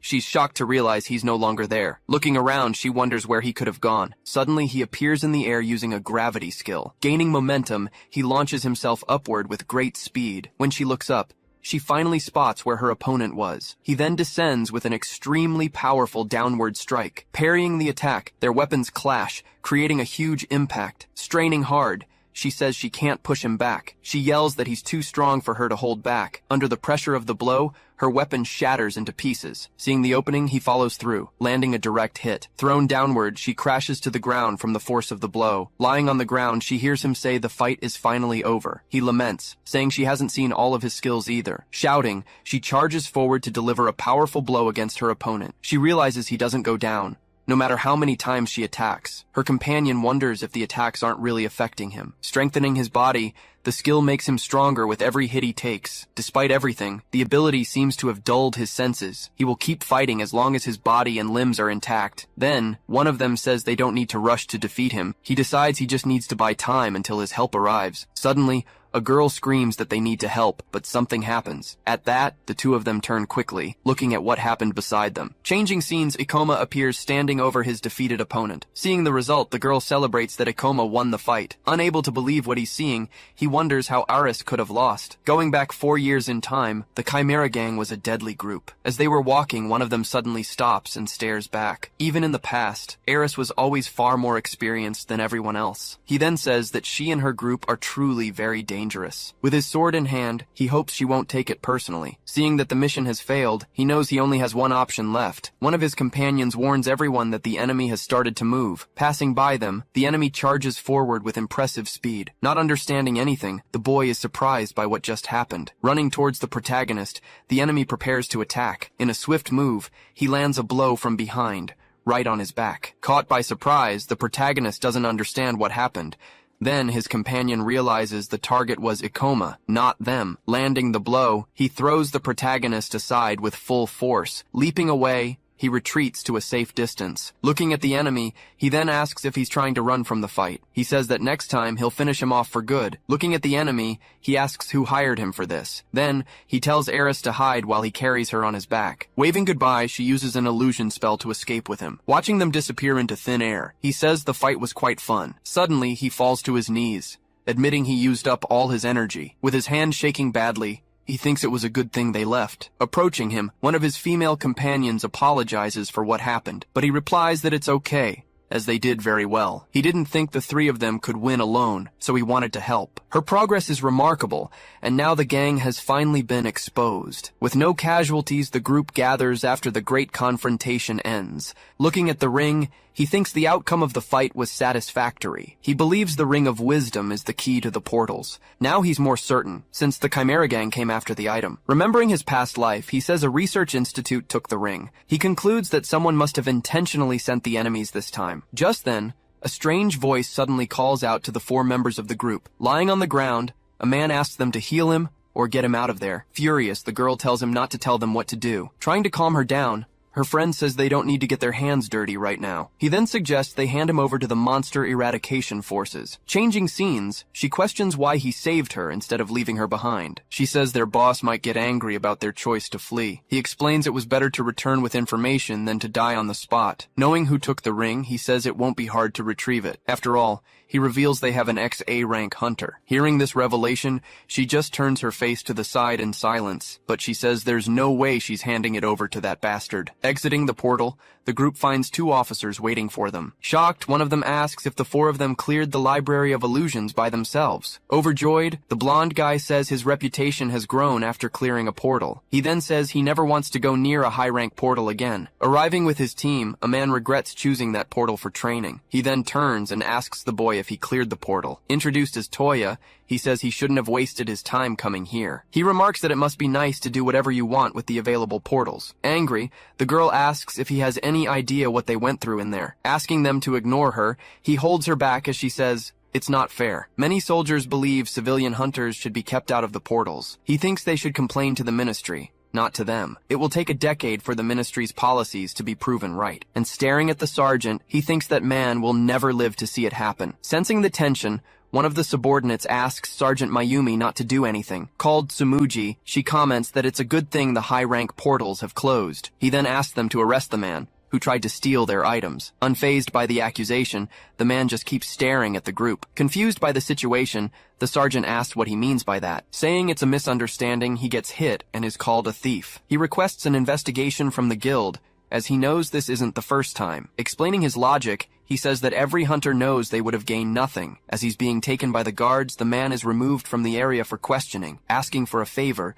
he tells them to search the portal and the nearby areas. He reveals that they found the Chimera gang inside. Hearing the duo's description, the sergeant's expression turns very serious. He then questions if the boy is sure about the information he's providing. Telling them to send someone, he says he'll explain everything in detail later. Observing the boy, the sergeant wonders about his vast experience in the matter. Turning away, The boy thinks that Sergeant is a very unsettling man. Unable to ignore it, he orders his subordinate to contact headquarters immediately. Shifting to the front of a building, the scene is set. Once inside, the two groups wait to sort out all the paperwork. As time passes, the day finally ends while they deal with the bureaucracy. Walking down the street, they comment that the long mission is finally over. She then complains that everything would have been easy if they hadn't been backstabbed. Saying that the class makes the person, she decides to never trust rogues again. Stuttering, he replies that a character's class doesn't affect the real person. Laughing at the situation, the blonde guy says the important thing is that everyone made it out in one piece. He then celebrates that they still got the trader's share of the profits. Confirming the story, he says that was the only reward they wanted. Looking at the ring,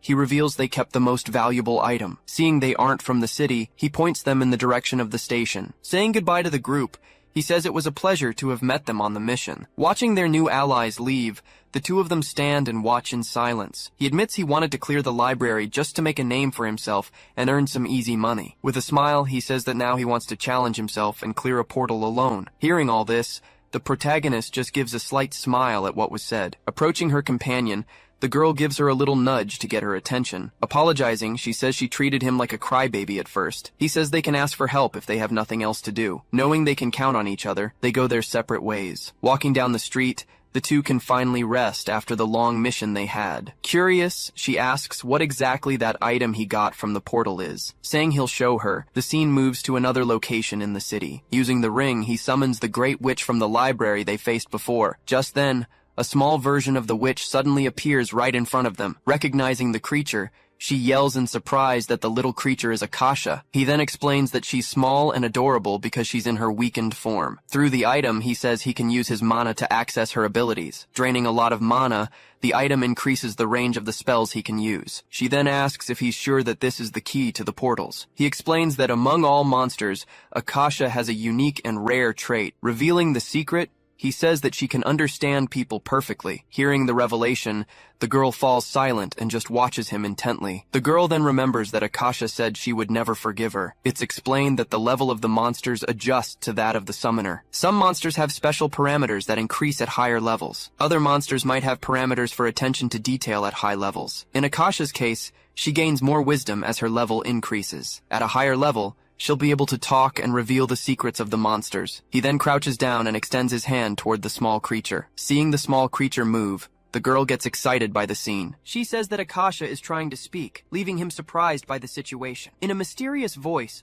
the small creature warns that the end is near. She warns that in the near future, this world will come to an end. Hearing the prophecy, the two stand still, shocked by the revelation. Changing scenes, the night calmly advances on a random city street. Inside a large building, a new plot begins to unfold. Furious, a man throws his phone away after receiving bad news. Seeing the broken phone, he says the Chimera Gang has failed its mission. Sitting in front of the computer, he immediately starts researching the boy. He discovers that the boy was able to take down several portal bosses. Breaking the record, he achieved B rank in the shortest time ever. He was also the one who single-handedly prevented a portal disaster from happening before. On top of all that, he managed to fight the Chimera Gang and get out alive. Picking up the ring, the man says he doesn't deserve to have that item. Revealing his identity, the file calls him Ikoma, the gravity user. With a furious look, he swears he will capture him no matter what. Inside the Cave of Madness, a monster charges right at him. Using his ability, he casts a gravity spell at the creature. Taking a direct hit,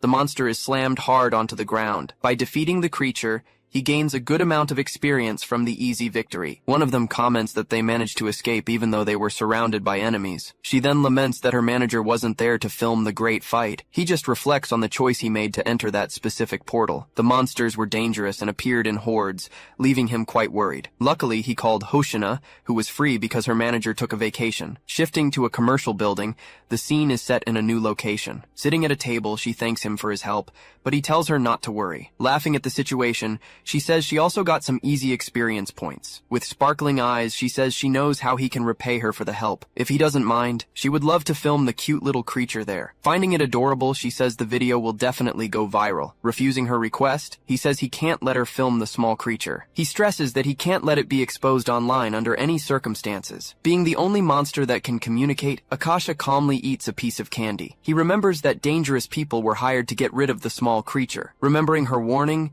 he realizes he can't take this situation lightly. Even without her saying it, he affirms that she is the key to the mystery. Now in the car, it's mentioned that everyone knows portals aren't common phenomena. The lingering question is whether the world might actually be coming to an end. The forecast says the number of portals will decrease over the next 10 years. Believing he's the only one, he reveals himself to be an S-rank hunter from the future. Coming to a conclusion, he says they'll need a third member for their party. She then asks if it would be someone new, and he lists the qualities he's looking for. Despite having many advantages, his class is weak against specialists in a single skill. His specialty is spells that restrict the movement of his targets, but they need an attacker, and Hoshina already has her job as a streamer. Besides, Sion isn't exactly the type to attack directly. Remembering a certain guy, he wonders if he'll really have to call the Thunder Knights. Hoshina then reminds him that as a B-rank hunter, everything changes. She continues, saying it won't be easy to find someone at his level without a party. Thinking for a moment, he remembers someone from his past life. In a memory, a girl questions him about why he protected her. Even though she's badly hurt,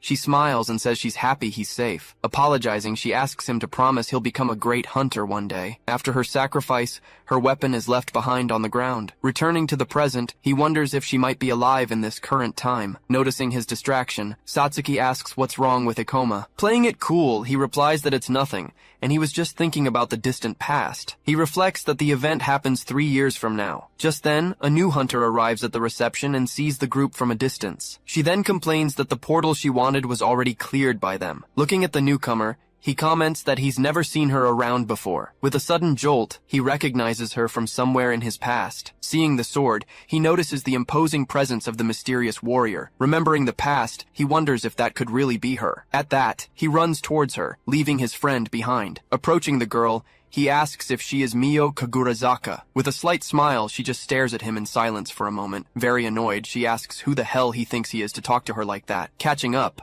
Satsuki asks if Ikoma knows that strange girl. Unable to tell the truth, he says he's just heard some rumors about her.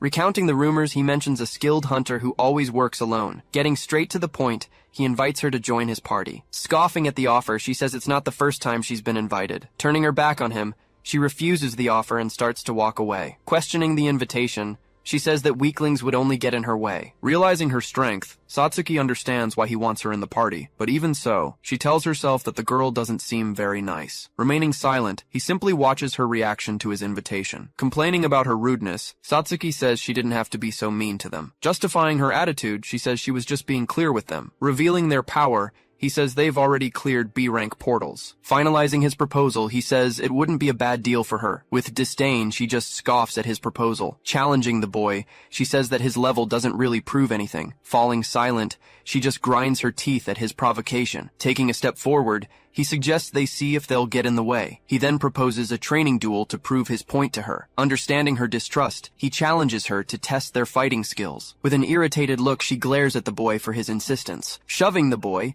she tells him to stop provoking her with the duel. Moving away from him, she says he doesn't intrigue her in the slightest. As she walks away, he realizes she isn't actually refusing. Turning her back, she walks silently towards the training hall. Worried, she says he'll get hurt if he fights someone at the same level. She explains that training duels are for the stronger ones to train others. He says he wasn't being serious and just wanted to know the reason for her refusal. She recalls that the girl said she didn't want anyone in her way. He nods but says there's more to this whole story. Two girls appear, talking about where they could go to have fun. He believes there's something more behind the girl's solitary attitude. Seeing her personality, Satsuki questions if they really need that girl. He then reveals that Mio possesses the rare Death Knight class. Explaining her potential, he says she could become the strongest if she survives. She reminds him that he wanted someone he could truly trust. Expressing her doubt, she says she doesn't know if she'll get along with her. He assures her that she's trustworthy, making his friend accept his decision. Changing scenes, night falls, showing the front of a residential building. Now in his room, he searches on his computer with Akasha by his side. Researching Mio, he remembers she would enter portals as if she didn't care. Always aggressive and solitary,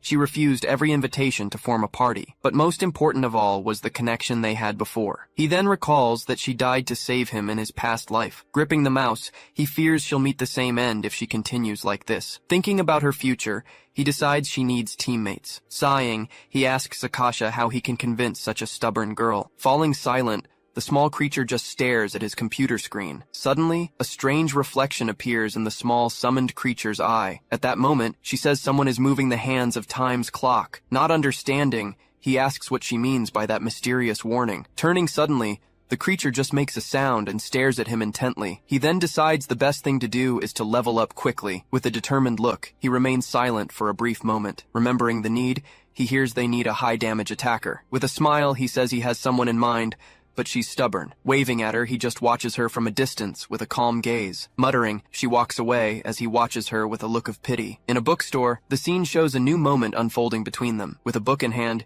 he tries to start a conversation with her cheerfully. Moving to a station, he continues with his plan to get closer to her. Showing a card, he invites her to go somewhere with him. Outside a portal, the two meet again by chance. Annoyed, she asks if he's going to say it's another huge coincidence again. With his arms crossed, he just watches her with a smile on his face. Chatting in the background, other people comment on how common it is to run into each other at the same place. He says it's a great opportunity for them to observe each other's skills. Suddenly, a dark creature appears and attacks the people around them. Together, the two stand amidst the chaos that erupts on the scene. At that, the boy is startled and looks up with a shocked expression. Waking from a dream, he wonders why he suddenly had that memory. Then, a news report on the screen shows a portal disaster happening in Saitama. He finds out that security was reinforced after two monsters escaped from the location. Even though it doesn't seem serious, he knows it's better to guard against anomalies. Then he is completely shocked when he reads the name of that specific portal. It turns out the cave was only supposed to appear in 3 years, not now. He remembers instantly that this was the portal where Mio died. With a reflection in his eyes,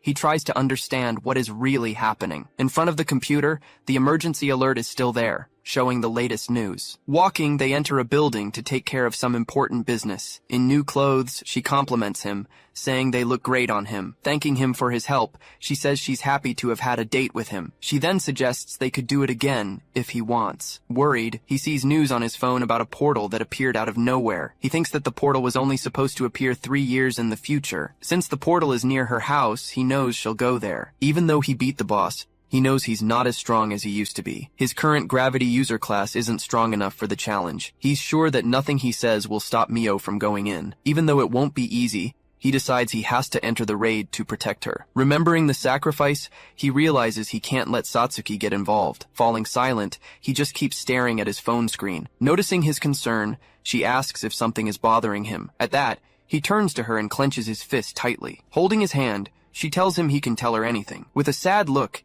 he just whispers her name softly. She then says she was happy when he told her he needed her help. With her phone in hand, she says she wants to help in times of trouble. Confused, she realizes he's deeply shaken by something, but she reassures him that even if she doesn't understand, he can count on her to help. Thankful for her support, he turns to her with a calmer look. He then tells her he wants to join a raid. Showing her his phone, he points to the raid announcement for the Cave of Curses. She then asks him why he wants to join that specific raid. He reveals that Mio, the hunter they met, is going to die in that portal. Shocked, she asks if the girl will really be killed inside that portal. Explaining the situation, he says the only way is to join the raid too. She asks if he really thinks she's going to join the raid. With a serious look, he says he needs to tell her the whole truth. Confused, she questions the revelation he just made to her. He says he lied about the item and, in fact, knows things about the future. She asks how it's possible for someone to know what will happen in the future. Looking out the window, she seems shocked by the revelation she just heard. With a serious look, he watches her reaction to his big reveal. Turning to him, she says that, despite everything, she believes his story. She says it explains how he knew about the 2 unexplored portals. With a smile, she says she trusts him now, even if it's the end. With an awkward laugh, he just observes his friend's positive reaction. Though grateful for her trust,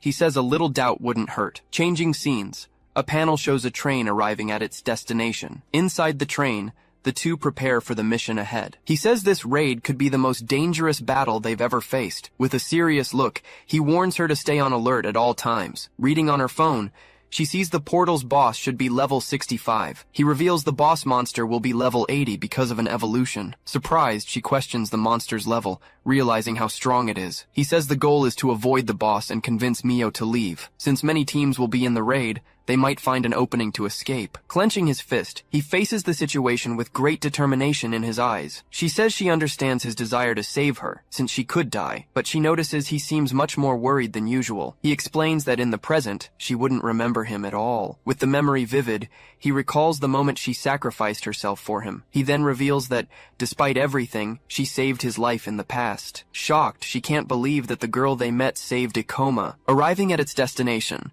The train continues on its path along the city tracks. When they arrive, they introduce themselves as one of the groups participating in the raid. With a smile, the receptionist says they really needed the help. With their arrival, they just need to wait for the other 5 groups to come. Seeing him, Mio can't believe he's standing right in front of her. She asks what he's doing there and if he's stalking her. He denies it, saying hunters with similar levels often run into each other by chance. Annoyed by the excuse, she says he'd better not join any more raids. Satsuki finds her attitude very aggressive and doubts she ever saved him. Irritated, Mio glares at her and tells her not to look at her like that. Suddenly, a man approaches and asks if they're joining the raid. Mocking the group, he says he wasn't expecting much but was disappointed anyway. Satsuki notices that despite their uniforms, they don't look like they're from the guild or the army. Recognizing the logo, she realizes they're part of a corporate unit. With a serious look, he just watches the group that has just arrived. It's explained that corporations have trained hunters to contribute to public safety. But for most companies, this is still a testing phase at the moment. One of the members asks him not to say things that would sabotage their reputation. Captain Shiraki then appears, ending the side conversation between the members. Bowing, the captain apologizes and promises to train his team better. Relieved by his attitude, she thinks he seems like a reasonable person. Handing over a card, the captain hears him say he'll be counting on them in the raid. Introducing himself, he reveals he's Ryo Shiraki from the Kokure Hunter unit. Holding the card, he analyzes the situation with a very thoughtful expression. With a suspicious look, he decides it's best to keep an eye on him. Saying he respects young hunters, he makes himself available for whatever they need. With a smile, he wishes everyone the best on the mission. Finally, all the groups enter the dangerous Cave of Curses for the raid. Suddenly, a strange creature appears and rushes toward them. In the blink of an eye, the monster is defeated with a single, precise strike. With his axe, the man manages to defend himself from the creature's attack. Seeing the swarm, he says they're getting a big welcome party. Even with the small portal, an anomaly caused the monsters to appear. With 7 hunters, he believes they can handle the situation easily. Calling for calm, the captain tells everyone to prepare for the great battle. One of the team members uses their weapon-destroying skill on the monsters. Then, 2 other members charge forward and hit the creature's critical point dead on. Watching the fight, he realizes they have great teamwork. The 2 strongest focus on reducing the number of incoming monsters. Meanwhile, another member watches and stops the approaching monsters. The leader stays ready to respond to anything the team needs. Casting a spell, Satsuki fires a shadow ball toward the monsters. Hitting its mark, the spell explodes and damages the nearby creatures. Charging with his sword, a team member fiercely attacks the monsters. Even though it's wounded, the monster survives the blow but is left very weak. Satsuki notices that even though they aren't bosses, they have a lot of health. She then suggests he use his gravity moves to deal with them all. He says it's not necessary, as they should take them down one by one. Mio says they need to conserve their strength, since disasters can happen at any moment. Using her blade, she unleashes a powerful strike that hits several monsters at once. He's surprised, since he'd only seen her display this level of strength much later on. He wonders what her current level is, since she's stronger than before. Even with all their health, he realizes the monsters aren't that dangerous. He then asks Satsuki to drain the mana from the approaching monster. Suddenly, a member of the other team shoves her forcefully to the side. With his axe, he lands a powerful blow on the monster's head. The captain then questions him, asking if he's trying to obliterate everyone there. Celebrating, one of the hunters says he finally managed to level up there. Getting closer, he confronts him about the experience theft, saying it was his fault. He accuses him of stealing the points on purpose, knowing how crucial they are. With a smile, the man tells him not to be so serious about everything. Satsuki asks him to calm down, but he keeps glaring at the man in front of him. It's explained that a hunter's level is their most valuable asset, but he thinks he can't count on people like that in a raid. After all, knowing who to trust is more important than a few experience points. Coming closer, the captain asks what the problem is, but he brushes it off. He then tells the group to move on, as they can't go back empty-handed. Apologizing, the captain says there seems to have been a misunderstanding. With a suspicious look, he decides he shouldn't have brought it up. The captain reveals his dream of creating the most powerful hunter group in the world. Saying that current policies are inefficient, he wants his team to be an example. With a smile, she says that despite everything, it's an ambitious goal. Despite the goal, it's not easy to level up the entire team. Because of that, only the 4 of them were eligible to join the raid. He thinks that, on the other hand, they already have 4 skilled hunters. The captain laments that his team doesn't listen to him and apologizes for the trouble. Giving him a pitying look, He says he hopes things get better. Moving forward, they need to explore and update the portal map. As they walk, the group continues their exploration through the dark and dangerous cave. Suddenly he stops, realizing something is wrong in the air. Despite everything, the team obeys the captain's orders, showing their respect. This means he could have easily reprimanded his team for their bad behavior. With a smile, the captain turns to him and reveals his true intentions. One of the members remarks that he worried for nothing about the portal's anomalies. As they explore, the groups move cautiously through the dark and mysterious cave. Feeling confident, they say they could even defeat the boss monster if it's an easy one. After all, if they kill the boss, the administration won't look down on them anymore. With a mocking laugh, the captain says that safety is paramount in a raid. He then reminds them that since it's an open raid, they need to think of others. She comments that the man with glasses seems more like a leader than the captain. He thinks that anomalies never stop and are hard to contain in portals. In his past, the boss monster evolved, and it might have already evolved now. He needs to stop them from exploring and prevent Mio from fighting the boss. Afterward, he plans to write a report for the guild to mark the location as dangerous. To do that, he'll need to take control of the raid, which is currently in their hands. But Mio is very stubborn and doesn't have a good impression of him right now. Moving forward, the other hunters continue the exploration, suspecting nothing. Stopping suddenly, he senses something strange in the air and goes on alert. He wonders why Captain Shiraki is approaching Mio. Saying he operates nearby, he mentions he's heard great stories about her. He praises her, saying she fights like a B rank even though she's a C rank. Excited, he says it's amazing and that he's wanted to talk to her for a long time. Unimpressed, she asks what he really wants with her here. With a serious look, he just stares at her for a moment in silence. Smiling, he prepares to make a grand proposal to the girl. Extending his hand, he invites her to join and lead his team to greatness. He says that with her, the hunter unit will become much more powerful. She notices the captain seems eager, perhaps wanting to recruit her before anyone else. Refusing immediately, she says she's not interested in his proposal. He says he heard she works alone, so no one gets in her way. Assuring her it won't be a problem, he promises to assemble a group worthy of her. He then reveals he's also a B-rank hunter, but she cuts him off. Ending the conversation, she says she doesn't work with anyone and walks away. Complaining about recruiters, she just continues on her way through the cave. She laments, saying she shouldn't have joined this raid at all. He says he's heard she challenges portals that are above her level.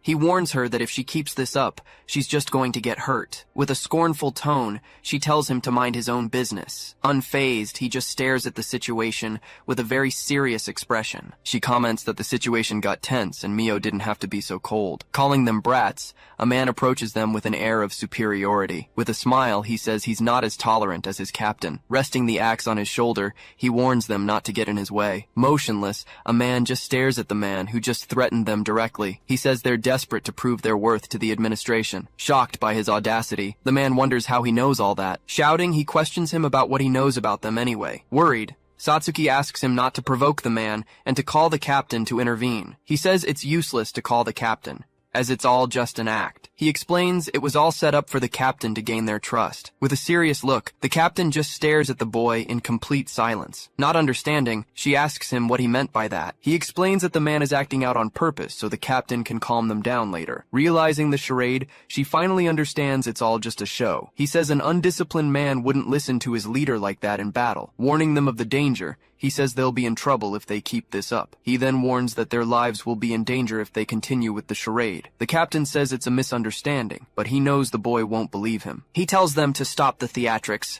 and then they can get along. The two groups stare at each other in silence, creating a tense atmosphere. Advancing through the cave, the hunters continue their exploration of the mysterious portal. In silence, the captain leads the group, but the tension remains between them. She says he didn't have to say things that way to the captain. He explains that he needed to see their reaction to understand their plans. At least he managed to get the man to stop acting so recklessly. Impressed, the captain didn't think a teenager would have the courage to say that. He realizes the boy seems very experienced, despite his apparent young age. Even without seeing his skills, she notes that he's quite bold. He thinks this is a great opportunity to level up and gain reputation. The situation is bad, and there's no time for arguments between them now. Suddenly, a scream echoes through the cave, getting everyone's attention. New, strange monsters have appeared in large numbers, surrounding the hunter groups. With a smile, the captain sees an opportunity to teach the boy his place. After all, he says, manipulating people is what he does best. Screaming, an assassin mantis emerges to attack the hunters. The man tells them not to worry, as they shouldn't be hard to kill. But he knows that since they're level 47, the battle won't be easy at all. These monsters aren't like the fleas they fought before entering. Besides their level, they have a tough exoskeleton and dangerous forelimbs. He also recalls that complicated monsters like these often have other hidden abilities. Knowing it's not safe to fight alone, he invites her to join them. Refusing the invitation, she charges alone into the middle of the monster swarm. With her sword, she parries the blow from one of the attacking monsters. Dodging the attacks, she moves with agility among the creatures surrounding her. Annoyed by her stubbornness, he can't believe she ran into the most dangerous spot. With no choice, he tells them to take down a monster and clear a path. The captain realizes he can't defeat them like the other monsters from before. He then sees a chance to scare him and regain control of the situation. After all, he had already warned them that their lives would be in danger. With a scornful smile, the captain just watches his plan unfold. In a training room, a man is pinned to the floor after a harsh lesson. Scared, 2 other members watch the scene without daring to say a single word. He says that power is everything in this new business, always attracting the immature. Shouting, the man apologizes for acting recklessly towards the captain. He explains that it's easy to control them through the fear they have of him. Turning around, he says he risked his life for things the boy considers useless. With a hand signal, he orders his team to handle the monster on the right. Promptly, the man nods and prepares to follow orders. Glancing over, he looks at Miyo, who is focused on the battle. She thinks it's better to dodge the attacks and wait for an opportunity to strike. Screaming, the mantis monster charges full force towards the hunters. With her sword in hand, she readies herself for combat against the creature. Suddenly, she senses something strange and quickly turns to the side. Just then, the captain appears and prepares to launch a powerful blow at the creature. Advising Miyo, he says she shouldn't fight all of them alone. Irritated, she says she hates people who get in her way during battles. With a subtle smile, he just watches the girl's reaction to his interference. He says he can now take control and see what the boy can do. Creating an opening, he uses his ability to create a protective barrier. Seizing the chance, Satsuki launches another one of her shadow balls with full force. Hit dead on, the monster has one of its limbs disabled by the blow. Thanking her for the help, he moves forward and prepares to deliver the final blow. Using his ability, he reverses gravity and launches the monster into the air. On the cave ceiling, he prepares to unleash his next attack from above. With his meteor drop, he comes down with full force and crushes the creature on the ground. Worried, she notices he's spending more mana than usual in the fight. He knows he needs to end the fight quickly, as he doesn't trust Captain Shiraki. Even after the hit, the creature gets up, showing its great resilience. Surprised by its persistence, he just stares at the monster that continues to fight. With a sideways glance, the captain watches the boy very carefully. He realizes that gravity users are stronger than he thought. He thinks this raid could decide the future of his entire team. In a flashback, the captain finds out his project will be drastically cut. The man reminds him that he always complained about not having a good team. He says they need to prove their worth so they don't lose their funding. Whispering, the captain gives a secret order to one of his subordinates. He thinks the battle will be over soon if he doesn't do something about it. With a hand signal, he gives the order for his team to attack. The order is clear: attack the boy and make it all look like an accident. Shocked by the order, the girl is speechless for a brief moment. He believes this will teach him a lesson not to disobey him anymore. Doubting the order, the girl wonders if the captain really wants this. Suddenly, one of the members charges towards him to deliver a blow. Charging with his sword, he attacks the monster that was blocking the path. Shouting for everyone to take down the monster, the girl moves in to attack from behind. Apologizing, she charges forward, fearing what the captain will do if she disobeys. With a focused gaze, she decides to aim for just a minor wound on his shoulder. Sensing the danger, he quickly turns towards the threat coming from behind. Using her ability, she then fires a precise strike towards her target. Powering up her skill, she fires a concentrated blast of energy. He turns around, wondering if the attack was aimed at him. That's when he notices her eyes are locked on him. With the monster coming from one side, he couldn't stop them both. After a moment's thought, he gives a slight smirk. He then charges forward, striking the approaching creature. Suddenly, a shadowy hand emerges from the ground in front of her. Using their power, someone else blocks the attack that was heading for him. She complains that her attack was completely blocked by them. Turning his head, he thanks Satsuki for intervening. She replies that she expected him to be able to stop the girl. Coming closer, the group's leader asks what Amamiya was thinking. All flustered, she says she was just trying to help. He observes that they not only blocked it, but weren't even phased. Facing the monster, he's surprised by the young one's experience. As the monster stares him down, he shouts to get its attention. He warns that they're still in battle, telling her not to let her guard guard down. Preparing to strike, the creature then moves swiftly toward her. Unleashing several ice strikes, the monster hits her head-on. Annoyed, he complains that he didn't know the monster could use magic skills. Seeing his comrade on the ground, he regrets his strategy. Shouting orders, he tells one to heal Amamiya while another provides cover. To complicate matters, the other one warns that he's also surrounded by monsters. Arriving just in time, he parries the blow that was about to hit his partner. Telling him to go, he says he'll handle the monster alone. Obeying the order, he runs, leaving his companion behind to face the monster. From a distance, the other group member watches the situation unfold. Clenching his fists, the group leader focuses for what's next. Placing his hands over her, he begins to use his healing ability. With the monster defeated, he announces that his side is clear. Charging forward with his sword, he lands a precise blow on the monster. Ending the fight, he defeats the creature with a single attack. She then questions why they saved that group. Explaining the situation, she says they were attacked in the middle of the battle. Continuing her lecture, she says they could have died because of it. Trying to smooth things over, he says it was a misunderstanding, but he's cut off. With a smirk, he asks if the other guy thought he would believe that. Warning him of the danger, he says the rest of his group isn't that strong. Seeing the situation, she realizes this might be a good chance for everyone to get out. Thinking of a plan, she says she can stop Mio from coming back here. Meanwhile, the injured girl remains on the ground, slowly recovering. He then announces he's spent too much mana and can no longer trust them. Declaring the mission over, he says their problem is none of his business. Arriving suddenly, she says she'll continue, no matter what they do. Annoyed by her stubbornness, he complains that he's doing this for her. She says she doesn't need anyone and would have gone in alone if she could. Observing her demeanor, he comments that she seems to hate having people around. He then asks if it's because someone she worked with ended up dying. Stunned by the sudden question, Satsuki is completely confused about what's happening. Lunging at him,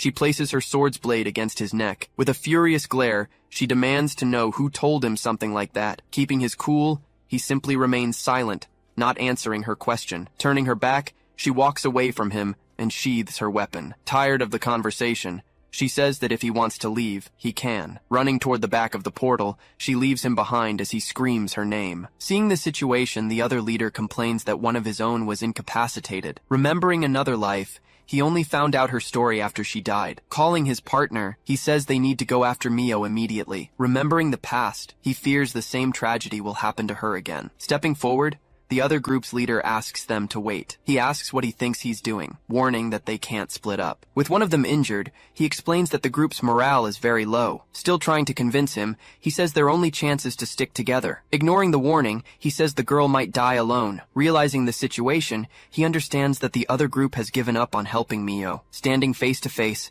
the leader of the other group begins to explain. He thinks he needs to wait for the girl to recover to keep his team together. Letting the two of them go now would mean having even fewer people for the battle. Remembering his mission, he knows he needs results to prove his group's worth. Unable to do it alone, he says he won't let them go after her. Her former companion comments that it's Mio's own fault for being so reckless. In a serious tone, he says her actions put everyone in danger. He retorts that it was his group that set up the ambush in the first place. Realizing how stubborn he is, he gives up on arguing and says it was all a misunderstanding. To resolve the situation, he offers 2 million yen to forget the past. The unexpected proposal leaves the boy completely surprised by the offer he received. Apologizing, he stresses that his group desperately needs a good result. He then questions why the boy would help someone as arrogant as Mio. Even with his partner complaining, he insists that the price for the mission is worth it. He reflects on how hunters provide military power and a future for large corporations. He knows his credibility and funding come from his construction company, and he can't afford to lose that. With a smile, he says that 2 million is a small price for the future he envisions. Showing his interest, he says he'd like to continue working with Ikoma after the mission. He then invites him to create a powerful organization and change the country together. Despite the promise of more money, his answer is a simple no. Looking him in the eyes, he states that he has no interest in joining his unit. The other group's leader is completely shocked, unable to believe his refusal. Shoving him aside, he announces that he's going after Mio. Beside them, the injured girl is still panting, recovering from the attack. Grabbing his shoulder, he yells about the promise of 2 million yen. Desperate, he raises the offer to 6 million, trying to make him change his mind. He explains that his only interest is seeing how far his skills can take him. Warning that the conversation is over, He says he'll use force if necessary. With a dark smile, the other group's leader challenges him with a question. He then questions if his support partner could actually get past him. Tauntingly, he asks if Ikoma plans to leave his partner behind and go on alone. He then suggests it would be much better for both of them to avoid a pointless fight. Clenching his teeth, Ikoma is clearly irritated by the other leader's attitude. Saying the mission is the priority, he claims he doesn't want to sound threatening. Beside him,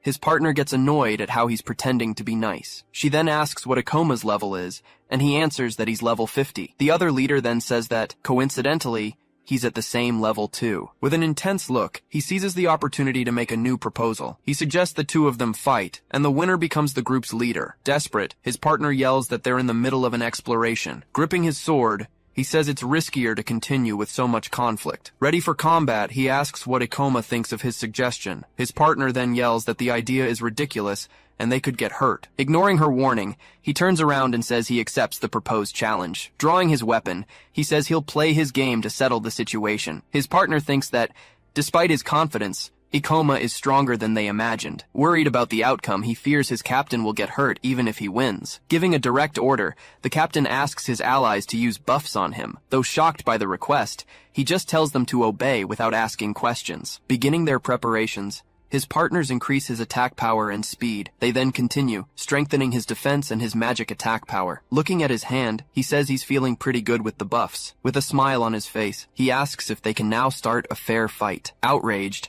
Ikoma's partner yells that it's a joke, and there's nothing fair about it. He then explains there were no rules against receiving buffs from your own team for the duel. Ikoma replies that it's 4 against 2, and that he should be grateful for that. Warning that the buffs will wear off, he gets ready to finally start the fight. In a mocking tone, he says Ikoma can always just choose to surrender. With all this pressure, he hopes his opponent will give up before they even start. Trusting the rules, he believes a promise to surrender would be absolutely binding. Suddenly, Ikoma asks with a bored tone if that was all he had planned. His unexpected calm leaves the other team's captain completely shocked and speechless. Warning that he doesn't have time for this, he says the fight will be over quickly. Annoyed by his audacity, the captain curses him in his thoughts. His partner is confused, wondering what Ikoma's true intention is. Remembering the past, he fears the taunt will make his captain even more aggressive. He then realizes he figured out Shiraki's class the moment he saw his skills. The Paladin class is revealed, specializing in both offense and defense,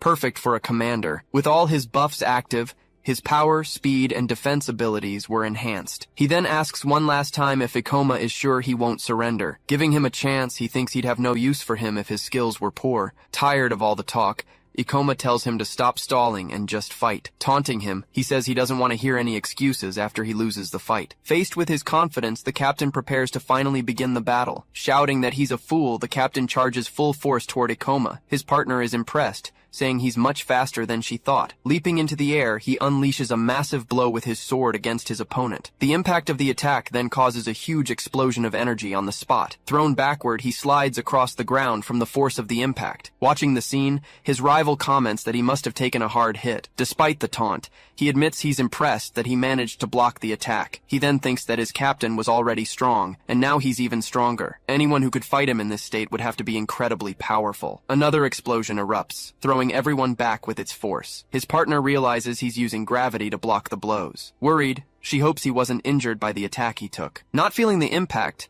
he deduces that Ikoma managed to dodge the blow at the last second. With a mocking tone, he says Ikoma is just trying to stall until his buffs run out. The other group member says he doesn't stand a chance in strength or speed. Boasting about his advantage, he claims that an individual can never defeat an organization. He goes on to say that a single person can never overcome a group. Shifting to a flashback, he remembers learning this back in school. Back then, he always stood out, being the best at everything he did. In the school hallway, he was watched from a distance by the other students. Knocked to the ground, his classmates would taunt him because of his grades. With a mocking tone, they called him the student council president. He remembers that despite being stronger, he was always ganged up on. That lesson taught him that an individual could never overcome a group alone. Gaining experience, he proposed the idea of creating hunter units. Seeking power, his goal was to rise above all the chaos. Returning to the present, he prepares for the final blow against his opponent. Shouting loudly, he charges forward, saying he'll end it all with this one strike. With a look of contempt, Ikoma says his attitude was pathetic. In a swift move, a clean strike hits his opponent dead on. Falling to his knees, he feels the pain of the attack he just received. Completely confused, he wonders what happened and how he was hit. Ikoma then explains not to worry, as he used the dull side of the blade. Shocked, his partner can't believe the captain couldn't even react to the blow. Panting on the ground, he doesn't understand how Ikoma could have been faster than him. With a serious gaze, Ikoma watches his opponent slowly get back up. He then explains that his body can't keep up with so many power enhancements. Saying that strength isn't everything, he warns that you need to know how to use it. Revealing his strategy, he says he just needed to wait for the right opportunity to strike. His partner wonders if Ikoma could read the captain's movements all along. Still, he thinks his captain is too fast to be defeated so easily. Getting up, the captain says he let his guard down, but still has defense buffs. He then yells that Ikoma has lost his one and only chance to end the fight. In his thoughts, Ikoma reveals he was just going easy on him because he needs him. Considering his stubbornness, he thinks he might need to get a little rougher. Trying to calm down, he tells himself he can win if he stays focused. Seeing that his buffs are about to run out, he decides he needs to go all out now. Determined, he says he'll use everything he has to finally defeat him. Ikoma then states that he lacks the battle experience to face him as an equal. Not understanding, he asks what he just said, telling the other to pay attention. Saying he won't stop him, he warns that his attacks won't even come close. Completely shocked by the statement, he screams in disbelief at what he just heard. Saying he won't stop him, he warns that the attacks won't even come close. Completely shocked by the statement, he shouts in disbelief at what he just heard. Not understanding anything, his partner wonders what's going on. Watching his breathless captain, he doesn't understand the difficulty of the fight. Thinking about the fight, he realizes the buffs made his attacks predictable. Deciding to keep his distance, he backs away to use his spells. Concentrating his mana, he prepares a powerful spell to end the fight. With his ability activated, he launches a powerful energy blast at him. Seeing the size of the attack, his partner comments that it would be impossible to escape. Thinking about dodging, he decides not to waste his mana on reverse gravity. Positioned in front of a carcass,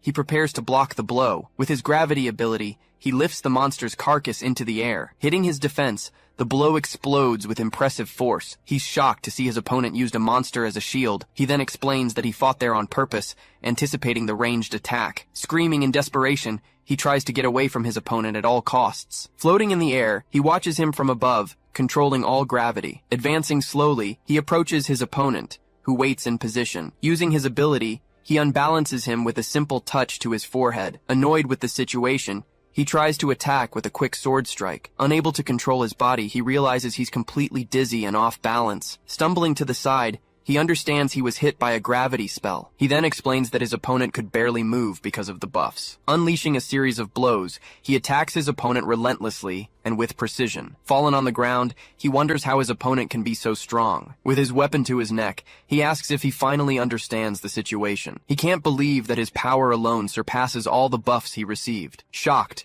he realizes that Ikoma is the most talented hunter he's ever met. Even from a distance, his partner says the whole situation is simply ridiculous. He then wonders how Ikoma can be so much stronger than the captain. Still staggering, he thinks the raid is a chance for his group to grow. Screaming with all his might, he refuses to lose the fight no matter what. Seeing his desperation, Ikoma tells him to give up, as the buffs are wearing off. Completely speechless, he's shocked by the information he just received. Charging through the air, he goes for one last desperate attack against his opponent. With a quick move, Ikoma spins his weapon and prepares to counterattack. Parrying the blow, he hits his opponent's forehead with the hilt of his weapon. In disbelief, he can barely accept that he's about to lose. Falling to the ground, he is finally defeated, lying at his opponent's feet. He then explains that the buffs are short-lived, but the other guy forgot. Giving new orders, he says that from now on, everyone there will obey him. Telling them to hide, he warns them to leave as soon as the girl recovers. Arriving suddenly, Satsuki says they wasted Ikoma's mana for nothing. With a smile, she warns that she'll drain Shiraki's mana as compensation. Seeing the other's fear, Ikoma says doing something like that isn't necessary. With a wave of her hand, she bids farewell to the group. Healing Ikoma, she says it was a waste of time and they should go. Still refusing to give up, he says he can't let them leave. Unconcerned, Ikoma says he already told him he's not interested in his proposal. He continues, explaining that he doesn't care about corporate hunter units. Knowing the future, he says his company will never be anything important. Questioning his attitude, he asks why anyone would trust him for help. In a serious tone, he suggests the other guy start over from scratch. Hearing his words, he is shocked and has no response. Running to the portal, Satsuki asks if he wasn't the one who ordered them to attack. She then says he should have killed him, but Ikoma explains his reasons. Walking away, he says that besides that, he had other reasons for his actions. Arriving at another location, they see several islands floating in the sky. Elsewhere, a group warns that they don't have enough mana to go back. Even though he's injured, he says he's fine and can continue to provide support. Thinking he's the only one with no points, he regrets not having shown his skills. Standing in silence,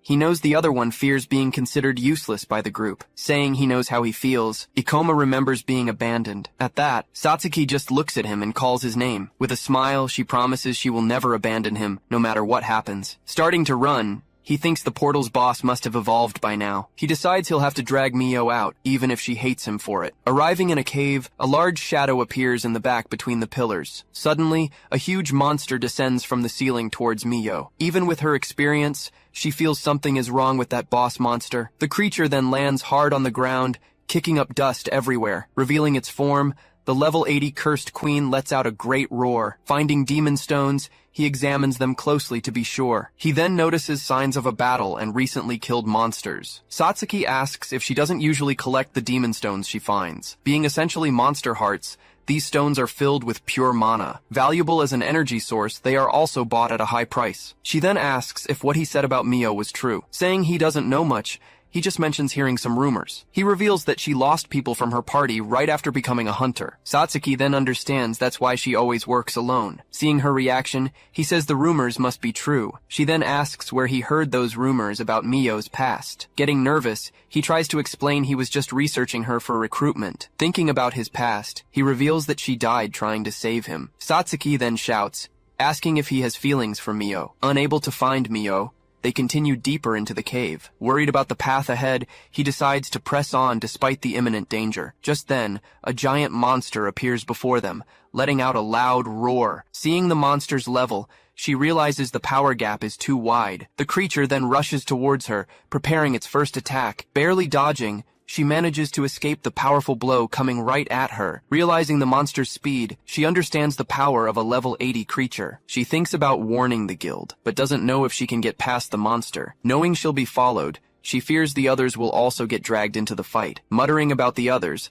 she decides she can't involve them in the imminent danger. Prepared to fight, she knows her only chance is to attack with all her strength. Even with a plan, she still doubts if she can really defeat such a strong monster. In a vision, a former companion asks if she's finally going to join her. Sighing, she seems shaken by the vision she just had in the middle of the fight. Focusing on the monster, she prepares to fight it with everything she has. The monster then begins to prepare a new move, creating several energy spheres. With its power activated, the monster launches 4 energy spheres towards her. Though surprised, she notices the attack is very powerful, but not very fast. Taking a step forward, she readies herself to dodge and counterattack the monster. Leaping into the air, she dodges the spheres and positions herself for a direct attack. Believing this is her chance, she fills with confidence to land the final blow. Seeing the monster's guard is down, she strikes with a massive energy blast. Thrown backward, she doesn't understand how her attack didn't work on it. The monster remains still, watching her get up from the ground after the attack. With a contemptuous look,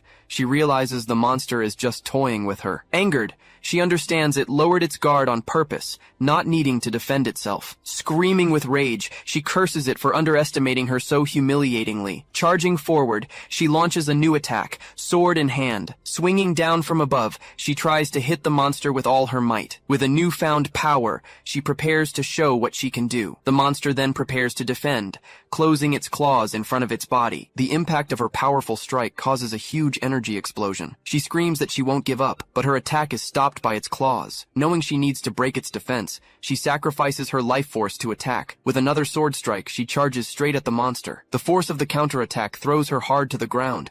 Realizing her failure, she cries out that her strongest attack didn't work. Letting out a roar, the monster attacks with even greater speed. She then notices it wasn't fighting at full strength before. With a swift blow, the monster strikes her squarely in the shoulder. Feeling the pain from the blow, she lets out a cry of agony. The creature then throws her forcefully against the cave wall. A very bright light suddenly appears, illuminating the entire battle area. With the final impact, her weapon falls to the ground, far from her reach. The entire cave shakes with the force of the explosion that just occurred. Lying on the ground, her whole body aches as she loses consciousness. With her life nearly gone, she considers it a miracle she survived the attack. Unable to see clearly, she wonders if the monster is still nearby. The monster then lets out a great roar, slowly approaching her. Despite her fear, She stands her ground and faces the creature before her. Changing scenes, a girl runs desperately through the rain in a ruined city. Reaching a gate, she stops for a moment, looking at the place. Just then, a group of hunters appears,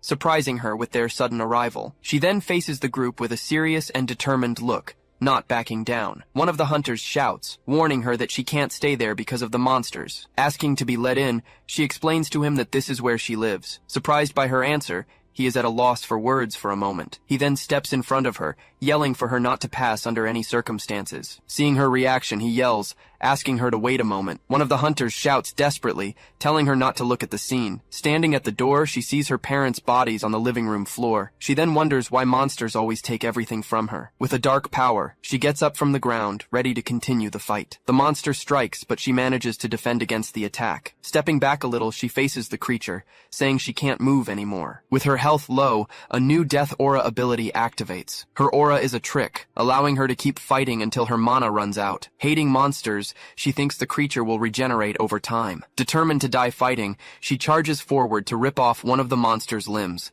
With a clash of blades, she manages to defend against the monster's attack. The monster then strikes her with its claw, using all its strength. Sliding back, she feels her mana rapidly draining with the effort. Unable to stop, she knows she must keep attacking the monster relentlessly. The monster then prepares a new attack with its dark energy spheres. Dodging the spheres, she realizes the monster is attacking with more force. One of the strikes heads towards her, ready to hit her head on. Unable to dodge, she braces for the impact of the blow. Despite the explosion, she pushes forward, saying she won't stop fighting. With her weapon in hand, she manages to block the monster's blow. She notices it used its arm to defend against her strike. Screaming with all her might, she believes she can win the fight. With the impact, she wonders if her attack finally worked on it. The monster then strikes back, landing a blow with its other claw. With the force of the blow, she is thrown to the side, falling to the ground. Lifting her face, she realizes her mana has completely run out in the fight. With low health and no mana, she faces the approaching monster. Completely drained of strength, she wonders if this will be her end. In a flashback, a friend says she is slowing her down. The same girl then asks if they can stop to rest for a bit. Limping, she complains that her feet hurt too much to keep walking. Filled with hatred, Mio says she will kill every monster in the world. She then walks away, saying she won't enter portals with her anymore. Turning her back, she tells her friend to stop bothering her once and for all. In a hallucination, she says she died because of Mio, and questions her. With the vision in her mind, Mio can only call out her friend's name. The friend then asks if she's finally going to join her now. Covering her face, she says yes, and that she'll go with her wherever she goes. The monster then lets out a great roar, charging for the final attack. Suddenly, a shadowy hand appears and grabs the creature tightly. Shouting, Satsuki warns that she can't hold the monster for long. Thanking her for the help, Ikoma says she has done enough for now. Watching the scene, he prepares to finally enter the battle as well. With an intense glow, he activates his most powerful ability for the fight. With a huge explosion, Ikoma appears, holding Mio in his arms. He carries her away, getting clear of the danger with Satsuki. Once they're hidden, he says they were lucky to save Mio in time. Satsuki looks worried, saying she's badly injured and almost unconscious. Breathing heavily, she warns they need to treat her wounds immediately. From a distance, the monster stares at the spot, angrily searching for them. He says they need to run, but Satsuki thinks it's impossible. Just then, the giant creature takes a step, moving toward them. Reaching the exit, the monster blocks the passage, preventing their escape. Looking at the map, he comments that the monster is pretty smart. Mio then asks why he's here, saying it's impossible to win. He runs a hand over his head, complaining that's what he's been trying to say. Seeing her condition, he says they were lucky to save her in time. With the monster's level so high, he states they don't stand a chance. Telling Satsuki to run, he says he'll distract the monster, but Mio refuses. She says she has no one left, and that she's ready to die. Raising her weapon, she says she doesn't want anyone sacrificing themselves for her. Ikoma then thinks about using her own words to convince her to fight. Agreeing with her, he says he won't try to stop her from fighting anymore. He then surprises her, saying they will defeat the monster together. With a serious look, he says this is their only chance to survive. Satsuki yells that she's too injured and can't possibly fight. He then tells her to use her ability to restore Mio's mana. Saying he can buy them some time, he steps forward, ready to fight. Mio tries to warn him, saying he doesn't know what the monster is capable of. He replies that he actually does know, and he'd rather not. As the monster prepares to attack, the cave ceiling begins to tremble. Satsuki then hugs Mio, shielding her from the falling debris. She's startled by the power of the attack, feeling the strong energy. Ikoma then steps in front of the monster, saying he's not going anywhere. Climbing onto a rock, he faces the giant monster with determination. He then declares he's there to fight and finish the creature. Using her ability, Satsuki begins to transfer her mana to Mio. Worried, Mio says he's underestimating the power of the cursed queen. She continues, stating that he can't fight alone and will die. With a roar, the monster attacks with its claws, destroying the rock. The creature's strikes cause several explosions across the battlefield. Trapped against the wall, he prepares for the monster's next move. Using his reverse gravity, he dodges the attack and charges toward the monster. With a leap,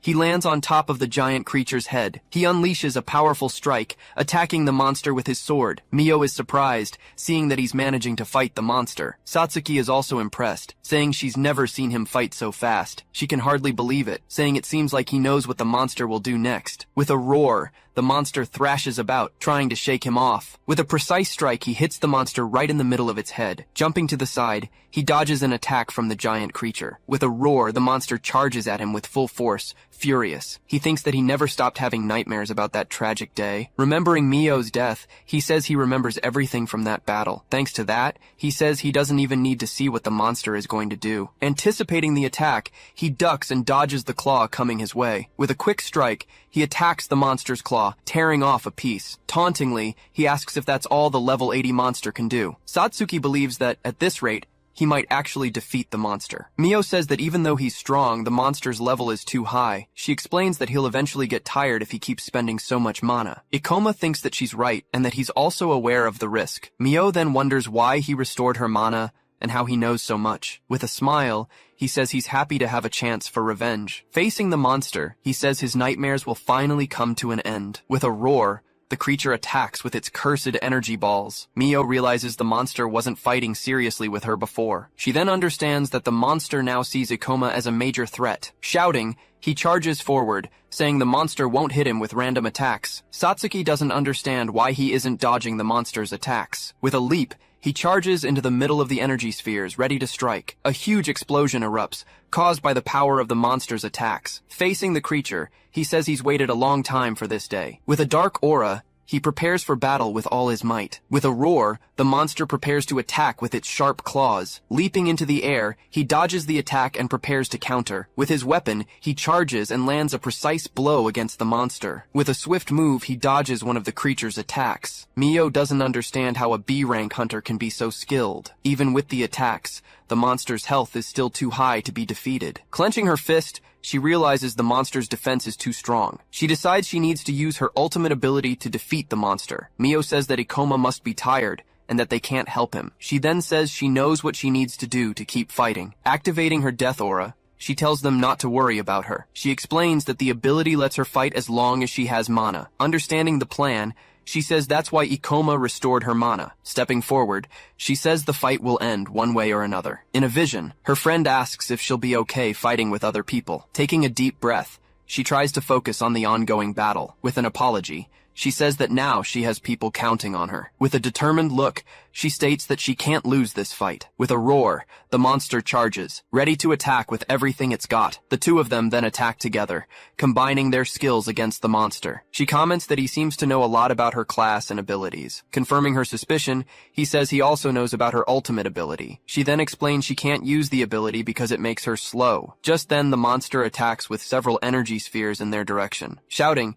he says he'll get her 5 seconds to use the ability. Though doubtful, she prepares to use her power as he charges forward. With a leap, she dodges one of the monster's attacks and creates some distance. With the attack coming, she realizes she won't be able to use her ability. With nowhere to run, she braces for the monster's attack. With a touch, he throws her into the air, moving her out of the way of the blow. Using reverse gravity, he throws the monster's attack right back at it. The blow then explodes with force, hitting the cave ceiling. With the gravity altered, the two of them start to float in the air upside down. Confused, she wonders what's happening to the area's gravity. Yelling for her to attack, he throws her with all his might toward the monster. With a roar, the monster is pulled down by Satsuki's shadowy hand. With a sword strike, he attacks the monster with all his strength. From a distance, Mio's friend watches the scene, shocked by what she sees. With a final attack, he pins the creature to the ground with his power. She then realizes the cursed queen is trapped and ready to be attacked. Confident, she says she can use her ultimate ability to win. With her health low,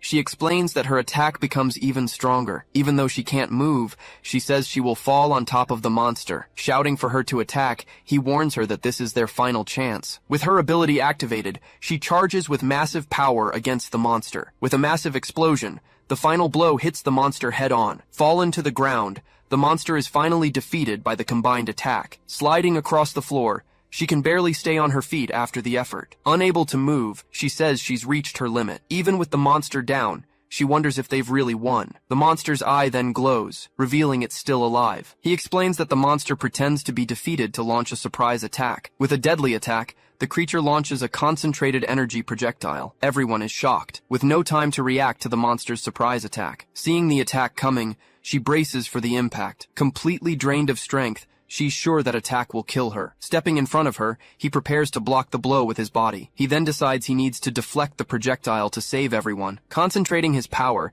he prepares to use gravity on his sword. With an intense glow, he manages to deflect the attack with his blade. With a final blow, he strikes back at the monster's attack with his sword. The giant creature lets out one last roar before being completely defeated. Remembering the past, he says that skill has never left his mind. He then moves forward, saying he never forgot what happened that day. With a swift move, he prepares for the final blow against the monster. Using a magic circle, he pins the creature to the ground with his power. Yelling that it's over, he prepares to attack the monster with everything he's got. With an intense glow, he unleashes all his power in a single strike. Receiving a lot of points, he levels up several times from the victory over the monster. With a smile, Satsuki celebrates the victory and the monster's defeat. Relieved with the result, he admits he wasn't sure it would work. Watching Mio from afar, he's happy she survived this time. He then thinks that her death was one of his greatest regrets. Looking at her hands, she realizes she's alive and that he saved her. Confused, she wonders why she survived the danger once again. With the image of her friend in his mind,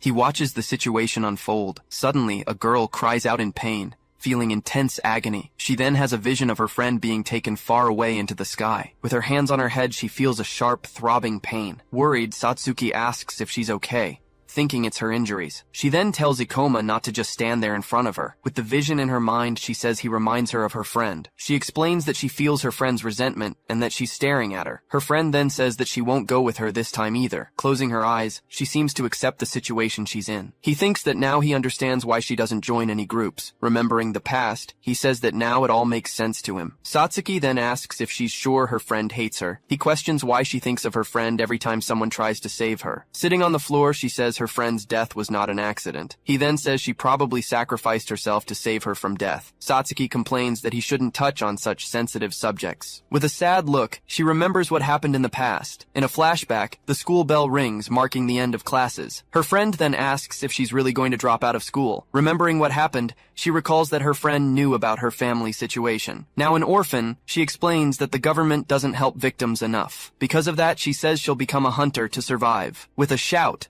her friend says she'll become a hunter too. She then explains that she doesn't want them to be separated at all. Surprised by the declaration, she doesn't know what to say to her friend. In another moment, her friend asks them to go back, as she's very tired. Annoyed, she says her friend doesn't have what it takes to be a hunter. Holding her hand, the friend asks her not to say something like that. She then asks if Mio really thinks she would ever abandon her. Looking away, she remembers her friend's words from the past. Screaming for her to hang on, her friend promises she'll get her out of the portal. With a leap, her friend pushes her away from the imminent danger. With a smile, she says she's happy that Mio is okay and safe. Kneeling on the floor, she says she knows her friend hates her. He then tells her to stop lying and being unfair to the one who saved her. He continues, saying her friend would never rest in peace with that attitude. Remembering that she said no one would cry over her death, he then asks if she would understand if he said he would cry for her. He says he's certain her friend would have cried for her too. With her eyes full of tears, she's speechless at what she hears. In her final words, the friend says she's happy she's okay. She worries,